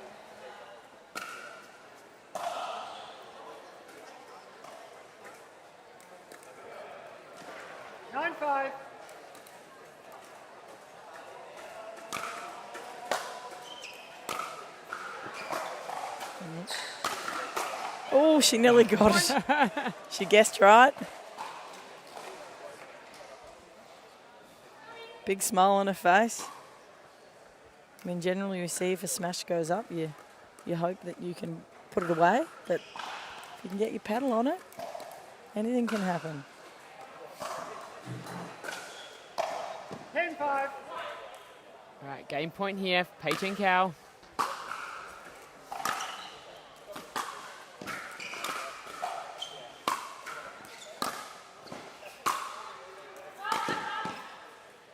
Point game. There it is, game 2. Pei Chen Kao levels it up. We are one game apiece here in the championship match for the ladies. Yu-Chieh's got a big smile. She's ready for set 3. I think she almost like she receded to that a couple of points ago. She's like, hang on, I'm just going to save my energy here. Yeah. Crack it in game 3.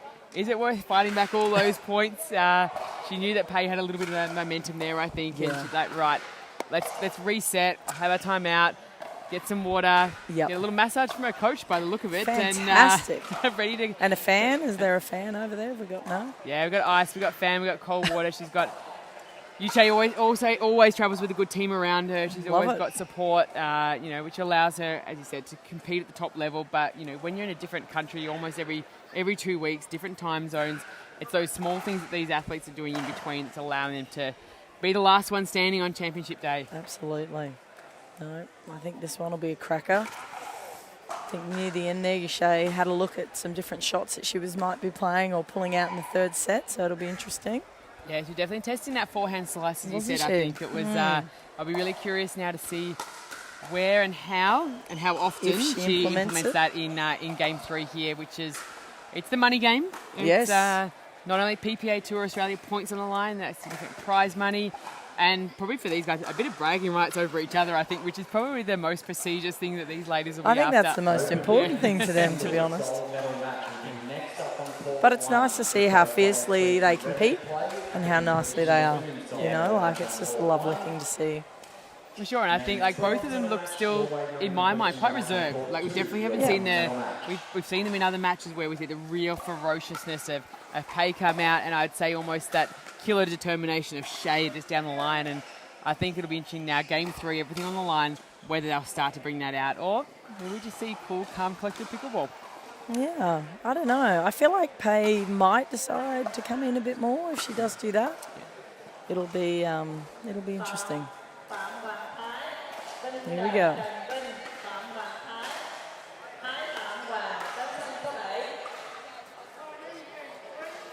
All right. Just give a thumbs up to referee Adrian Gray there. We're all good. Game 3. Let's go. Is that a new ball? Maybe. Curious the lady selected a new ball for the start of the game. It definitely moved pretty quick through the air then. Here we go. In she comes. Yeah, curious. I think most players have been selecting to play with their ball. It's been a little played in rather than a brand new one. And the ladies might have asked for a brand new one there and just caught Hsieh by surprise. It's all the same. You know, it's never quite the same balls. It doesn't matter which one you pick up. Like tennis balls, everything's slightly different. Masters singles, 2:30 p.m. start for Masters. That's a very quick start for Pei.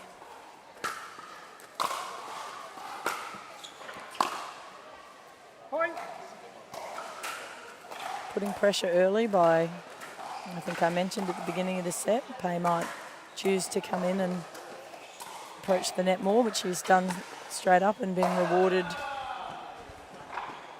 with, I think, 4 points. 4-0.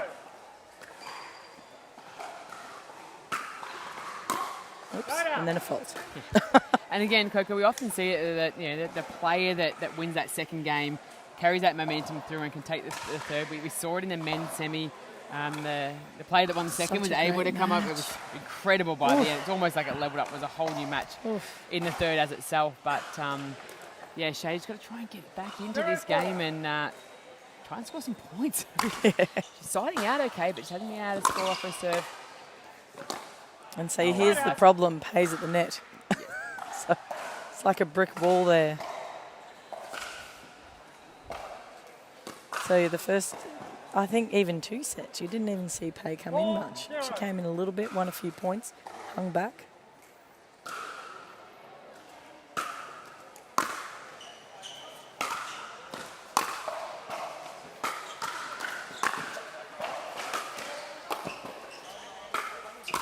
Oh, she read it right and she nearly did. made it too. Great court coverage there by both ladies.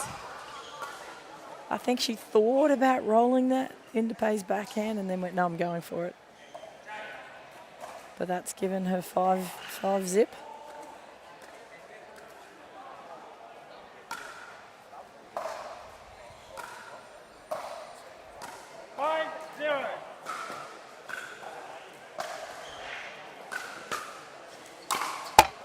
Point, switch ends, 1 minute.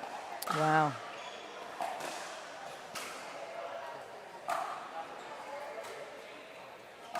I wonder what he's asking of Yu-Chieh. Like, I think if I was the coach, I'd be saying, Yu-Chieh, if you're going to push Pei, you've got to get in. You can't be back having these rallies unless you're painting lines, which is what she was doing first set, to be fair.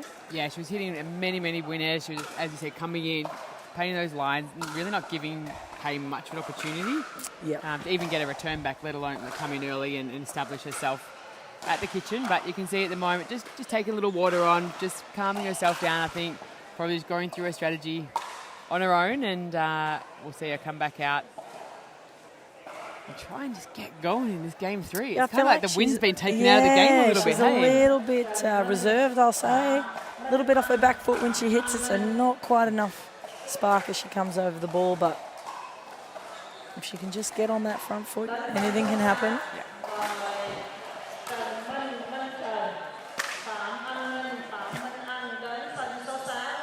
Time in, 6-0.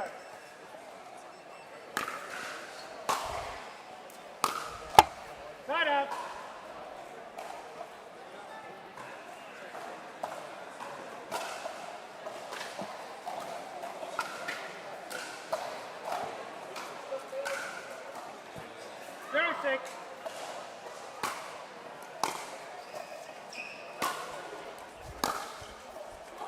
Point.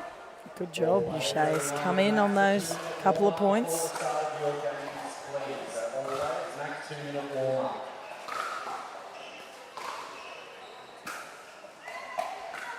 One six.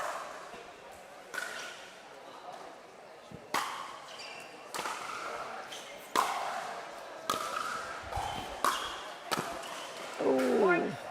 Well done. Yu-Chieh's still playing very well. Like, she can get back in this match. 2-6.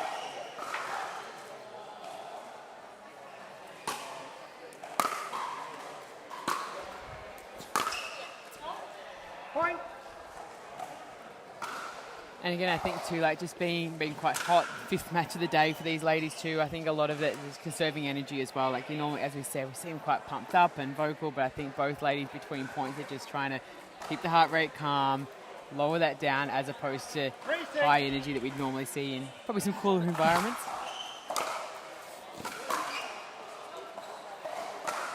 And that's the thing, like Pay's hung back for a couple of points, which has resulted in her losing the point. She's moved forward there and managed to get over Yu-Chieh. I think if I was Yu-Chieh here, I'd be keeping that ball deep and getting to the net on the return. Put some pressure back on Pay. There we go. That's it. Oh, she nearly got it too, but yeah, great work there. Yu-Chieh coming to the net for probably the first times almost that we see this set. Her approaching, yeah. I like it when they do what I say. I think it's wonderful. Oh, Yu-Chieh's ready to serve and Pay's in the corner.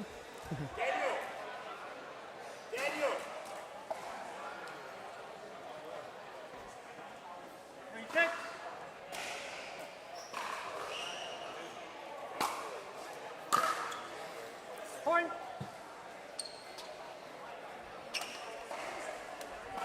A few unforced errors on the return of serves, sneaking in. 4-6.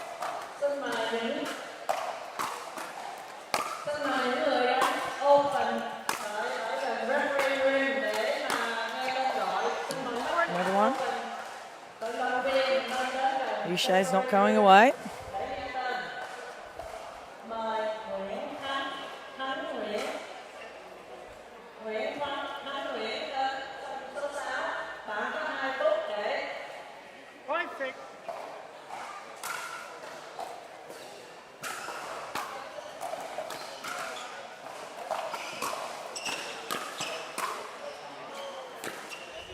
Oof. Pay presented like she was going to hit down the line there and then changed her mind, I think, at the last second and pushed it, unfortunately. A little bit more roll, I think she would have succeeded in hitting that winner. Yep. Timeout call. 6-6 for Selina.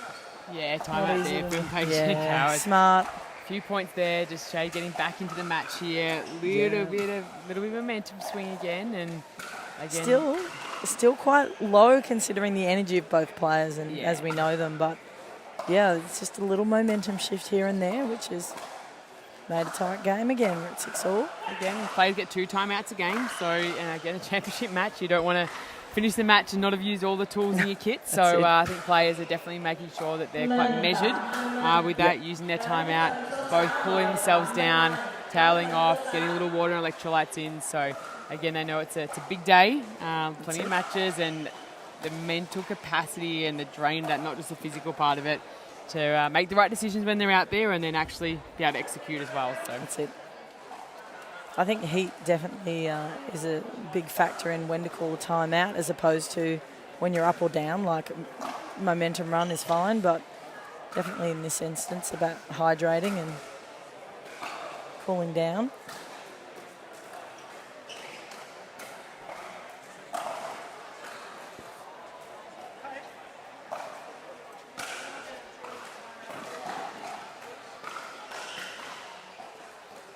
Time in. 6-6.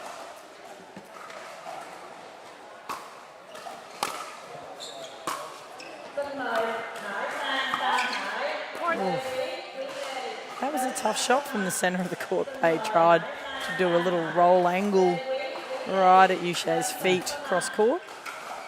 That's difficult. If anyone can do it, she can do it, but goodness, she only just missed it. That's a tough shot. 7-6.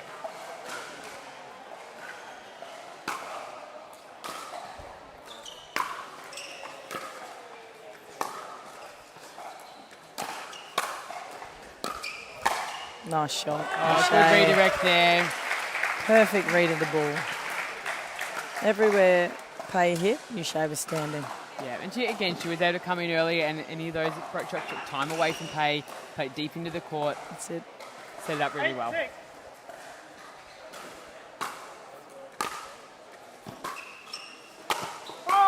Oh, Point.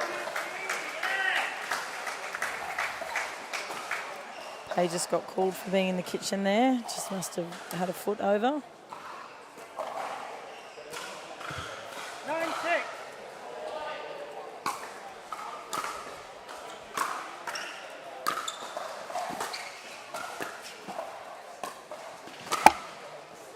Goodness me. Pei picked up a shot off her heels, off her toes, and put it straight back at Yu-Chieh's feet on the baseline. Just a little half volley. That's insanely difficult to do.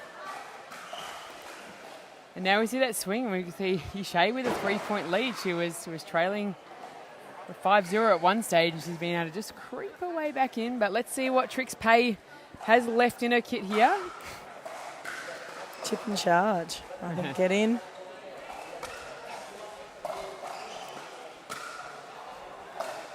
Mời anh Hồ Tân đến khu vực trọng tài.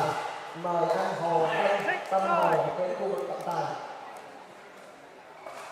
Amarita, please. Amarita to the soaring deck. Point. Oh, it's a nice shot. It's very close. Yu-Chieh's called it in.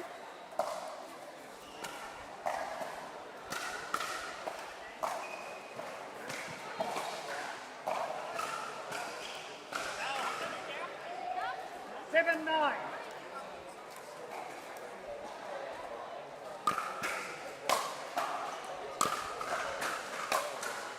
Mời anh Hồ Tân đến sân số 10. Mời anh Oh my goodness, nice shot, Yu-Chieh. Big smile on her face. Pei had her running corner to corner, and she's just taken the pace off and rolled a beautiful cross-court forehand. And that's the thing, sometimes we've got to remember it's not always about the power. It's just positioning. 9-7.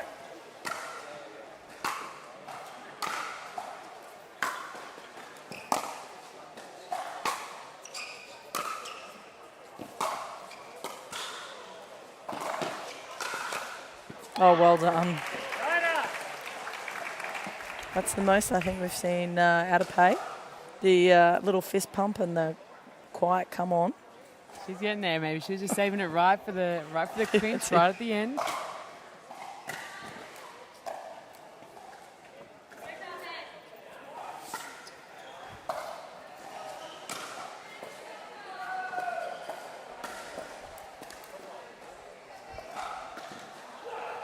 Seven, 9.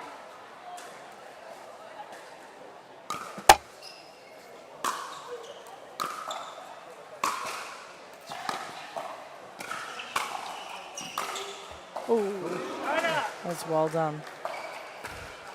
Stuck in there for a little bit in the point, but just couldn't quite make that last passing shot, and Yu-Chieh gets that side out, 9-7. Yu-Chieh, yeah, if Yu-Chieh can get Pei on the back foot, it's difficult for Pei to.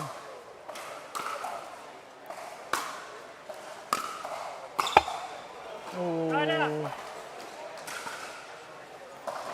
I think that's the thing people have got to remember. If you can keep someone well back in the court, they can't really hurt you. They've got to come up with something pretty magical to be able to get to you.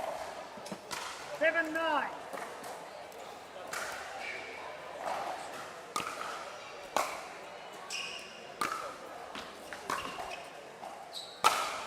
Wow. Oh, straight back where she was standing.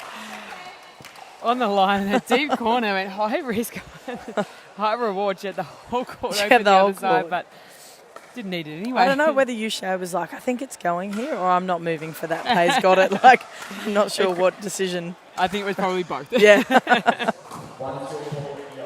And you know what? That's fair. Pei's overheads are pretty solid. If you do not arrive at those talks in 5 minutes, your match will be withdrawn. Please make sure you listen to your call. Here we There go. it is. It's tightening up. 8-9. Who's going to approach first, do you think? Chip and charge? I would if I was Yu-Chieh.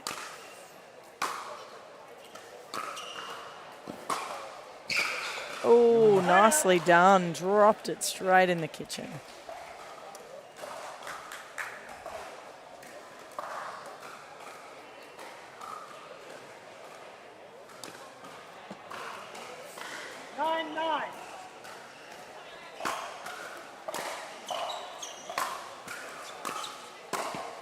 Oh, Oh, she knew she had her in there exactly where she wanted her and just had to finish that ball. And so that comes to when you game 3 of a championship match and it's frustrating. creating the moments but then taking those moments. but you just saw, I don't know if you just saw then, she just big smile on her face as she walked for a towel. Yeah, she's So going to you've take a got- little time out and have a little sit and recharge. And that's the thing. Like it's not the problem when you miss so much. It's a problem when you carry it with you to the next point and the point after. You've got to reset. If you especially don't when you're at reset- 9-all, you haven't got much carry. you don't so have much time, so do I you? think, Like, yeah, really smart there from Yu-Chieh, just taking the time out, sitting down, gather her thoughts. well, every time she's sort of come out, she's managed to string together a few points before Pay's come back at her. So it'll be interesting to see whether she can do this again. They might be reminding Yu-Chieh to come to the net. Yeah. See if you can get in there because she'll have the option to return Pay serve here and get in. But she's probably saying, I missed the easiest shot there before. Like, Yeah. what do I got to do here? Did all the hard work to set it up I and know. then wasn't able to quite put it away. But again, like she's creating those opportunities and it's going to give you confidence coming into this last little bit of the game, which she was well out of it for quite a while in this game. Yes. So in fact, she's worked back in. Was it now. 6-1 at change of 6-1 ends? at change of ends. So she's really given herself an opportunity here that almost looked. Well, you like might it as was well gone. go for it now. Time in. 9-9.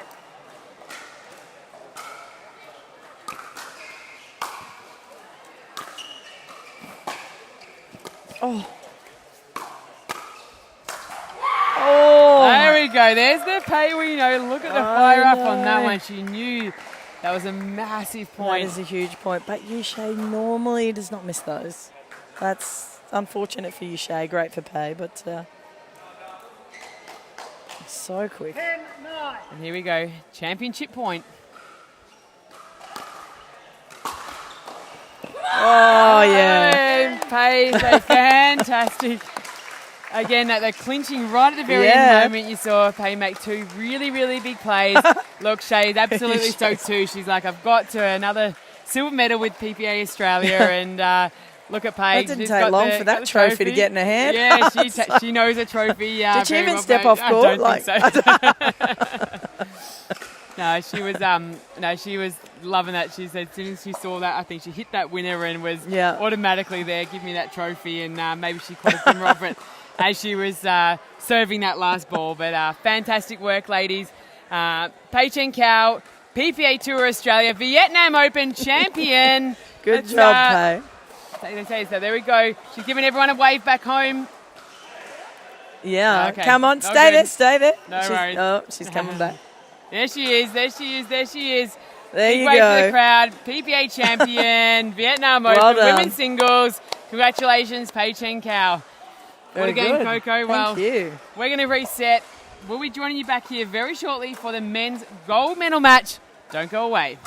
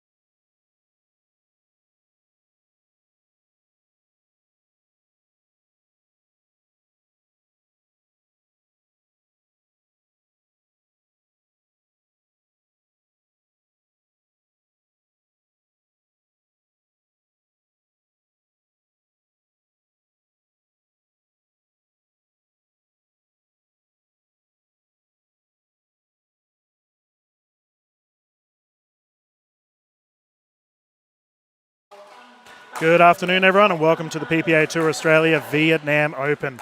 We are live from the Carmelina Beach Resort. My name is Dylan Kimlin, sitting alongside me, Andy Dikasavjevic, about to get underway with our Men's Open gold medal.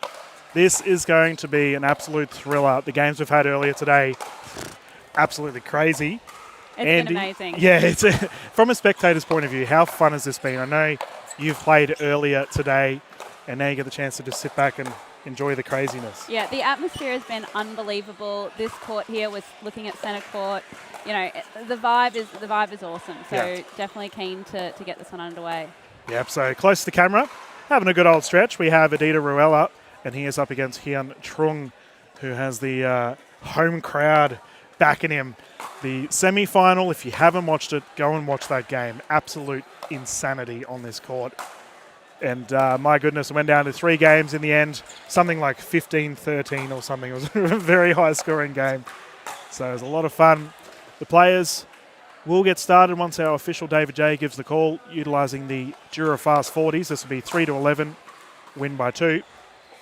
Should we get to a third game, the players will stop at 6, getting some serves in. Andy, you had the pleasure of playing some singles earlier today. What can we expect from these gentlemen in these conditions? Well, both of these gentlemen are great players. I mean, we're not going to see many weaknesses from either of them. They're super strong off both sides, you know, from the front, from the back. So it'll be just interesting to see what the strategy will be as the match unfolds. Yep. Yeah, definitely fair enough. And I have to say, one of our largest spectator outings thus far for the PPA Tour Australia. The Vietnamese crowd have come out in force, and it's been an absolute pleasure. Some of the loudest crowd pops I've heard in pickleball in our events earlier today, and I imagine this one's going to be a doozy as well. It's going to get loud. Yep. Definitely promise you that. Yeah, party time here in Vietnam, and we have had an absolute blast thus far at Carmelina Beach Resort. I think the staff are a little bit of a fan of pickleball as well. They've been thoroughly enjoying themselves watching the madness unfold on the courts. And it looks like official J has given the okay. Trung to bring it in. Let's get started. 0-0.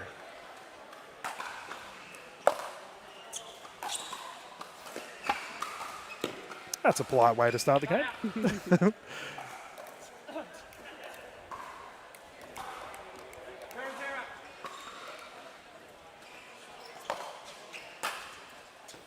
Yeah, solid serve there. Getting first points on the board for Ruella.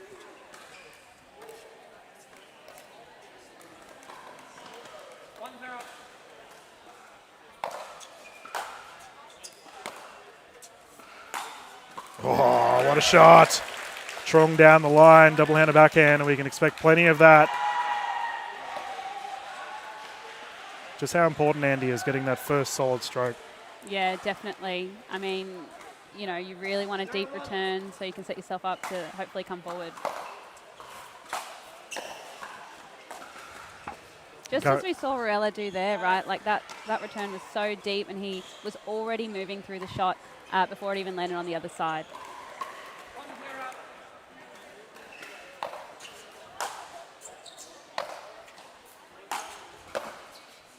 Oh, a bit long there for Adita. Another side out. And we're seeing him playing very aggressive at the kitchen line immediately. Yeah, very strong off the backhand though, Trung.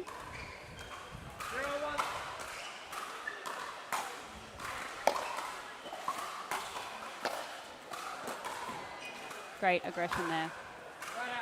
Yeah, Ruella, regarded as one of the more vocal members of our tournament thus far. He's been very loud on his courts. Very entertaining.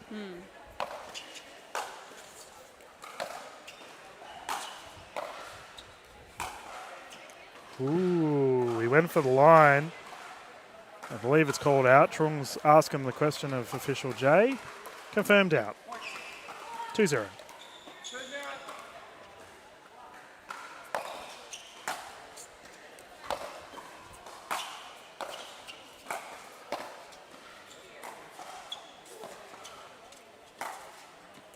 Oh, he's gone for that line again. Cat and mouse play style early on. Great use of the court there from Trung, really hitting all angles on both sides, driving the ball down. But it's going to take a lot to pass Ruella here. Oh, yeah. Beautiful shot. He is feeling it. Struck very nicely, very clean.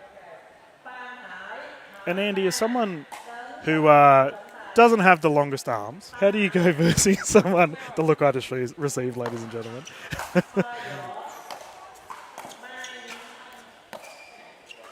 That's called wide. Big advantage having a big wingspan in pickleball, right? Yep. That reach across the kitchen makes it very hard to pass someone when they have a long wingspan.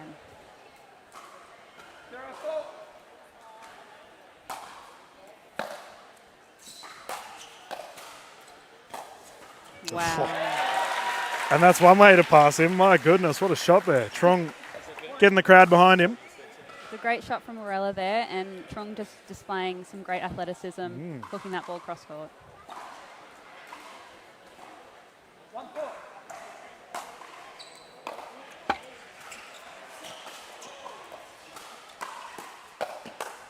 Oh, here we go. The fella's cooking in the kitchen. And that has been flicked down the left side. Solid passage of play here for Trung. There's a lot of variety in this match. We're seeing some strong ground strokes from the back, but you just saw both plays at the kitchen line there.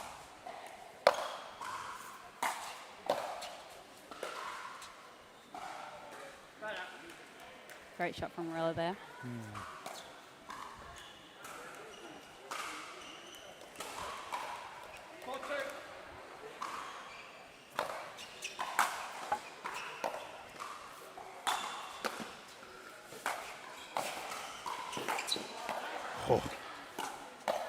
Oh, here we go.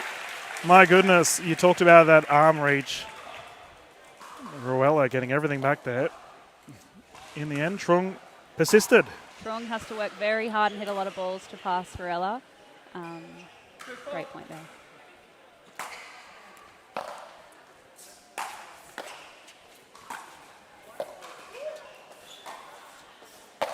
Beautiful shot. What's making it hard as well as Varela is reading the ball very well. You can tell he has great anticipation. He's almost taking a step before Trung has hit the ball. And with that wingspan, again, it's going to take a lot of precision from Trung to pass him, which he has displayed a few times, but making it very hard for him.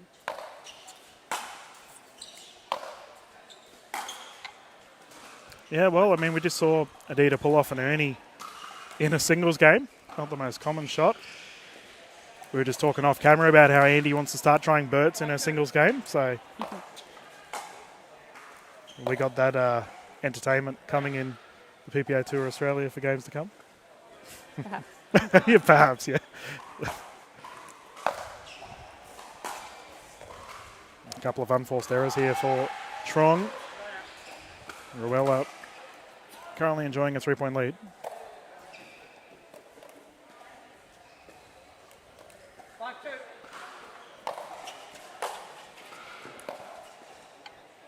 Return called long. Varela staying very composed. Yes. Yeah, considering how vocal he was earlier today, he hasn't need to fire yet. Very focused.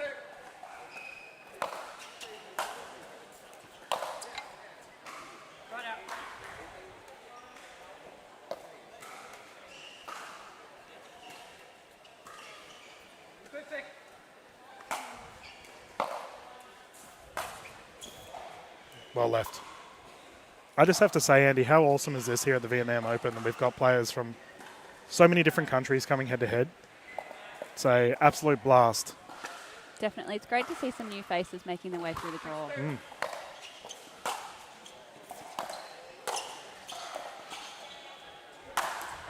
Yeah, that's sent into the stands. And speaking about the draw, Andy, we were discussing earlier that Trung took down the #1 seed in Mitchell Hargraves, or was that? Yeah, correct. Yeah.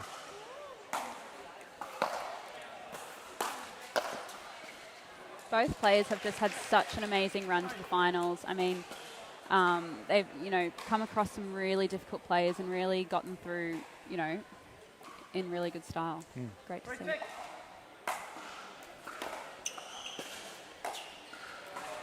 It's a great mix up there on the return for Rella, throwing in the slice. Something that you want to try is mixing up the variety of the heights, the spins, just to, make sure that your opponent's seeing different balls each time.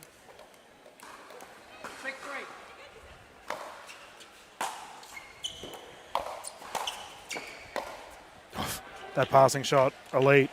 Great spot, great eye, just maybe sneaking a glance to see that Trung was covering that line, and I thought went cross court. Great spot.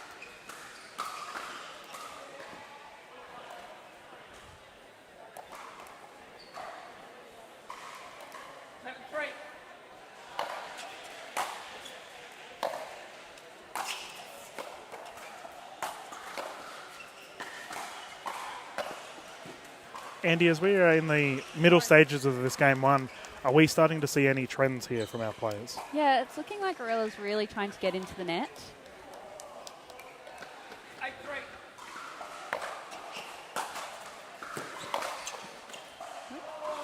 And I think it's a good idea for Trung to start doing the same, coming into the net, testing Gorilla on some of those passing shots, because like we said, both of these gentlemen, they have a long wingspan and great anticipation. So it is quite challenging to pass them. It needs to be a precise shot.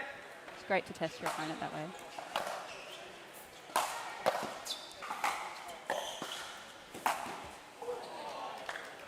Yeah, Ruella's having a lot of success down that left side.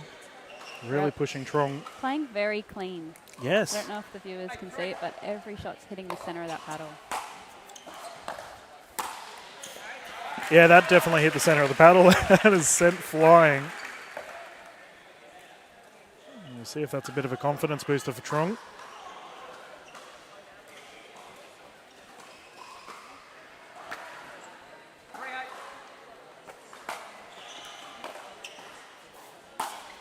There we go. Fist bump. Crowd's behind him.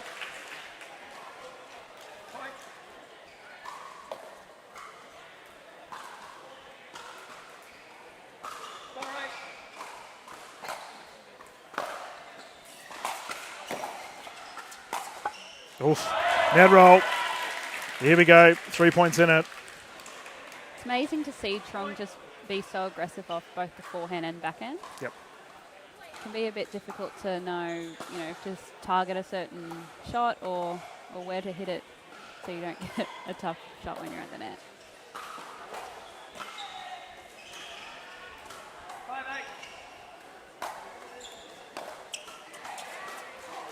I should probably mention, ladies and gentlemen, that each player does get 2 timeouts per game and 1 medical timeout for the entirety of the match. Close one for this game one.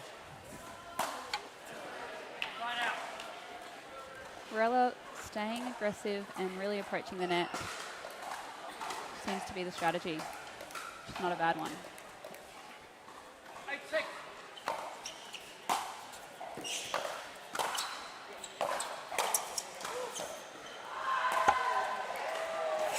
Oh. Repeat strikes down that left side there, Andy. I thought he was considering the dive.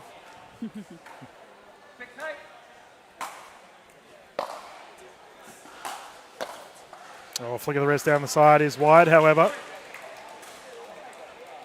And I have to say to our viewers at home, we have a packed set of grandstands here, as well as high viewing. Bunch of people watching this one live, and we hope you're enjoying the broadcast thus far.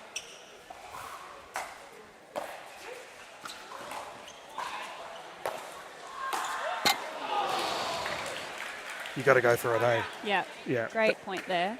You can see players just hitting it right in the corners, making it difficult to get a clean strike. Do you feel that the fellas are still getting adjusted to each other's play style? They are. It's a really close game. They're really head to head.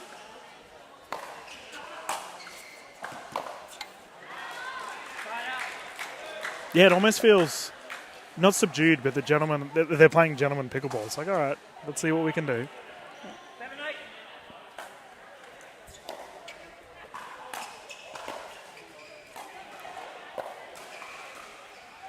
That's called wide. The question's been asked. Official J confirmed that it's out. I'm fairly certain we just saw a paddle swap in the middle of that rally. Yeah, it's a testament to the players just playing with a lot of variety, spins, height of the ball. There's not a clear rhythm of one player playing a certain way.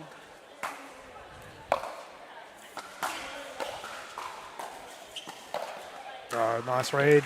Great aggression there. Currently running at a high clip at the kitchen. Anita Ruella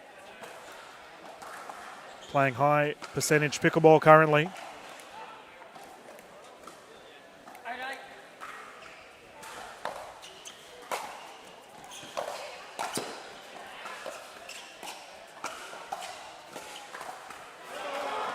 I have to say, Andy, I love his single-handed backhand. Ooh, looks good. Looks really nice. He's used it a few times to set himself up to come to the net, which has been great to see. Yeah. Just looks so clean.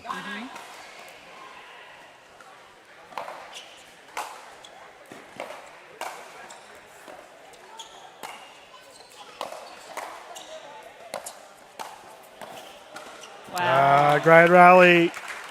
Ruella firing at the right time, finds himself in a game point situation here. 10-8 for this game one. Rella just, hitting the ball on both wings, really spreading Trung across the court, just dissecting. Well, Trung was at the kitchen line, right? He had the advantageous position. Yeah.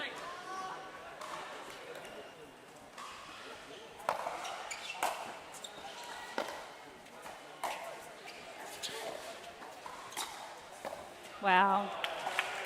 Did it with ease. That was a close game, but in the end, I feel like Adita Ruella just played to perfection. Ended up taking the victory 8-11. Quick high five. The gentlemen just having a chat in the middle of the court. Good to see how much they're enjoying themselves here at Carmelina Beach Resort.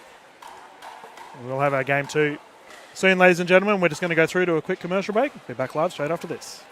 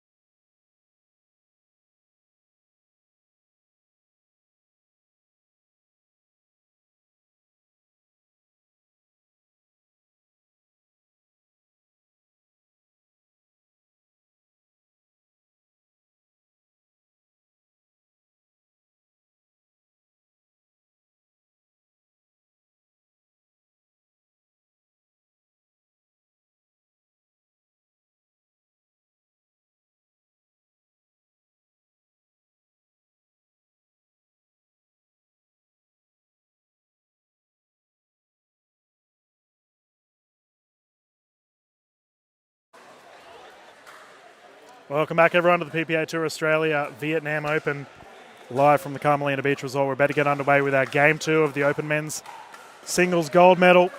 Ruella taking game one.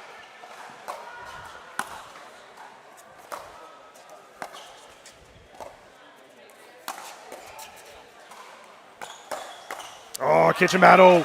Good start there for Trung.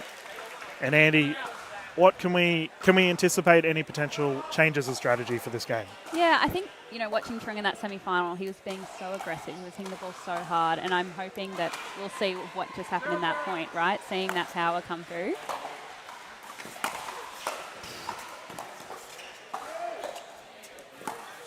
Oh. Ruella is such a crafty player, and as we saw there, he's mixing up with a few spins, and I think if you start to play in that game, there's no one better at that game than Ruella. So you've got to come in and see if you can power through it. So, and Trung is so good at that game, so hopefully we'll see that in this game.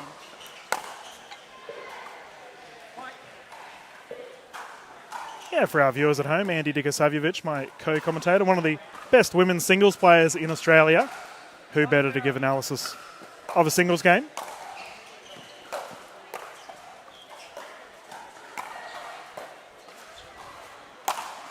Wow. Pop up, put away. Talked about power. There it is. Some great overhead power. I think what we saw there too was a bit more hitting to the Ruella backhand. So maybe we'll see a bit more of that in this game. Wow. That's He a great is passing so shot. good off that backhand. Yeah.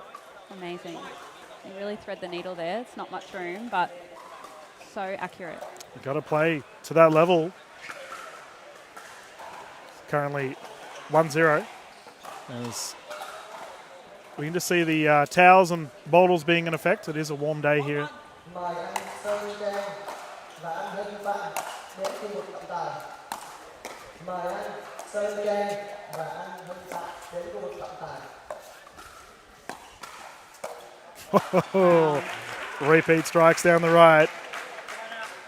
Wasana Jansri, Tamonte, Sakatona, Sway. This does feel like it's a different game. There's different strategies already being applied. Definitely.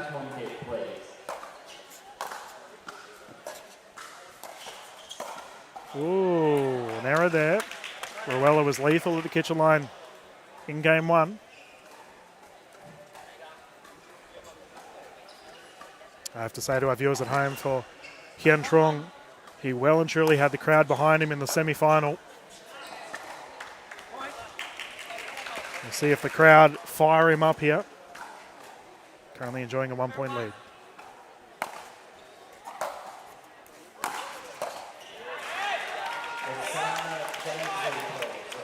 That went right down the middle, didn't it, Dylan? Yep. So he didn't try to go for a passing shot there, just drove it right at Turulja.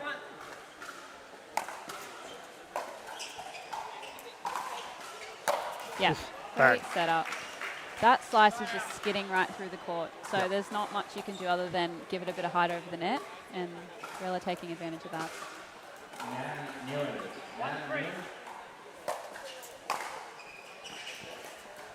Return called long. Question's been asked. Confirmed in from official J.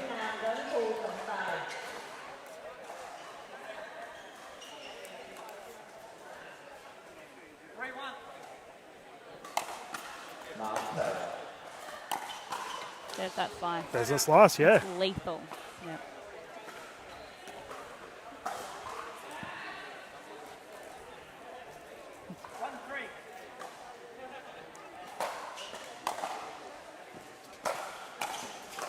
Wow. Oh, what a reach. That is incredible. He is so good off those wings. And you mentioned spin, Andy. With your games earlier today, did you find that the ball was kicking quite a bit on the courts? Not too much, but you know, in pickleball, if you can hit a good slice like Relic can, it's just such an advantage. Yeah. Service called long. Side out once more.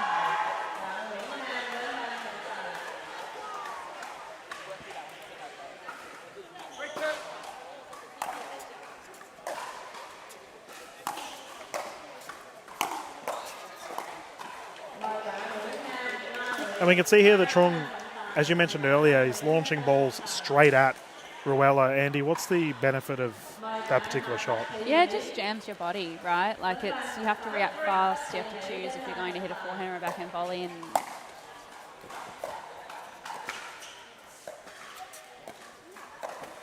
Yep. Easy Ernie. wow. And like we said, Rella is he has such a great wingspan that he's great on the stretch. So I think what Trung might be trying to do is just to take away that advantage. Yep, okay.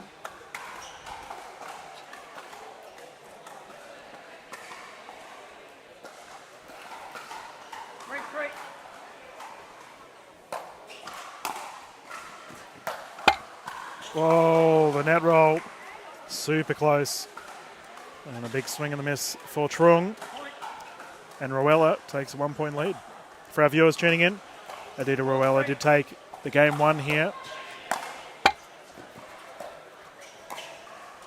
Wow. Look at that angle. Beautiful shot there from Trung.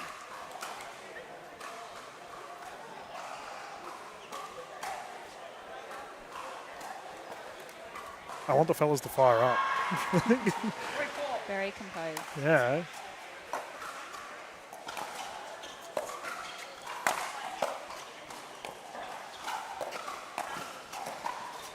Oh, called out. Ruella with the fist bump. Official J has confirmed it was wide. This is a matter of inches. how close these guys are playing to the lines.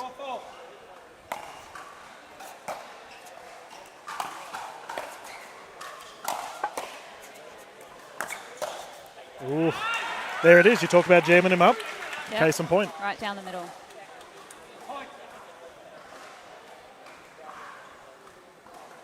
And Trung hits a very hard shot, Oh, so, yeah. you know, that's shooting on through.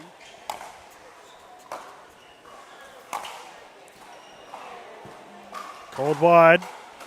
Questions asked. Once again, confirmed out.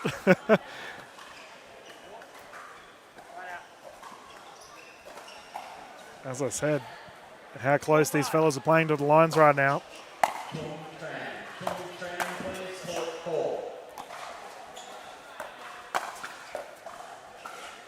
Yep. We are seeing a different play style here from Trung. You mentioned earlier you wanted to get him up to the kitchen line a little bit more. He might have the live stream on, Andy, listening to some expert advice. You can tell he's changed up his strategy. Yeah. That's in the kitchen. And keep in mind, ladies and gentlemen, we have all the events for the PPA Tour Australia Vietnam Open tomorrow and Sunday as well. Mixed action as well as gender doubles. Fair to say we have a star-studded lineup. The draws, Andy, I'm sure you've already had a look. You've got the pleasure of playing in some of those draws. Scary how good the opposition are here. Oh, yeah.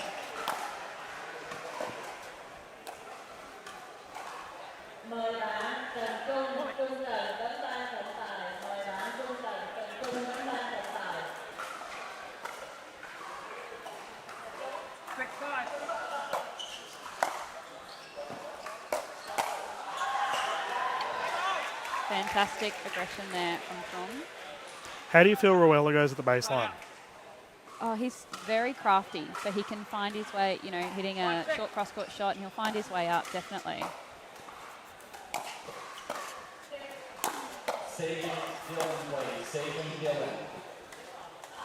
That'll be what Trung will want to do, I think, is really come to that kitchen line, but it's tough when the balls that Ruella are giving you are so deep. And he's getting in so quickly as well himself. Yep.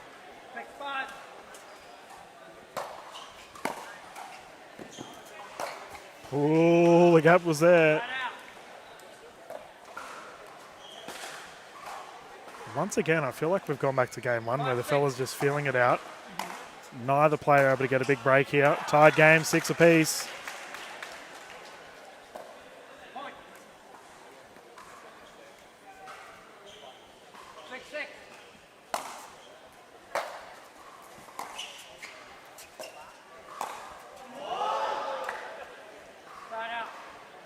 It's really smart play from Trung there with the drop and coming in. Yep. Just unlucky. Yeah, I'm surprised he didn't go for that cross court that we've seen quite a bit already.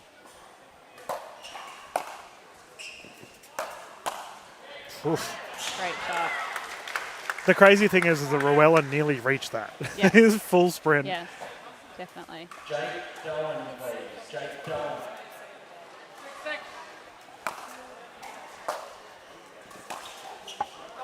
Oh, so close. It's really this to and fro mental game that I think the players are playing.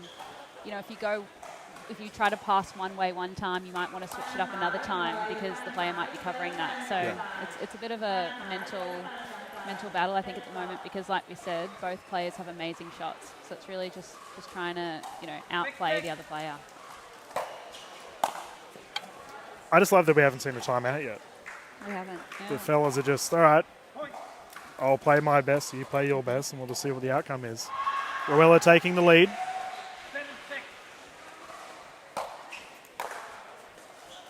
Service called long.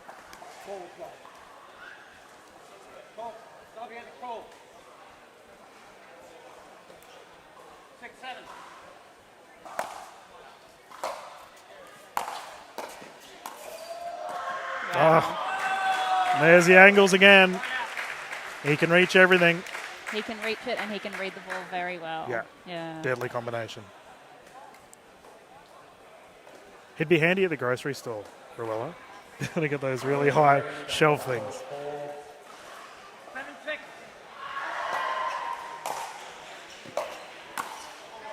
There's that single-handed backhand again. Beautiful off the backhand. We don't see many single-handed backhands No, in I love it. pickleball, and it's just, yeah, great to see. Especially at such a high percentage too. Oh, Oof. great use of the court there from Trung. Yeah. One deep, one short. But even then, with that tight angle, Ruella was still nearly able to get it. It's crazy.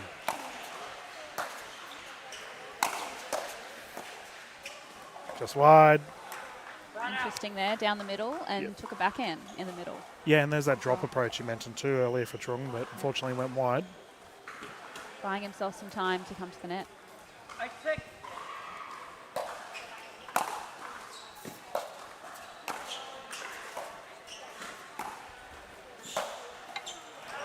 Great use of the court there. One cross court, one down the line.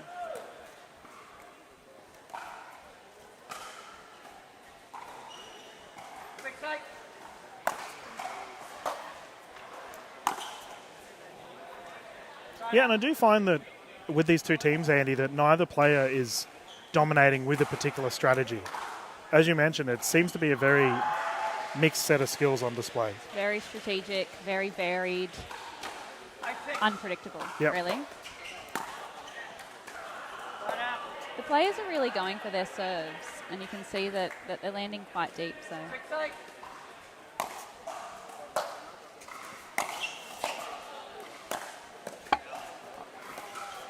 Oh, too much oomph on the flick. When we're stuck at a bit of a crossroads here, the players stuck on this 8-6 for quite some time. That's a terrific drop.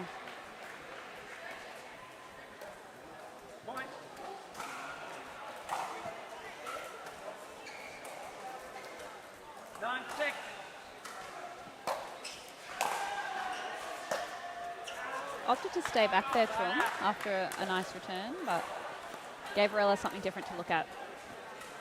Yeah, the time is now for Trung. Cannot let this lead continue for Ruella. I do wonder whether he's played his big match already. That's semi-final was insanity. Yeah, a couple of backhands there that his feet have kind of locked up on the backhand.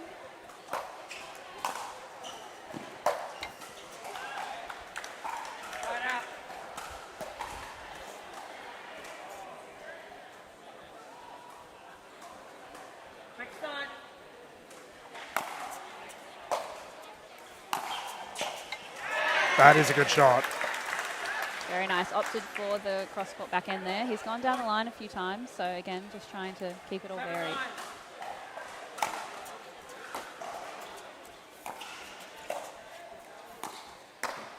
Angle again. That forehand flick of his is just elite. Yeah. Able to cover the court easily. Yes.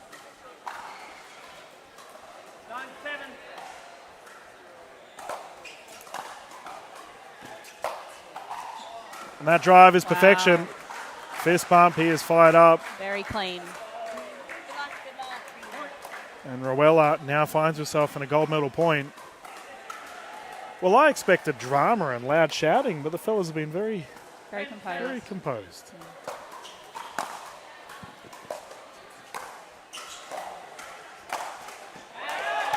He's not done yet. Nicely put away. The heart still beats. Trung has a chance here. Can he make the most of his opportunity? 7-10. Not with a service error. Ooh, that hurts. Still no timeouts. No timeouts. When was the last time you saw a gold medal match with no timeouts?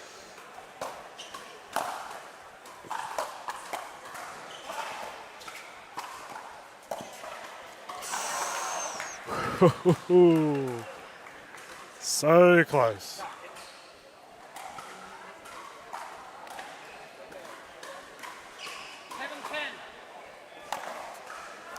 Another service error.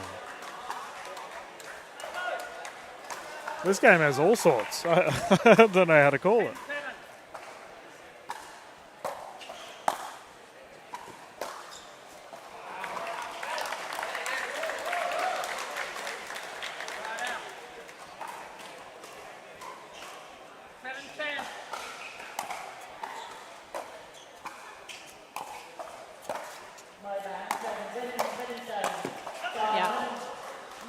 forehand on the stretch. Very good. And how good was that return there for Warilla? Just completely set everything up. Simple transition, puts it away. Gold medal point. And that's it. Adida Ruela has secured the gold medal here at the PPA Tour Australia Vietnam Open. And he looked very comfortable. Yep. He did. He looked in control the whole match. And he's just had such a great tournament in this singles event today.